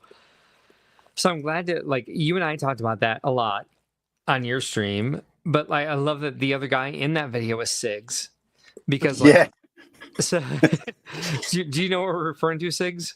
I don't think I saw it. I must have missed it. Yes. So we're you and Kulhan in the at the interactive city build, the volunteer slot. Right. I remember doing it. It was a great time. I showed a picture of that, and I didn't even realize myself, but it shows a picture. I took a picture of the front of it, and your head is just kind of like this popping through. Yeah. But you almost miss it. And we were talking about it, and like there was a couple of people on the panel. You gave him credit. You said it was me and Sigs. Yeah, that's it. But somebody was like, "Wait a sec, is that Sigsby in the middle of the?" And I was like, "Yeah, actually, he was working with me." You see his face like this. I wish I photo bombing you. Yeah. But no, we're like working for the community, which is what the volunteer slots are about. And so Kulhan was talking about like how much he does this for a living and really appreciated it. He didn't understand what the slot was. He didn't have good direction, which is giving us good feedback for. So I'm packing up tonight to do a Brickworld staff retreat. So I'm Okay. tomorrow night. I'm gonna be at the Rennie. I'm gonna be in our space for Nice. 4 wow. and with the staff to do a retreat to get ready for Brickworld Chicago, but also to like kind of like take a look at the entire brand and how we can reinforce our mission statement and how we can like kind of reach out more through social media. In the meantime, to like bring more people in to the brand, because we don't want it to be accessible just through people who can come to the show in person. We want it to be like kind of a global, a full brand that like gives Mhm. resources the way we do at the shows. You know, we want to kind of bring into our YouTube, Instagram, TikTok, all this ways to build the community. Our motto is building the community. And one of the best examples of this was what, like I had been on Kulhan's stream before the show this year, and I had met him in person at the show, and I had been a guest on his show post stream, post Brickworld, and the entire energy was like no, all of this ebbs and flows in a great way that we're connecting people everywhere. And that's what we're trying to build and grow, is kind of like this multifaceted way to connect with the entire AFOL community, to build these resources that we're talking about on the ground, on social media all the time. That's all we ever want to do. If it costs the people who interact with us at Brickworld in Chicago, the conventions, the expos, if it costs people nothing to just follow us on Instagram, to follow us on YouTube, to just see what we're trying to do, we want these creative people that use this medium as their art to thrive. And we want to share these resources with people. And that was what was so exciting about what Kulhan was saying, is that he understood the assignment without getting good direction. And again, in our retreat, we'll fix that. But how you and he work together to be like, hey, this is the point. We can see what's happening. And then just engaged a bunch of people and really had a great time. And we're really engaging with the people who came up to that interactive display and made stuff happen. It's like, we're about making stuff happen. If you understand what we're asking you to do with as much as we have to do at the shows without being able to communicate it, we want to try to. But if we can't, if you get it, then we're gonna remember. And we may ask you both again next year. If we're in a Crocs, we may run up to both of you and be like, hey, can you please help us with this? Yeah. Yeah. I mean, I'm always down for that. Anything anybody needs, ask. I'm happy to help.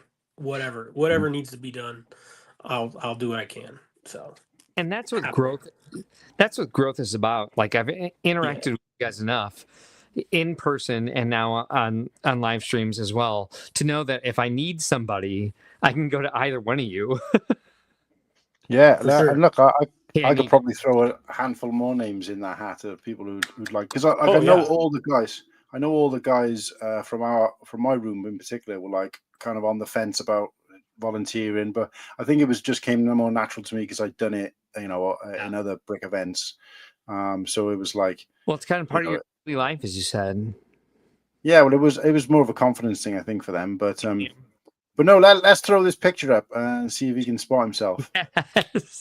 There he is, right there. It's so cute. I love this picture so much. Hold on, I'm gonna screen cap.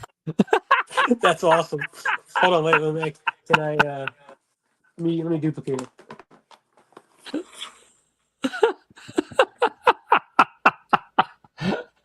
Found him, top half of head. But I think it'd been on the screen for about 2 minutes before somebody went, like I was talking about, and I said, yeah, the kids could see, and they could see their character through the window, and someone was just like, wait, Whose head is that's that? Slingsby, yeah. And I didn't even notice it for a few minutes, so yeah. But That's no, awesome. great. That's what's Yeah. really important to us, is that like the kids see themselves in the show. That's why that's my favorite interactive display, is because it's a city, and we're Mhm. working on like changing it to like a little bit more like expansive and looking more like the other displays at the show. But then they can see themselves as part of the community and see themselves as part of what they're appreciating. And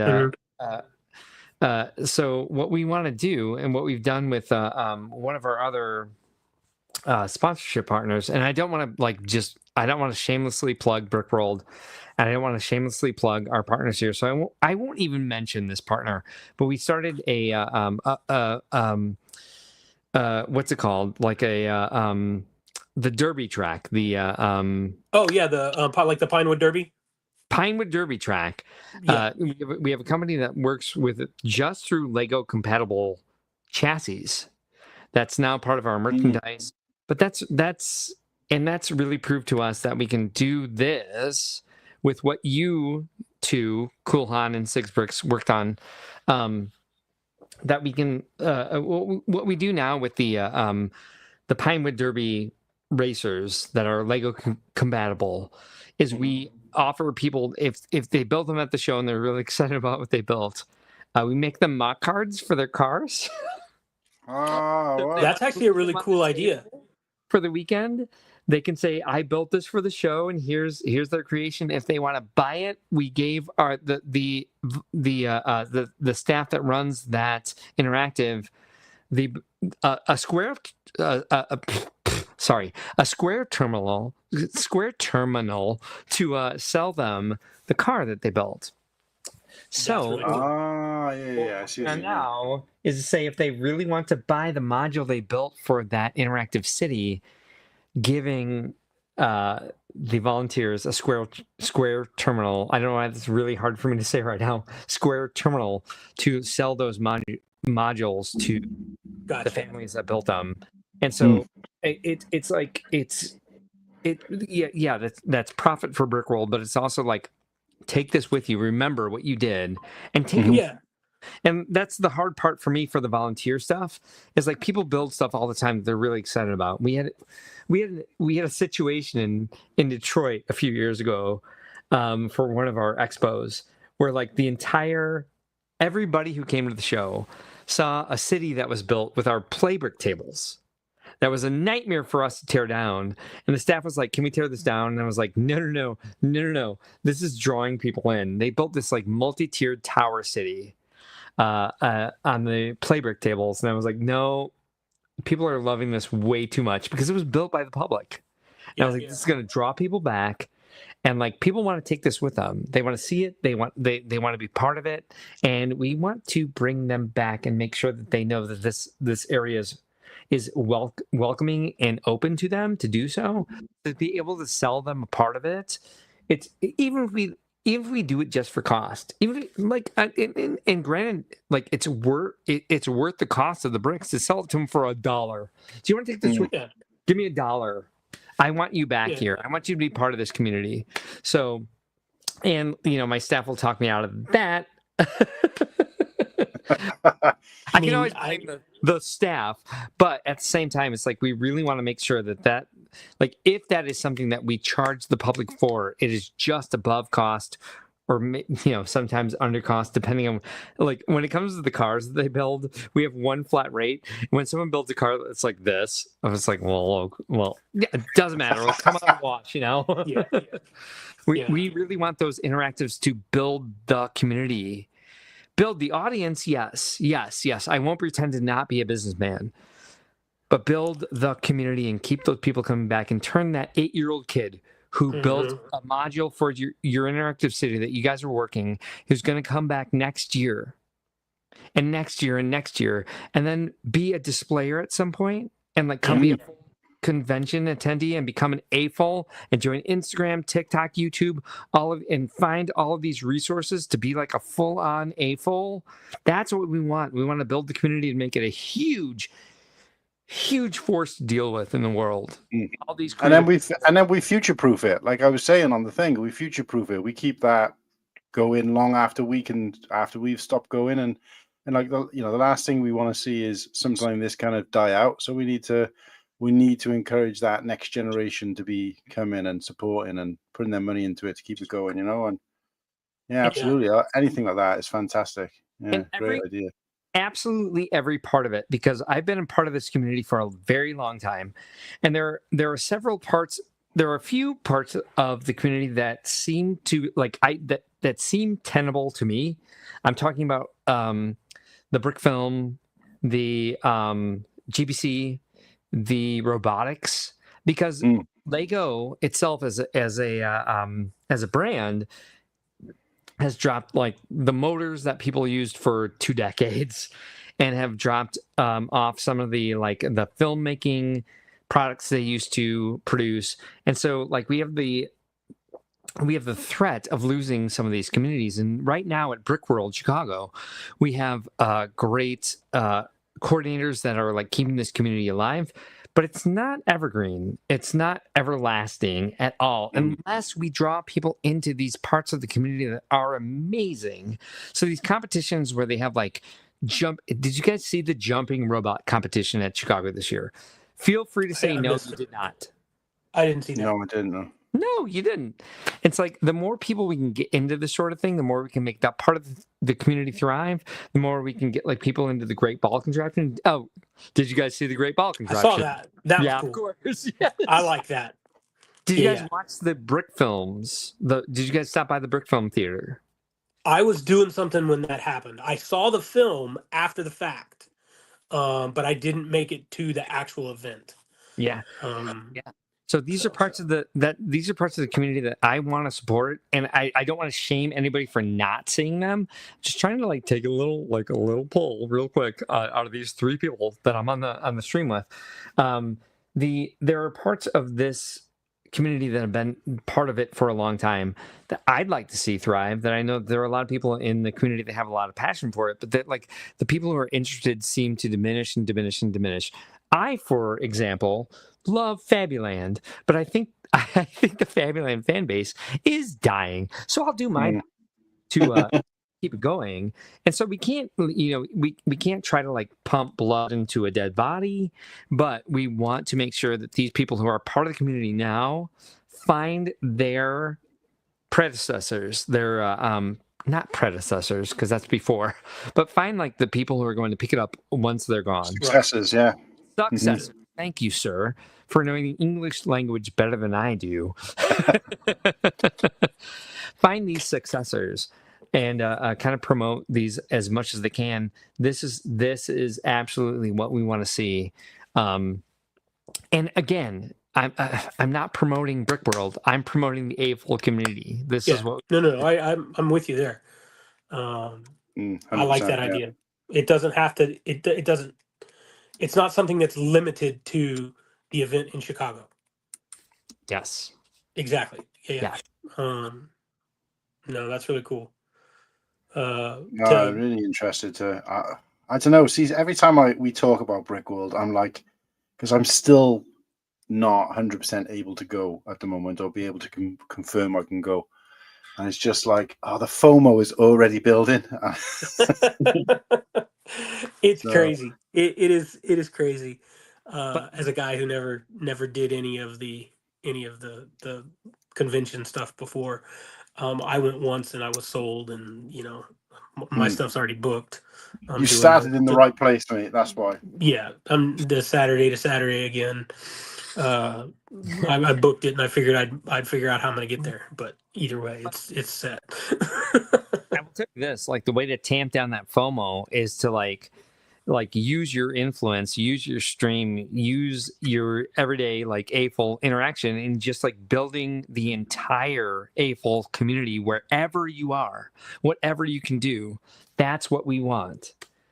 That's what we should all want as AFOLs, is just keep it growing and growing, bring more people in, make it a huge ass tent, make it the biggest fucking tent you can imagine. Just like bringing everybody who's interested, bringing everybody whose eyes lighten up when they see what you're building, what you're bringing to shows. Or like people who are excited when you just talk to them about it, and when you meet them in person. For the longest time, people ask what I do for a living, and I said, I'm an event promoter. What do you do? Part of that reason was because if I said I own a Lego fan convention business, it would derail every conversation within my friend group, not let alone other side conversations happening at the same bar or people like, what did you just say? You do what? Yeah. Who are you? This is so interesting. But and so I wouldn't get to know other people because it'd just be like, what? Like they'd be so interested in what I do. But also at the same time, it was like a little bit of I don't want people to think I'm a nerd. Like just let your freak flag fly, please. Yeah. I can speak to that explicitly now because I did just start the business with the Lego stuff, and I'm so excited. Travel with large bags of packages that have to go to the post office, and I have conversations with people now. And I'm still separate. I'm still all of my personal. I have a personal Facebook. I have a personal Instagram. I have all that stuff, and then I have my other stuff because I didn't want. I have lots of friends and I have lots of people that start stuff and start businesses, and they just throw it out there for everybody, and they're like, come support me in my thing. And I'm like, I want to do this and get it where it needs to be before I start asking for that. But either way, the whole conversation about what do you do? Well, I sell Legos. And they go, what you do? Wait, like the sets? Like no, I sell the figures. Like you work people for buy those? But I can say honestly, you talk about letting your freak flag fly. So when I got my first big Lego set was the 06 the Falcon, the giant UCS Falcon. When I got that was not something that you advertised because at the time it was everybody. If you do that, you're an uber nerd.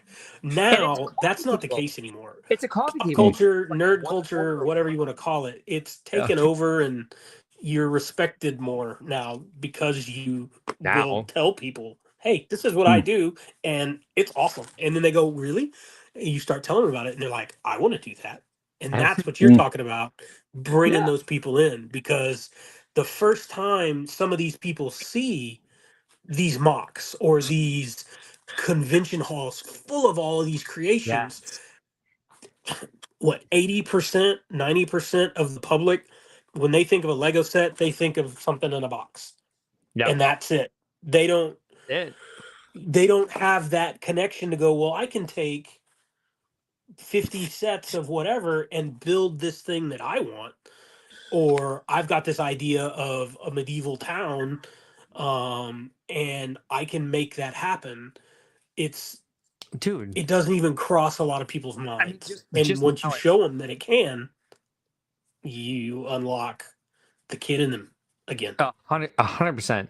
Just this year at Grand Rapids, I was sitting at someone's display. Someone came up and started asking questions from the displayer about where they found this specific piece, and I was like, I actually don't know. Let me look it up.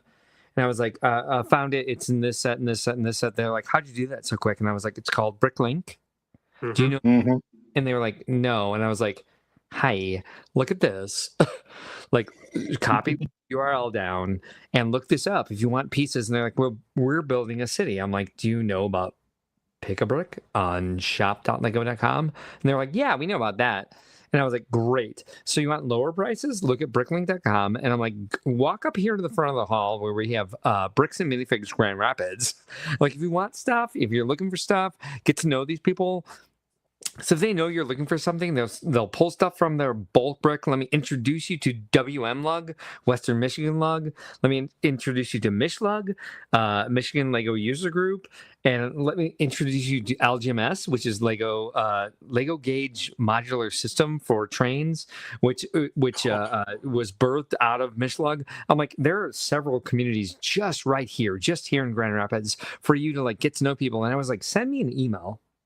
If you have a great city by next year that's more than two tables, like bring it, display, meet the public, talk with the public, talk to all these people. It's like opening this stuff to other people who are interested. There are so many people who would be they're right there. They're right on the cusp of being AFOLs. They just have to they just have to learn it. They just have to learn what they want. No, absolutely. My daughter's 9 and she has a town. And she talks about it at school with her teachers and with her friends. And her friends come over and they're like, wow, that's crazy. That could be a city one day. So she's worried. That's what she wants. I mean, we just got her 6 new tables because the 2 little tables that we had her on weren't big enough. So we changed. They're not huge, but I'm in the wrong room. Otherwise, I would show you. But if you pop on one of my Whatnot streams, I do that in that room, and I always show it. But it's designed like we watch the YouTube guys. We watch Brixie. We watch, Immosaurus and those other people that make the big towns, and she emulates what she sees. So her tables are set up kind of in a circle. She's got access underneath in the middle. She'll crawl under and pop up in the middle, and she can move around and move the stuff. And I've got video of her where she doesn't know I'm watching, and I've got the camera around the corner of the door because it's a separate playroom. And she's setting up. She's like, okay, I'm going to put my ocean over here. So I've got all these underwater type things, and then I've got this amusement park that goes out over the water. So she moved all that around, and she's like, okay, I need an airport over here. And then not that long ago, from Wappy, on Wappy's Bricks, I got one of the hotels, the older hotels, and that came in. And as soon as she got that, she set that. She goes, okay, now we need a bus to take people from the airport to the hotel. And I'm just going. Wait, how old is she? She's 9. All right, see, so you just gotta hope that she don't do what my daughter did. And I gotta be honest, I didn't spend anywhere near that amount on Lego, thankfully. Because we bought a Lego kind of Christmas, birthday, and whatever else for 4 or 5 years solid, and then she just hit a wall and is like, not interested anymore. No, not interested. Do whatever you want to do with it. I don't care. And I'm just like, I mean, it won't go to waste in this house, obviously, but yeah. Well, hopefully but you that's still not think the it's not. case. Sigs, I mean, I try to encourage you, but there's also like, Yeah. I get with the kids going to these conventions, obviously you want to encourage them because they're already there. They're already kind of eating out of the palm of your hand kind of they're thing. stuck. But with your own kids, you've got to be a little bit different with it because if you force it too much, they're just going to end up hating it, But like obviously encourage them definitely. But so I've been a bit calmed down and I've said, look, why don't we build a set together when she's like looking for something to do? And 9 times out of 10, she'd be like, no, I don't want to build Lego.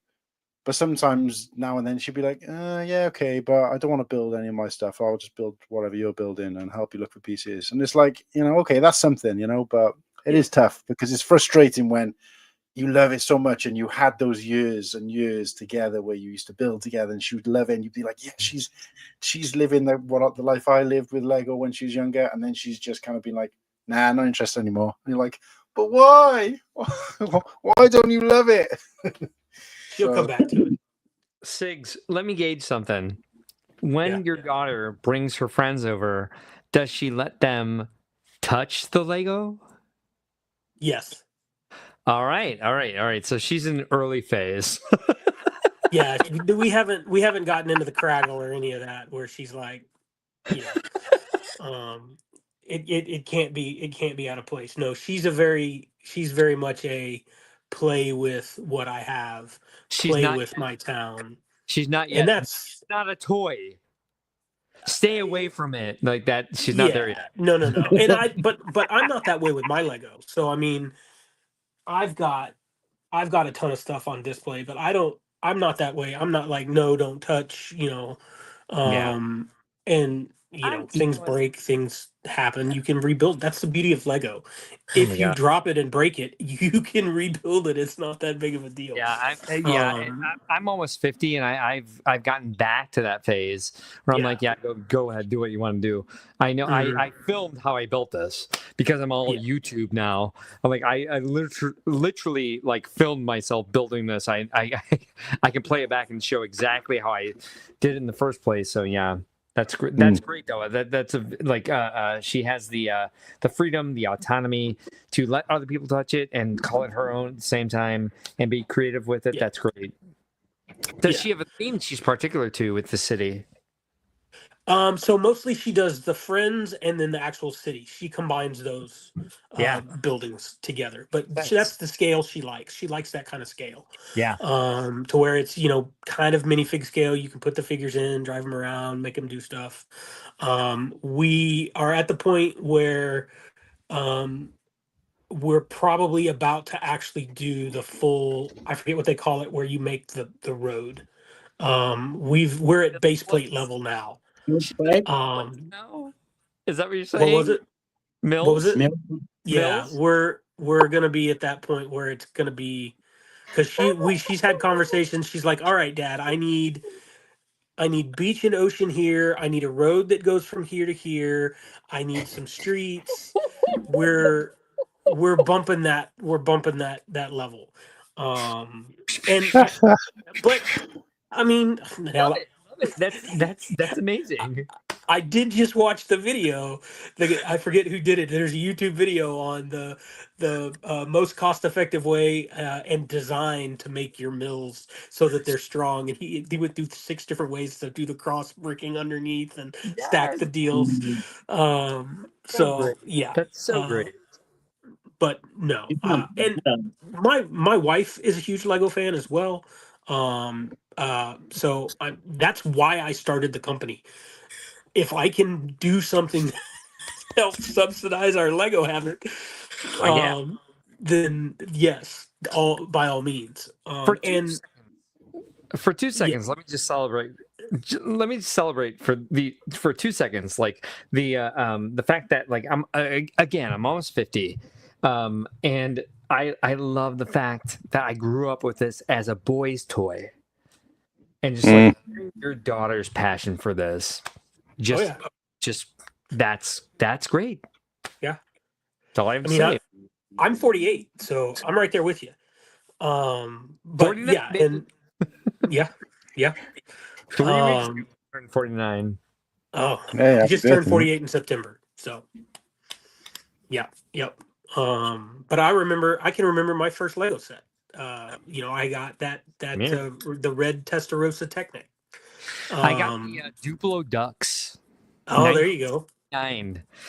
Oh yeah, I don't remember. So I got Star Wars toys at that point. Well, it was the mid '80s before I got Lego. I did too. But I didn't get Lego until then. I had Erector sets before that. Got you. I had Constructs before that. You remember Constructs? Oh, fuck yeah. Oh, sorry. Oh, I loved those. Yes, oh, good, man. Sorry, twice. Yeah, no. And then I graduated to the Lego. You started with the Lincoln Logs. I mean, hell, I used to build towns out of Lincoln Logs. That was a ton of fun.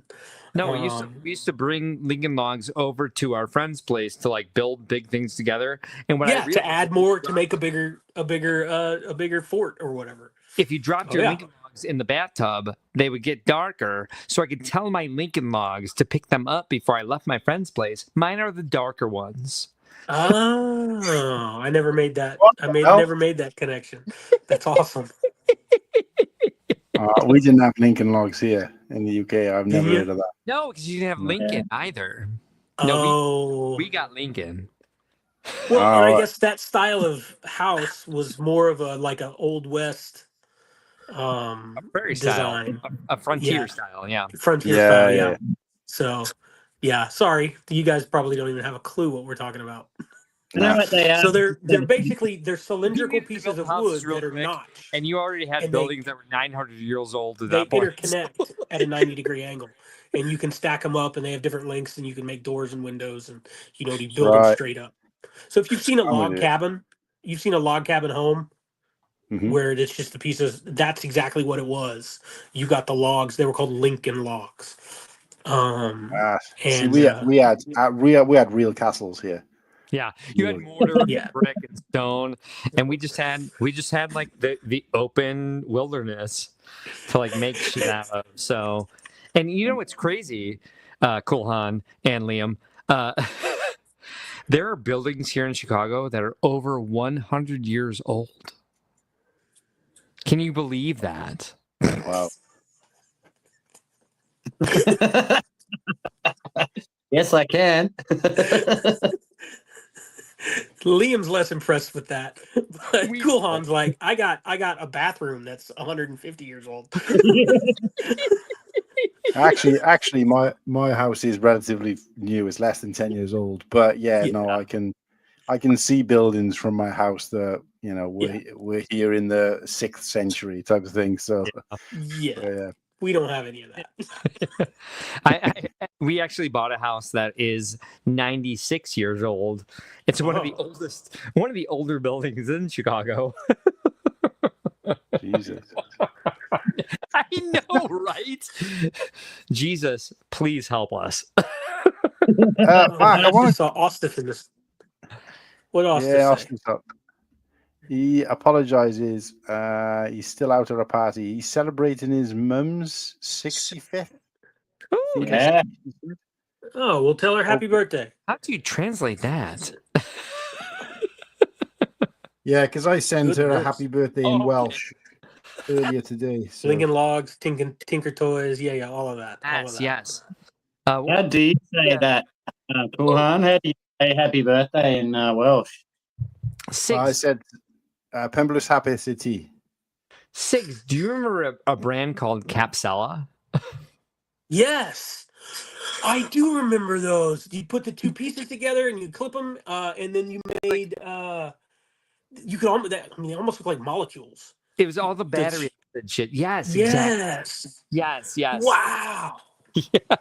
Forgot about those. I remember trying to put those together for my cousins on Christmas Day because they're like, "You understand Lego?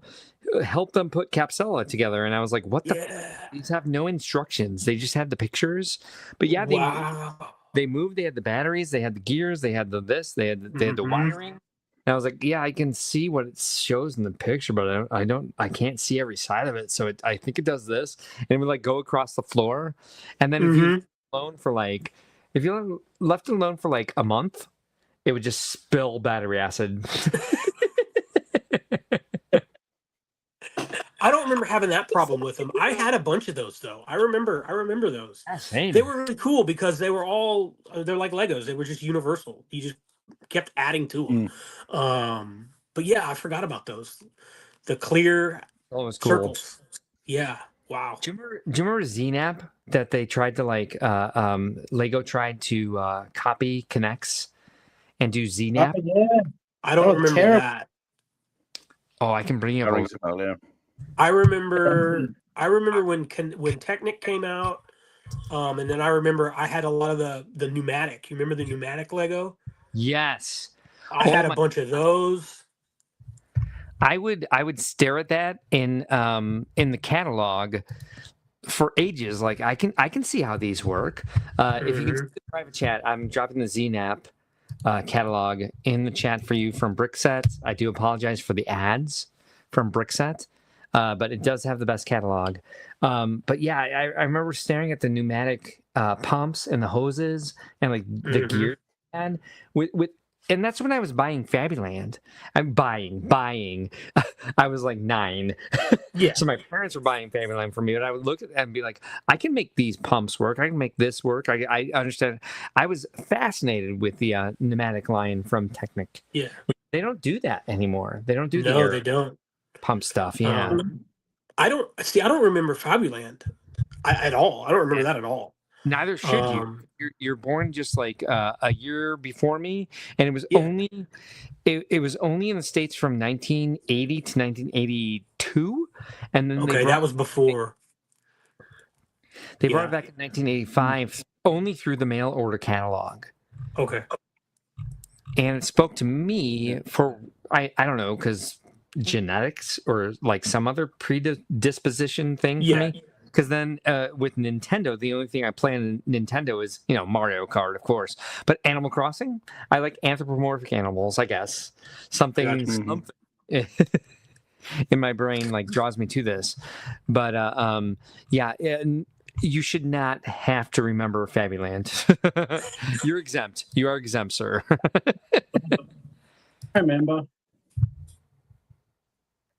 I did Yeah, I was going to just say get it a was available giant tub in the UK of for a lot castle. longer. Brick Yeah. Dynasty.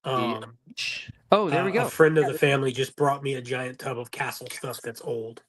Nice. So I got Nice. to go through that and figure out what that is. But I remember the castle stuff. We had so much of that. It was so cool. I'll be right back. You're good. Jet car. Okay, so that was the I TV think, you were talking about.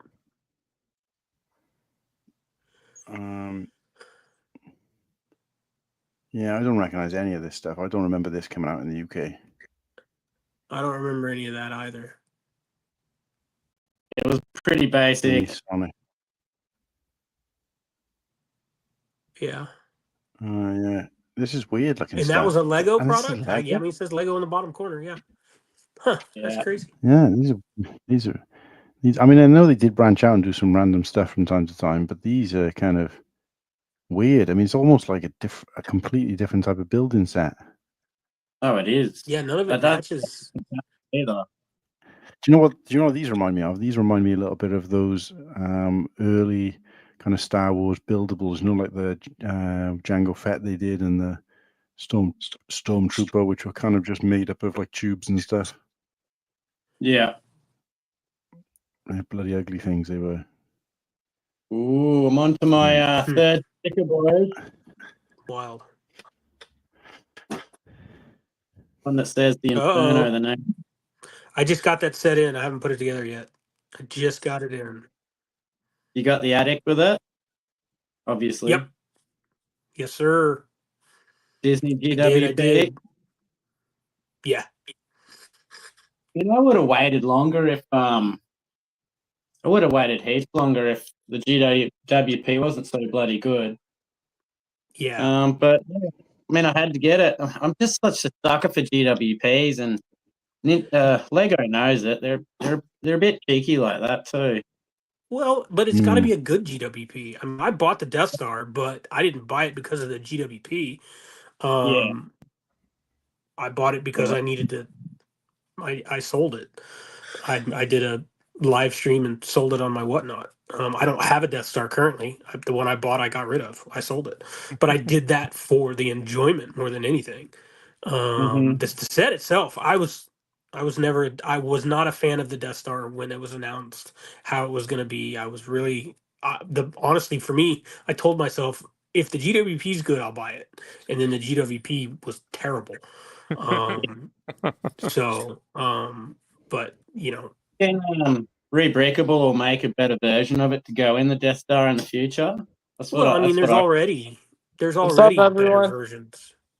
Oh yeah. Yeah, I mean, there's Rebreakable's got some really good stuff out there.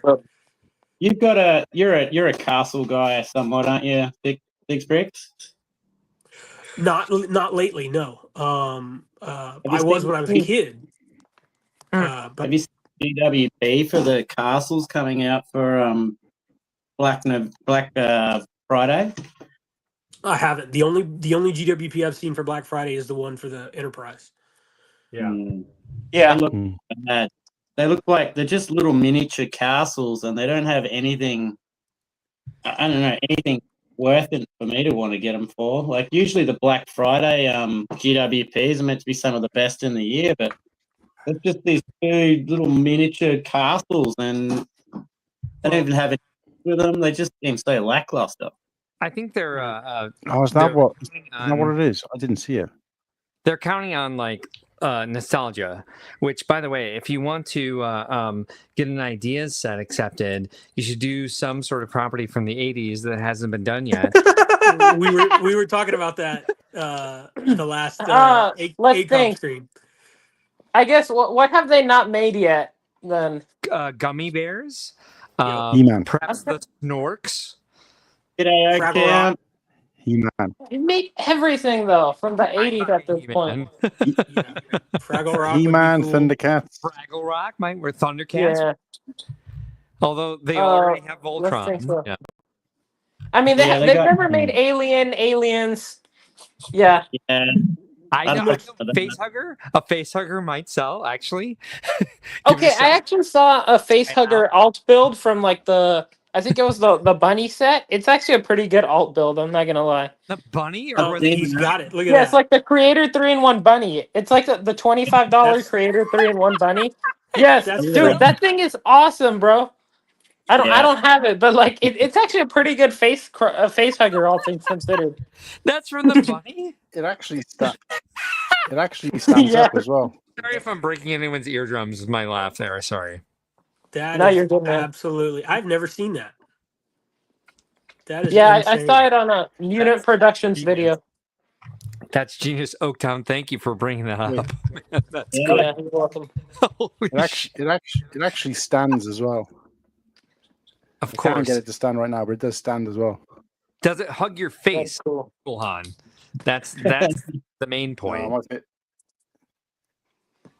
Your face is too big.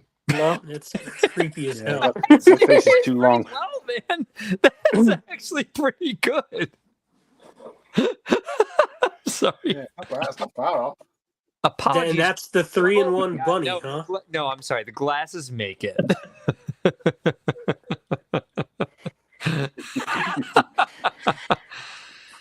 Anyway, I interrupted. Sorry. Nice to see one of those 3-in-1s be built by something else other than a Millennium Falcon, if you ask me. Yeah. Yeah, I feel like everyone turns every set into a Falcon at this point. Yeah. The unicorn is still my favorite. Unicorn Falcon? Yeah, All right, I'm looking it That's- up right now. pretty amusing. Yeah, I feel like I need to see that. Yeah, I got that. I got that here somewhere as well. That's upstairs. I think. Yeah. No. Oh my god, that's super cute. Yeah, I mean that's for me. That was the coolest one I saw. All right, cool. I'm dropping it in the private chat if you want to bring it up on the on your screen. That's pretty cute. Yeah, I can't believe someone figured that out. there's people they make a Millennium Falcon out of every set just to do it, like Oaktown was saying. Yeah. So yeah. that's wild. This is news to me, so I do apologize as I go through searching this out.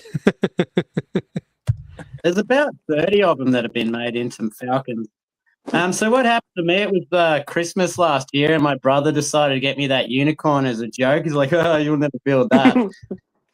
I was in an ACOP chat at Christmas time. Like, what am I going to do with this unicorn? And they're like, "Oh man, it makes a Falcon." So yeah, I had to build the Falcon, and thank God for the ACOP boys. Look at it. It actually looks put- pretty cool. It actually looks put pretty cool. the run of the Falcon. It makes it feel a bit more like a creature. It does. That's pretty good. It's Yeah. got some pareidolia there for sure. I found 0 results for Animal Crossing rebrickable Millennium Falcons. I'm disappointed. So Is there a Fabuland Falcon though? I'll check. Oh yeah. Oh, By the way, they're that's a- definitely Fabu Falcon. Fabucon. yeah. No, I saw one at least probably now 20 years ago, but whatever. Oh, Jesus. getting older is joyous. Not Yeah. according to Hive. Oh, Hive is aging very well. Yes. Yeah, he has. Yeah. All right. Yes, this is the one I remember. Brothers Brick. I'll again, Cool Hound, if you don't mind, I'll drop this in the private chat. Bring this up because it's Yeah, go badass. ahead. Badass as fuck. It even has an Obi-Wan and a Han Solo. Oh, cool.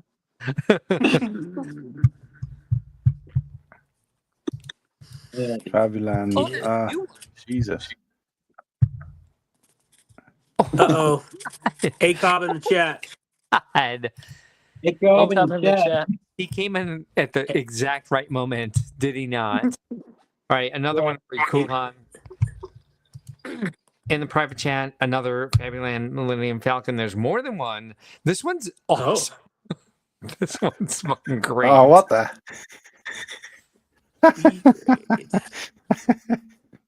Can you guys see that? Wait, I haven't shared it yet. Wait a sec. There you go. Yeah, it hadn't popped up for me yet. Yeah. That was pretty cool. I Yeah. actually like the look of that one. Yeah, with the Me too. door as well. They've used the door. Oh Christ! Yeah, They've and made the umbrella one piece. Oh, they've made one for the toucan. They've made one for Oh the wow, little that is awesome. There's the another. symbol. There's a second one in the private chat. All If you want to keep going down this wormhole here, Yeah, The we'll check rabbit that. hole. Give me a sec. there's quite a bit more actually. I'll stop there. There's a lot of Fabuland Star Wars stuff up there actually. I'll leave that for your chat to search on their own. But there's some good stuff out there. That's There's awesome. an AT-AT. There's a Wait, this one's on Instagram. So Yeah. so what do y'all think of the Oh, the wow. Enterprise? So I so know what do? Enterprise talk. set. Oh no, Enterprise talk. Okay. Oh, y'all don't like it? No, I'm not Uh-oh. talking about that. Not talking about it. Not talking about that dog Kuhan shit here. hates Star Trek. Oh man, I think it's a great looking set. No, I'm no, we actually can really excited for no, it. we can talk about it. I'm not a fan of Star Trek. We're not, but I have got somebody on the guest on tomorrow, and he wants to talk about it, Star Trek in general. So, but in fairness, Is he's not it- here right now. So go ahead, guys.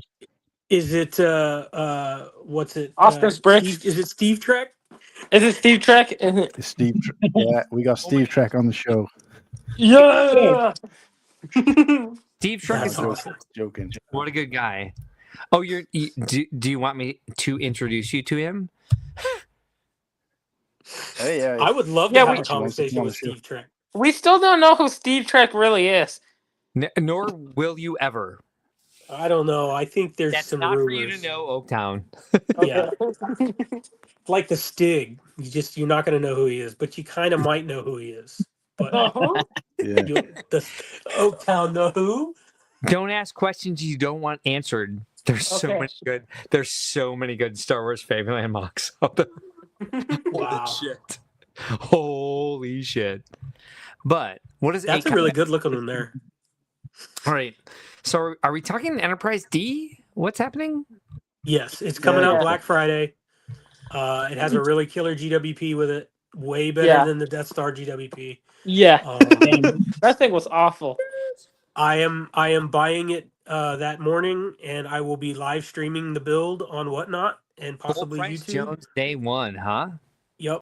And I will be selling and giving one away. Jandern, me, and several Wow. other people Wow. will be doing it. Nice. If you're on Whatnot, not to plug our shit, but if you're on No, it's okay, Whatnot, mate.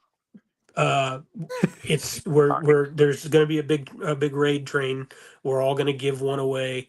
Wow. I think I'm going to start the day off with All the gonna build because I like to build them. So I'll because with my Death Star, I live stream built it, and then sold it at the end of the night. I'm going to do the same thing here with the Enterprise, but it's not going to take me 14 hours like the Death Star did. Six, just to Yeah, you'll have to. clarify, you're going to like you're triple streaming 3 people, one stream. No, each one. we raid. So So you raid. what'll happen is I'll start the day off probably with a live stream build. Okay. And then from there, we're just now finalizing how many people are in it. There might be too many people to where I can't do a live stream build of it. And Okay. we'll just have to go show to show. We'll have to see. They just did this with the Goonies set when it came out, and there was, I think, 8 or 9 of them that did it in a day. So they would start the stream, they were selling the figures, and then they would sell a set, and then they would give one away. And So- then that show would end and go to the next show, and that person would sell the figures, sell the set, give one away. How many do you have in line right now? I'm gonna get 2. If I can get 3, I might. Gotcha. If you want 3, talk to me, because Okay. my co-host Mhm. absolutely loves Star Trek, and 100% on board with this. So if you've watched my stream ever, you'll know Ben Z Cerberus. Yeah. He'd love to be a part of it. I think I can. I'll have to double check because I don't have him right here in my earpiece.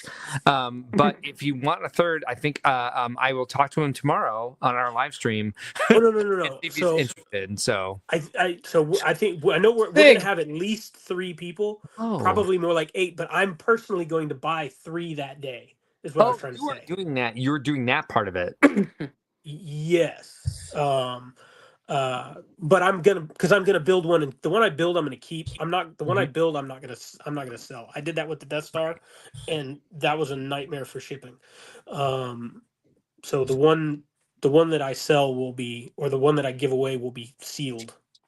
If you make it a thing, we'll do it on our stream as well and give away on our stream too. Okay. Then yeah, and I'll get with Jander, and he may be interested in that as well. Let me text him right now and let him know that I'm offering this. So the building live stream is on Whatnot. So the last one I did, so I have a YouTube page, but there's no videos there. I haven't, and you have to have 40 followers to live stream on YouTube. I'm not there yet. This week I'm planning to put out my very first video. Congratulations. You don't need 40 if you got StreamYard, mate. It overpasses it. On YouTube? Mhm. Okay, I didn't know that. That's good to know. Okay. So, but I'm definitely gonna. I can live stream Whatnot. That's what I did with the Death Star. I live streamed the build, same basic kind of setup we have here. People can come in, chat, whatever while I'm doing it. And then I ran, some giveaways while we were doing it. Gave some figs away. Gave, a couple Star Wars battle packs or whatever away, just for the fun of it. It's the community, so. It's for people that don't have access, that can't go get one day one, or that are maybe thinking about buying it, but they don't know if they like it, and they can watch and go from there. And then it'll move into a show where I'll actually sell all the figures and then sell the set separate, and then give an entire brand new one away. This is what I've always been curious about. Like, how do these people on Whatnot give away entire sets? How do they afford to do that? How does that work? I've always been curious about that too. Because it's advertising. So if you have a company, it goes into your advertising budget. You pay for it up front, but you'll get some of that money back when you do your taxes. Is how that works. It's advertising. Okay. Now, if you don't make enough money, then you're giving it away to the people for the people, and that's where I'm at. I'm not at the point where I make enough money to write off a bunch of stuff, which is why I didn't give away a Death Star. I sold one. Right. But from what I know about Whatnot is robust enough to calculate your taxes for you. Only if you make more than $20,000. They won't do it if you don't make more than 20. Right. So it'd be interesting. I wonder how that works in the UK then, because obviously we don't do any of that here. It's all kind of automated. We don't know. I have no idea. Because there's a guy who I follow on Whatnot who does regular streams, and he's a Star Wars guy. And I've tried to get him on the show before, but he gives away stuff all the time. Dude, I don't understand how it works. Yeah. So it's quick. When you do it for the American market, right? So if I won a prize on your show, Sticks Bricks, it wouldn't go to Australia, would it? You couldn't enter the free competition. Is that correct? It'll do Canada. It'll do U.S. It'll do Puerto Rico. I think it'll do some of Mexico. But so. With eBay, when you sell something, you set the shipping. You do all the shipping. You get paid by the seller or the buyer X amount of money, and then you do your shipping. Whatnot handles all of the shipping. I have no control over the shipping.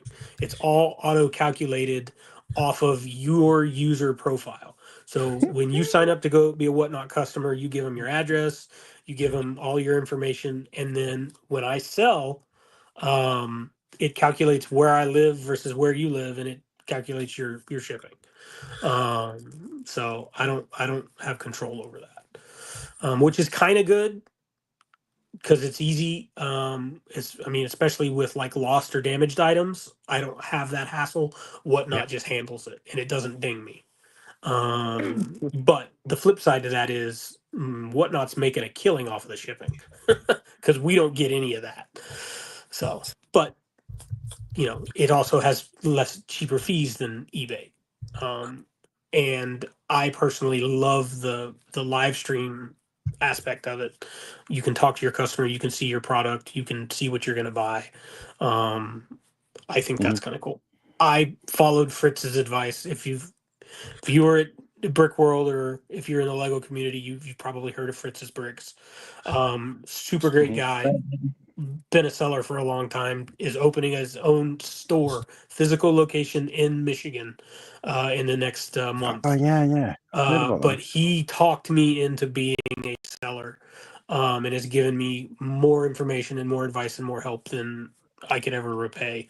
Super great guy. But he told me he didn't make money selling with Whatnot for like the first 4 years.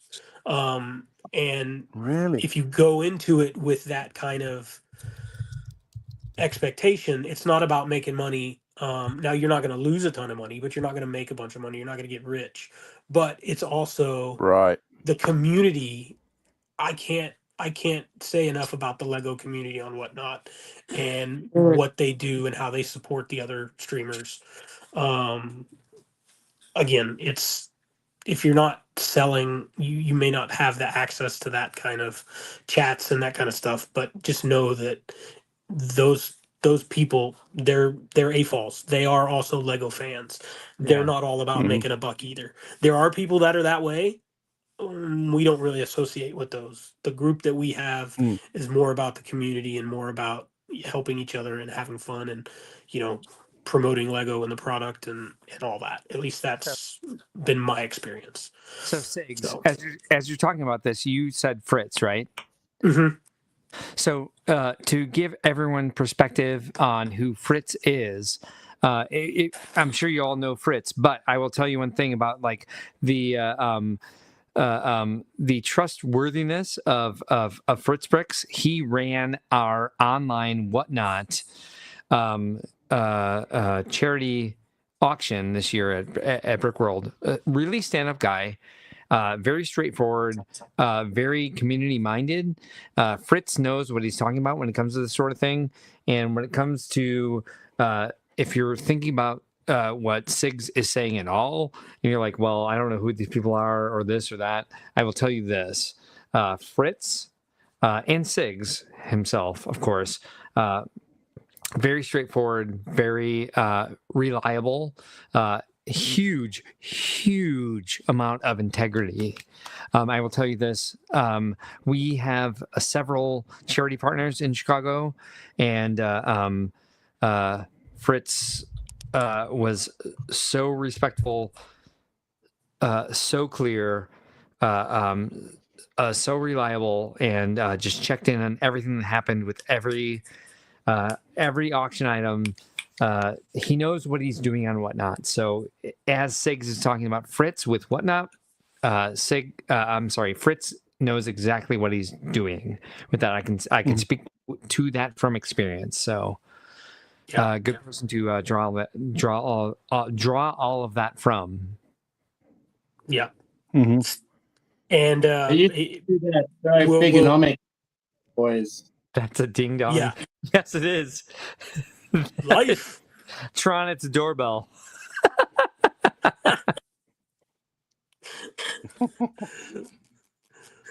Life bricks in the I chat. did like that Tatooine Tales. That one was amazing. And Mos Eisley, Fabuland. build. That was amazing. Wasn't that cool? What up, Tyler? Tyler's in the chat. So How's Sigs, it going? Yeah. Yes, sir. both my co-hosts, who both know Star What's up, Trek Tyler? very well, are definitely in line with you for this. When is the release date? Because it comes out Black Friday, right? Black Friday. So when should it reasonably be expected to ship and to be in their hands? Probably. I know the Death Stars. If you bought those on the midnight, they showed up Wednesday, Thursday the next week. Okay, so when's the live stream thing going to happen? Well, so I'm lucky enough to where I live 10 minutes from a Lego store. So do I. I will be at the Lego store at 7:00 in the morning, day of. They open at 11. Gotcha. I'm going to buy one at the store, or 3 if they'll let me. Yeah, I was going to come say there home might be a and limitation immediately on that. start building. So okay, so the live stream is going to start that day it's released. Correct. Well, they both And have that's the day. The release date is when we're doing the raid train. What's that date? Let me check with them because I have. So Chris and Ben are both interested in doing this with you. Okay. And so, if you want to drop in the private chat like your phone number, email address, I can just hook you up with them, and I'll get them the funds, and then you set up the logistics with them. Brickworld will do this with you, and for both of them who are going to build it with you, we'll give away 2 as well, 1 for each of them. So Brickworld will also give away 2 enterprises as long as we during our stream, as long as we build some funds for our charity partners. Wow. Yeah. That's amazing. That's awesome. Yeah. Holy cow. That's I mean, yeah. Yeah, that's another level from where I was at mentally. I was like, yeah, no, we can stream, we can do all that, and then you took it, 3 steps further.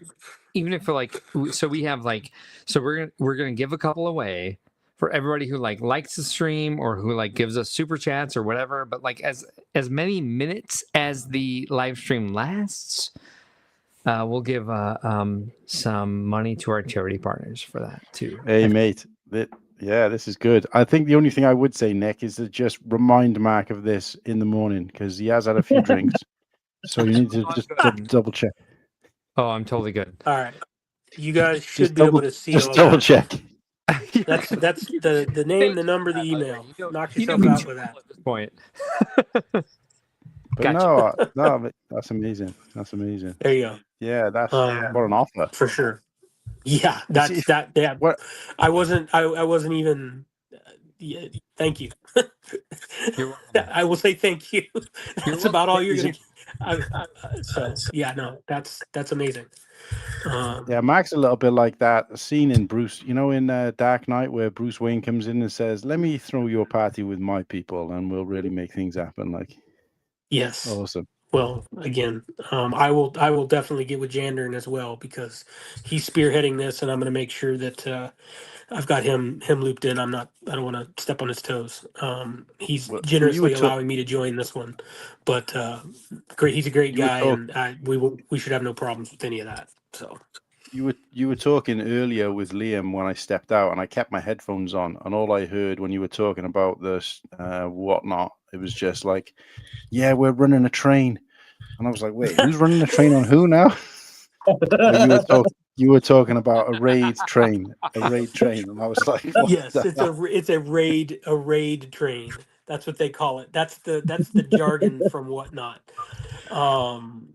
So when I'm running an auction, when I'm doing a live stream and running an auction, when it ends, when I close my show, I can either end my show or it will allow me to raid into another show. And I bring all of my people that are in my stream, all of my buyers, to another person.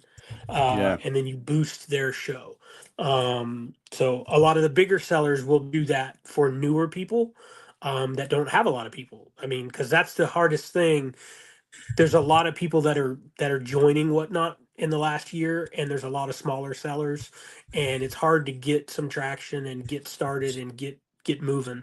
And that's where I speak so highly about our community, is because these big guys that have 10, 20,000 followers, they're not elitists. They're not like, oh well, we're better than you. We're not going to.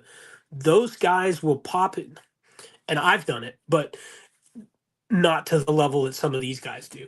They will pop into a stream and dump $1,000 on some guy that's brand new, sponsoring giveaways, sponsoring battle packs. There's guys that'll show up and like triple pay for figures for the community just to help some of these sellers.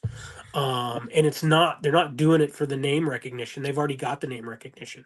They're doing it because they see somebody or they know of somebody who's been doing it for a while and hasn't had, a big breakout, I guess you could call it. I've been the recipient of several of these raids and, assistance that you just can't.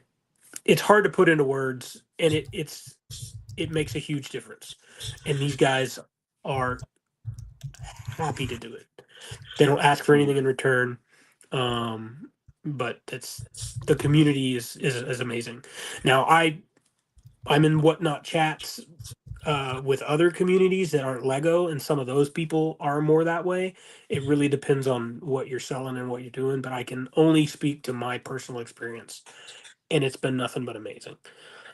Again, I'm 6 months in. I hit 1,000 followers about a month ago, and I hit 2,000 followers Thursday night. So Wow. in 2 streams, in two shows, I doubled my followers, and it's humbling, and you just want to give back. So that's what we try to do. If we can give back, we do. And I know Fritz has he's doing a charity thing coming up for one of his military groups because he's ex-military. And I know they just did a charity event, a charity raid event for a kids thing. So I'll get your information, Mark, and I'll get with these guys because I'm like level 1 in the group. I'm in the group, but I'm new.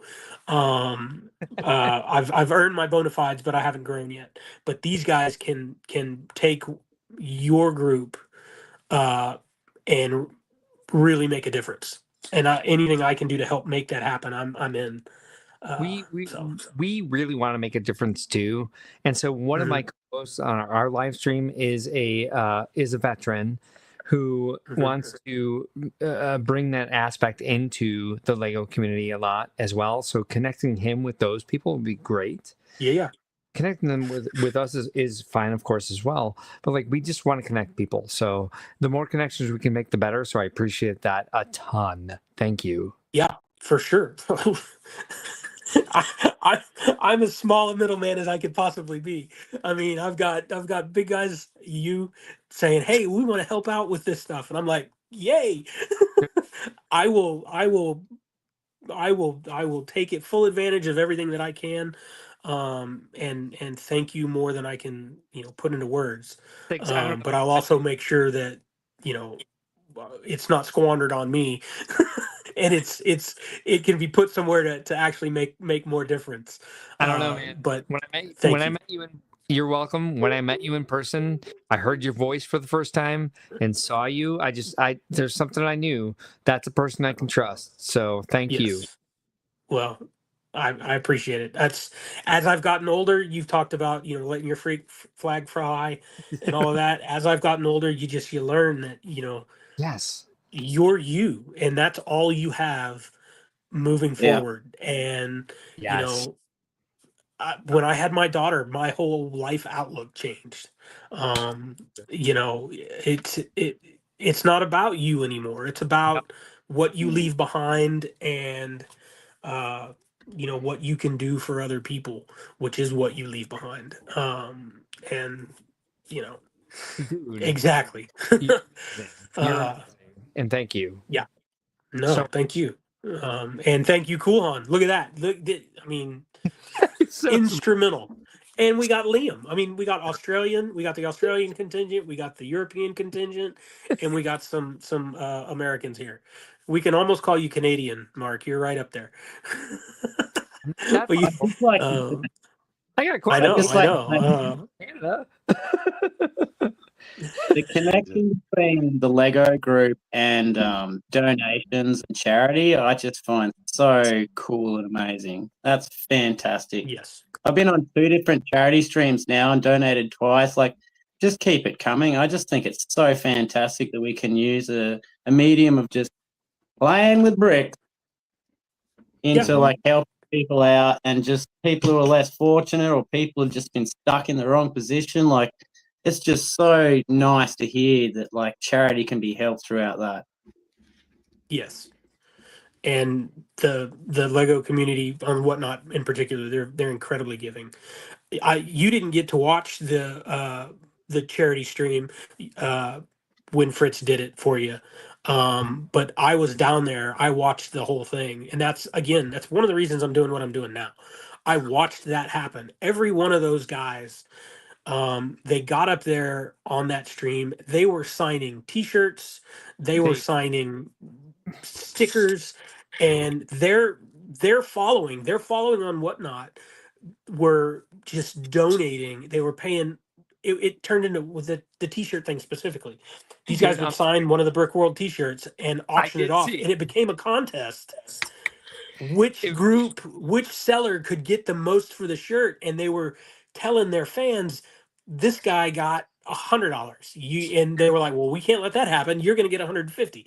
And it snowballed, and they made like 11 grand, 12 grand, wasn't it? I think. Yes. 13. 13. I remember them talking about It was they like a wanted to know what the beatdown in the prior red zone. record was. Yeah. It was They like wanted a to know beatdown what the in prior red zone. record was, and then they wanted to beat it. Okay, hold on. I'll have to look that up. Hold on. Give me a second. No, it's not that big a deal. I want to say it was around 10, so they were aiming for 11. If they ended with 13, then yeah. No, they killed it. No, they absolutely killed it this year. Yes. But I was down there watching that. I think that was actually when that the animation thing happened. Yes. I think I was down there in the Whatnot stream with those guys. That's the surprise for me, and I think Coolhan, you'll appreciate this. Sigs, you'll probably appreciate this soon. Liam, I think you're going to get this soon as well. They kept grabbing me to sign stuff where I was like, why? And they're like, we're auctioning it, and I was like, people want shit with my signature on it, but it drove the charity numbers. Like people were like, yes, they want your signature on it, and I was like, yeah, well, then I'll sign any piece of trash in this hall right now to drive these numbers for charity. And it's like that's what we love is like, as long as we keep promoting this, it's the community that does it. And like drawing all that stuff together, that was a madhouse. Every time we do this, it's a madhouse because people want to be a part of it. They want to donate. They want to contribute to the community, but they want to be part of the show. Yes, and if they can't be there, they'll do this as well. But it's just that giving spirit that we all seem to have, because we all know deep down we're Lego fans, and at some point in our lives, we felt like other people would understand that if we told our friends, someone who we just went on a first date with, or like even to like admitting to our parents that we want all the Lego back out of the basement for this, that, or the other, it's like we get each other on that base level, and we're going to support each other, and we're going to support the wider community. And like when we're all together, we want to support the world.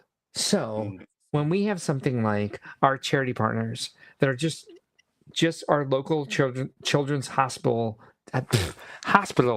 and Make-A-Wish, people want to give back to that. People want to make sure that these people have the resources that they need. It's gorgeous. It's absolutely beautiful. I love that about this community, and that auction I will always watch. I know exactly where you were. I knew exactly what was happening. And I do realize It was somewhat MMA. Oh, it was so wild. Yeah, no, it was impressive to watch those guys. Those guys, they put in some work and they made it happen, and it was cool. That's why it as was you said impressive. Fritz, I was like, "What'd you say?" Fritz is great. Yeah. Yeah, Fritz knew exactly what he's doing. He ran it so well, and he had to step in at the last minute, but he knew the assignment. Yeah, and he was happy to do it. And again, I can't speak more highly of anybody in the Whatnot community than Fritz. Without him, I wouldn't be in the Whatnot community, and I can say that hands down. And I don't have it with me. It's in the other room with my live stream. When I did my show the other night, before I ever saw ACOB, before I ever saw Whatnot, or not Whatnot, but before I ever saw ACOB, before I ever saw Brickworld, I was a buyer on Whatnot. And Fritz was one of the guys that I bought from. And it's an R2D2 on a 2x4 block that says Fritz on one side and thanks on the other. And he would give it to his seller or his buyers. If you bought stuff, it would come in your stuff. So I was buying from him long before he really became what he is now. And I was telling him about that. He was like, "Holy cow, I remember those bricks," because he was doing it out of his garage. He was in the military. He lived in Michigan. He was selling there, and then he got deployed to California, and he was in California doing it. And now he's finally back home to Michigan. He's opening his own store within the month, Fritz's Bricks in Fenton, Michigan. And he does it full time now. Yes. So, but any kind of information that I have to Whatnot and what I have learned, a lot of it came from him. He still does seller shows. Once a week, he'll do a show for sellers where they'll ask people to come in, and if they've got questions about selling or they're thinking about it, in the chat, that's what they do. He's selling figures and talking to people, and then from there, those guys always rate into a smaller show specifically to help out people. But it's an impressive group of people, and Fritz is up there for me with like Sean and Brent and those guys. They're just to give you the shirt off your back. I mean, just the best people. And if I can be in a position ever to where I can be that person to give my shirt, man, you don't even have to sign me up. Here. Yeah, I do actually like that shirt you got, mate. So I'll take that. Oh, you like that? I almost put my Cody just sent me the orange one, the Halloween one. Oh, wow. I almost put it on before I got in the show, but I'm like, it's November, I can't wear the orange one. It's not as nice as this one, like, don't get me wrong, but still. No, I don't have that one. I need to get that one. I have an Ostis one. I need to get the Lord of the Boys, and I need to get yours. But I got the red band hat, and I got the orange shirt. Nice. And then I did the whole 3 for on the cars. Nice. Yeah. So yeah. I spent my extra budget on Lego minifigures. It's the ACOB guys, if y'all haven't seen. Oh, yeah. So they put together for the F1.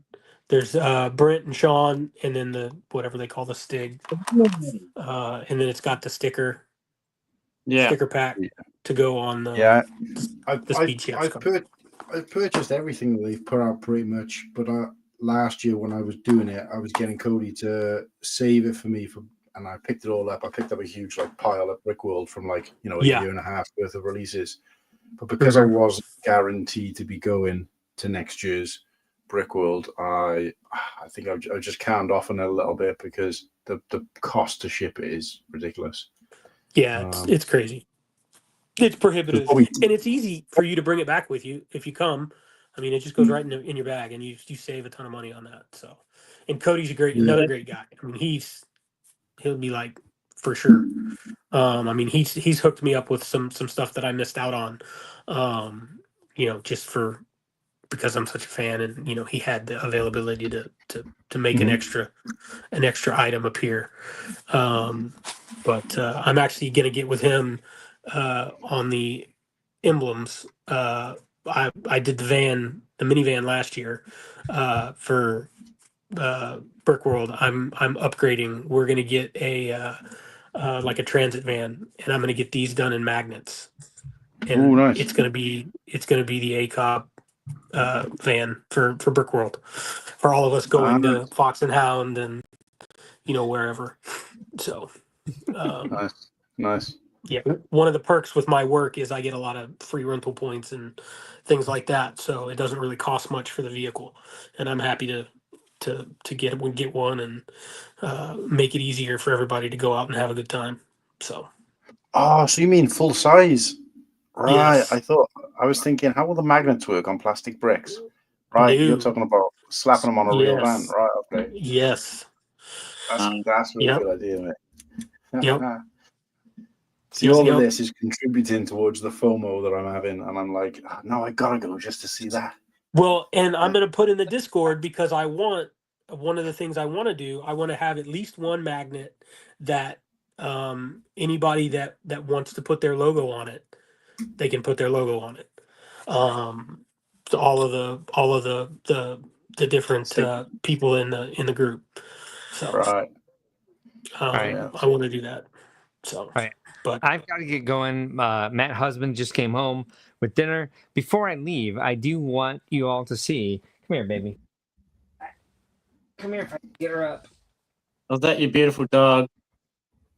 Yep, here she comes. She's already complaining. oh, bless her. I'm so old. Oh, baby. It's great. What's her name? Get down. She does not like to be held at all. What's the name? Orion. Orion. Wow. Yeah, she's a Hear them cutie. calling you? Pretty girl. She's a very Hello, Orion. cutie. Good girl. Bless her. All right, good night, guys. Thanks for having me on Have a today. good one. Appreciate the discourse. It was For sure. Yeah, a great stream. And I will say, while some of Mark's, because I can see Mark is streaming this to two of his channels as well. Yeah. Guys, if you're out Give me a there, call, Mark. continue, Thank you. continue to I watch will. from Mark, but come and jump over to this stream and come and check it out, and like and subscribe here on this channel as well. I would appreciate Please that do. because we do streams like this quite regularly. So Mark won't always be here, but we do have other guests. Wow. So come and check it out. But Love all but no, I three. appreciate it. Thank you for- Appreciate you guys tuning in. This has been great. Hey, Mark, I go. I know you're going to be busy during the festival, but I hope you got time for a big hug from old Liam. Always. Definitely. Always. We're giving out a lot of hugs. Yeah. Good night, guys. Thank you so much. Cheers, Night, Mark. man. Take care. Good night. What a nice guy. Another super stand-up, awesome dude, man. Mm-hmm. Yeah. So community is full Yeah, of it's them. weird because obviously we'd gotten to know Mark a little bit before Brick World on our kind of little show, if you like. I mean, we'd been going almost a year when Brick World came up, but he jumped into a couple of streams, one or two before Brick World, and I was kind of surprised because it appeared in the chat, and I'm thinking like, this is the guy who owns like Brick World, which is like the Mount Everest of the Lego community. And yeah, he appeared in the chat and he jumped on a couple of times, and then we did an actual couple of hype streams leading up to Brick World for like 6 weeks leading up, and I think he came on at least one or two of those shows and was talking a lot about it. And I'm just thinking to myself, this seems weird that this guy is just kind of like mixing in. And I'd seen him on A-Cup shows and stuff before, but to come on to other little shows like ours and then kind of, share that kind of passion and talk about it the way he does, it's like, wow, this is great. I wonder if this guy's going to be like this in person. And of course, when we got there, one of the first people, because we went straight down to the convention hall when they hadn't set anything up. This was on the Tuesday, midday Tuesday. Straight down there, immediately saw him, went out of his way, knew us all, remembered our names. I was thinking the amount of people you must meet out in the community, but it wasn't a kind of Yeah. hi, like who are you? It was like Hakulan and Slurpee and whoever else, and it was like great. The only problem is we couldn't like get too close to him because he was still masked up. If you remember at Oh the yeah, time, yeah, because he'd been sick. COVID. He had the flu or whatever, Yeah. or was it COVID? Was it the COVID or flu? I think it was COVID, yeah, and Yeah. but yeah, it was really good that he was just kind of like that he was. I don't know. It just for somebody who was kind of so surrounded by this huge community and kind of the in the center of it, if you like, or the epicenter of it all, to be just the same person in reality to what he was in stream was quite refreshing to see. But no, such a great guy, and always willing to help out other people as well. So best viewers, very open, stream very box. giving, just very very very awesome. Yeah, genuine guy, like so welcoming, very genuine, very welcoming. Anything he can do to make you feel better. So it was a very good experience for me. I would consider it probably life changing at this point. Because a year ago from where I'm at from a year ago is pretty different. Yeah. Because I remember when we went to was it Fox and Hounds where we all rocked up, and I remember getting there and everybody was kind of in the next room playing pool because we got there a bit later. Because I'd been on a show, I was on Brick Together, Click Together's show, so I was doing an interview for them when the guys left. So I kind of caught up with them later. And then, we got there and it was like, I remember going into this room and everybody was there and I recognized everybody because I'd either talked to them or they'd been on the stream or I was good friends with them. And then there was just this one guy there and I was thinking, it's the only guy I don't recognize, I don't know, is this guy. Who's this guy? And then somebody was like, that's Sigsbee, like that. And I was like, right, I recognize the name, but of course I hadn't been able to put a face to it. So I was just like, yeah, that was it. And obviously, we didn't really get a chance to chat then until really probably when we were working together. But yeah, it's nice to see like people who maybe people like Ostiff from like previous years where he'd just been in the chat and then all of a sudden he kind of went and took a bit of a kind of gamble and just kind of rocked up and hoped that people would kind of welcome him in. And yeah, that was good. I mean, like it's different for us because we come from the other side of the world again, essentially, but we kind of had already been in the chat and kind of had our own show and everybody kind of knew we were. But it is, like I've said I was talking to Liam about earlier, but it is nice to be able to give people, whether it's on this show or other shows, the opportunity to come on and get to know people so it kind of breaks the ice a little bit when they're going into Brickworld.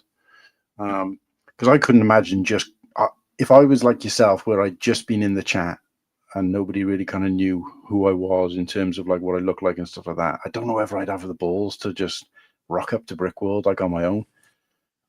So fair play to you, mate, for just. I think that comes with age. Mm. It comes with age. I'm, and again, when my daughter was born, my worldview changed. And I remember making the decision that I was going to go. We were watching Hype Stream. They were talking about it. I missed the original hotel stuff. All that stuff was sold out. That block was sold out. They were doing a deal. And I just happened to look in and somebody had backed out and there was availability. So I grabbed the hotel, 2 months maybe before it happened. But I said, if I'm going to do this, fuck it, let's go. So I booked, because I got online to book just the tickets. And then I saw the price difference from the tickets versus the whole pass and the display, if you're going to put up a mock and all that. And I think it was $120 for full access and to put a mock up, or like 30 for the tickets or 40 for the tickets. I'm like, well, hell, I'll give 120 just to the cause. And access, backstage pass access. It's kind of how I looked at it. But then I'm like, I'm going to go and I'm going to have fun no matter what. But that's I mean, that's why I signed up for all the volunteer stuff. Is I figured because I mean, I kind of knew people's names, but I didn't know faces and names. But I figured that was a great way to meet people. It's just go. So I went to the setup. I met a bunch of people. That was the first land person I met. It was that the couple that does the crazy hair thing. I forget their names, Ah, but they were super yeah, welcoming. yeah, And then I did a couple of the other the thing with you with the building the bricks, and then I did a Ninjago build thing, and then there was another because Ninjago was so heavy. There was another Ninjago Kids where they got to do the fighting or the time thing, right. where they set the thing up on the floor. Uh, but yeah, I just went into it as wide eyed and open to meeting people and having fun as can be, and it was So amazing. how did you sign up? How did you sign up for the setting up thing? Because I didn't know about the volunteering thing. Nobody had really told me about that until I'd already got there and we had the app and stuff. But how did So you I got do an the email. I got an email after right? you log in. You didn't have a booth, right? You didn't have a mock. No, So I think that might have been the difference. Um, right, because I would get emails to say if you need mock cards, you need to have your stuff set up on XY date. This right, is the layout. This is where you're actually going to be. And I remember one of those emails. It was like, we need volunteers. Take a look at this list. If there's anything that you see, put your name down. And I went through it. That's how I right. went into it. Okay. So yeah, like the first day that they were open, I looked at one of the first time slots and I said, well, I'll be there in the morning and I don't know nobody else. So let's go do that. Mm, right. Okay. Yeah. That See, way with we got me, this. well, I didn't even set up the app until we were at the meeting, the welcome meeting, and Yeah. they were like, right, talked us through, and we did it. I did it live on my phone then, and once it was set up, they talked about the volunteering, and then I just kind of took the day to kind of think about it. And I was talking to the other guys, and they were like, oh, I don't know whether they didn't really have the confidence to go and do that, not knowing what they were going to be doing and stuff. And I was just like, well, I like this kind of stuff. I do it all the time Yeah. at home, so yeah, give it a go. A different event, obviously, but same kind of general idea. But yeah, I'd like to go back and do more of that. But I think if I was to go back, I'd want to go longer. And I say longer, obviously you can't be a Brickworld any longer than I was already. But I think if the problem is I got there like on the Tuesday, and you're trying to take in everything the Brickworld has to offer, as well as getting to know people and meeting people and getting to know in my case, even getting to know the people I was sharing a room with. Whereas I feel like if next year would be better, but for two reasons. One is because I already know a lot of people, so that barrier is already broken and you're just kind of reacquainting.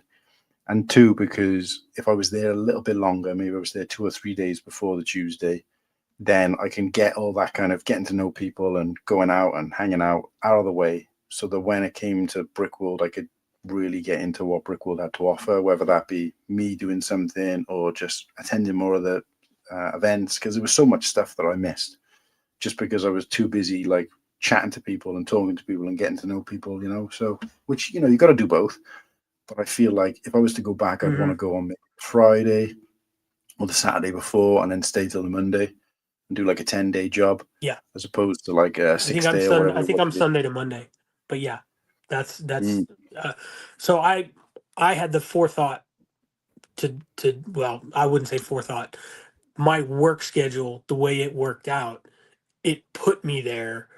That Sunday before, and I stayed through the Monday after, just the way my work schedule fell.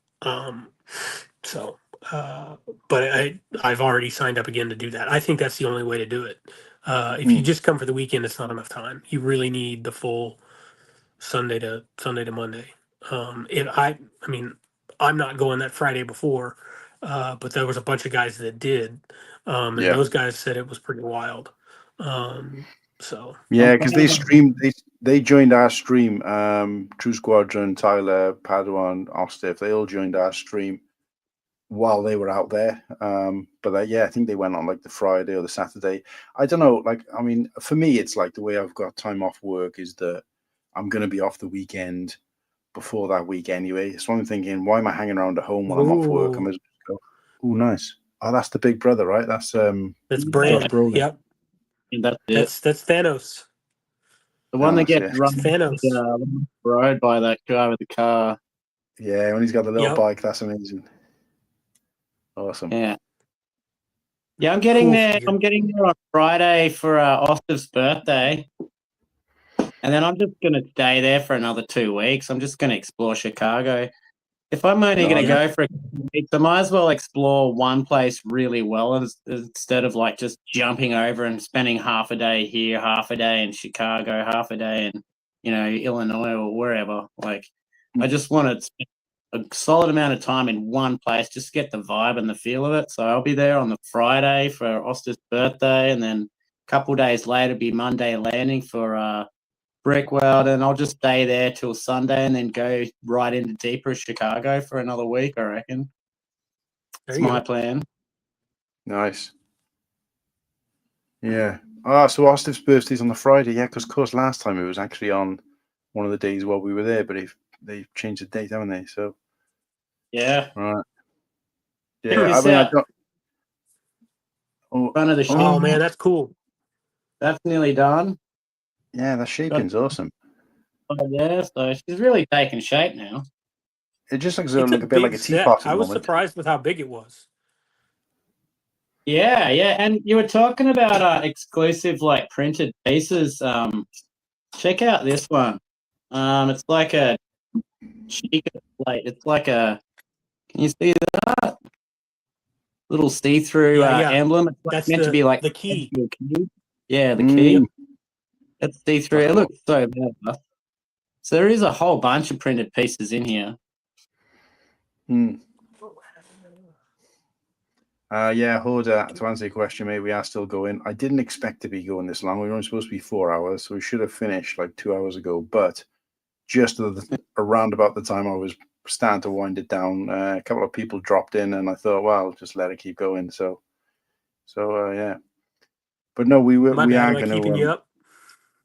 Well, it's 4 o'clock in the morning here, so just a bit. Yeah. Holy hell! I'm sorry.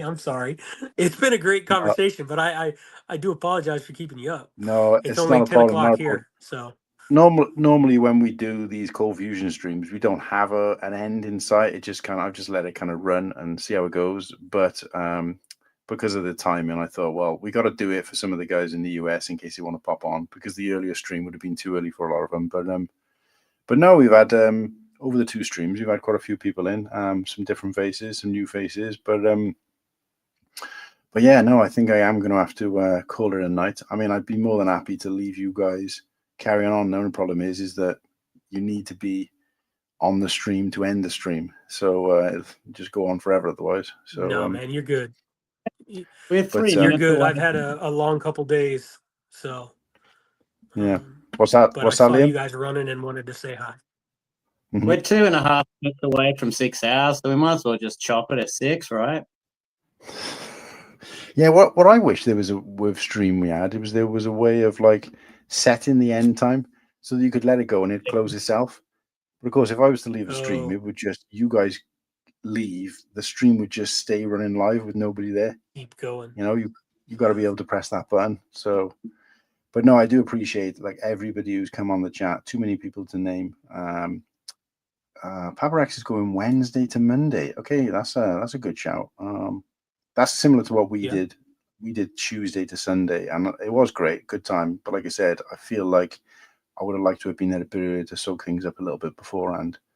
So I think I was originally going to do Friday, traveling Friday, get there late Friday. But now that you've said it's Ostif's birthday, I might potentially try and get there a bit earlier. Wait, you're talking about the Friday before, not the Friday during, right? Yeah. I mean, I haven't been invited to his birthday, but I'm going. Oh yeah, you're automatically invited. Ostif is definitely a the more the merrier kind of guy. He would be all about it. And honestly, I didn't know that was his birthday either. I wouldn't mind maybe doing a little shake and bake and see if we can't make that work too. I got no problem. Mm. It's such a great guy. It'd be a good time to go have some birthday Mm. shenanigans with him. Well, I've booked off. Okay. I've Well, booked that's not off Wednesday to Wednesday, 2 weeks. See, so it's like okay. I'm off anyway. I may as well get there a bit earlier. Like that, except this is if I go. But I have booked the time off just in case because I can always cancel it. But we'll see. But after talking about it tonight and everything, it's like I couldn't not go now because I feel like I'm going to miss so much stuff. But we'll see. So have you gone from a 5% chance to a 15% chance? Well, actually, I did talk about on the stream this morning that or this afternoon, sorry, was that I'm from a 5 up to about a 20 anyway, even before the stream started. But yeah, I definitely think that's a 25% I know. Thanks to these guys. I don't know. What's the only thing keeping you from going? Well, I'm getting married in August. Okay. And so it's not so much a financial issue. We've got the money saved for the wedding, essentially. But you know what a wedding's like. You know, you have all these extra add-on costs, and then we got to look at doing a honeymoon. We're not going to do a honeymoon straight away. We're going to do it like, you know, a couple of weeks later. But you know that those kind of costs always pile up, and we haven't booked everything yet. And I don't know. I just think it's more of a case of knowing I'm getting married and then spending that. I mean, because you're talking thousands of pounds to come from the UK. It just feels financially irresponsible to spend that amount of money when I could be putting that towards the wedding. Do you see what I mean? No, as far as excuses go, that's about as good an excuse as you can give. And you know, again, as much as it would be no fun to not have you there, you got to do what's right for you and your fiance. And we will all support that decision. So. Well, the thing is, so last year we were supposed to be getting married August last year, but we had to postpone it because few personal things in the family. Kirsty's mother was diagnosed, so we were kind of like, right, we don't want to be trying to have a wedding when she's not well or whatever. But so now this year, but I'm thinking to myself, you know, I've already had an extra trip that I probably wouldn't have had otherwise. Do I want to push it and try and make that too? But I don't know. We'll see what happens. Like I said, I think the thing is, before I come to the point where I have to book the flights and stuff, which will be kind of February, March time, by then we'll know a bit more. Like, you know, the wedding will be probably fully booked and organized and everything by then. So I'll be able to know then, like, is it a realistic thing and is it not, you know? But, you know, got the tickets, got the hotel block booked. But I won't be booking anything else until I know for sure. But we'll see. Hopefully, fingers crossed. All right.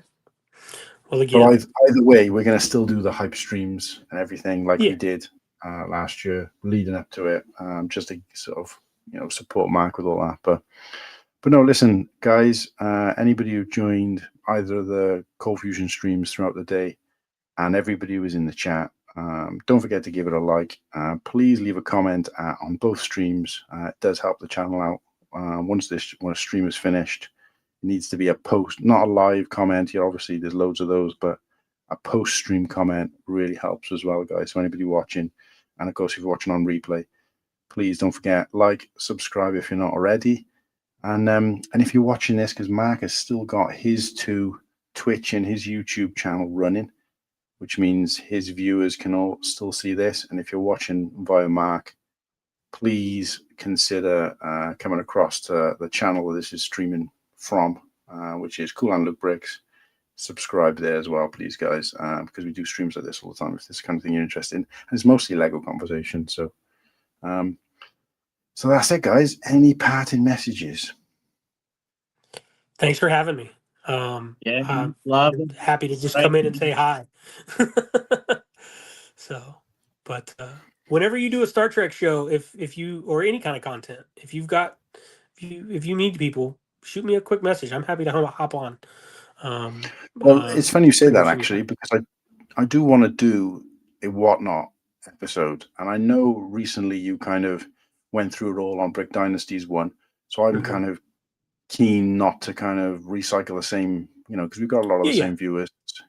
I'm keen not to recycle it. So but we're booked up now until middle of December. So when I start looking at the next 6-week slot, which will be like middle of December into January, I'll give you a shout, mate. It'd be lovely to get you on and talk us through it. Slurpy keeps saying, one of my co-hosts is always like, "Oh, whatever we do, I don't want any whatnot people on."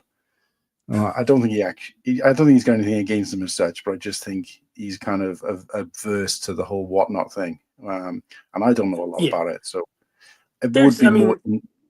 Yeah, it kind of it does fall hand in hand now with Lego quite a lot, more and more as days go by. So I think it is quite important to cover every aspect. That's what the show's so supposed to be about. the version that I've run into is more just because it's a resale type deal, and it can fall into scalper category pretty quickly. So, and that's one of the things that I can say my folks that I'm with, you know, we're all about market price. We're not about gouging people. But anytime people overpay for product, we typically make them right, make them whole. We add things to their packages and things like that. I mean, that even happens to me. I bought something the other day on Jay Sparrow's Goonies show. I overpaid for the Dimension set that had the original Sloth and all that. I mean, that set itself. You can buy it on eBay right now for like $30. I think I paid 50 for one, and he threw a bunch of custom stuff that he had made up for the stream, in to cover it. But there are people that take advantage, and you know that's something that's out there. But not everybody's that way.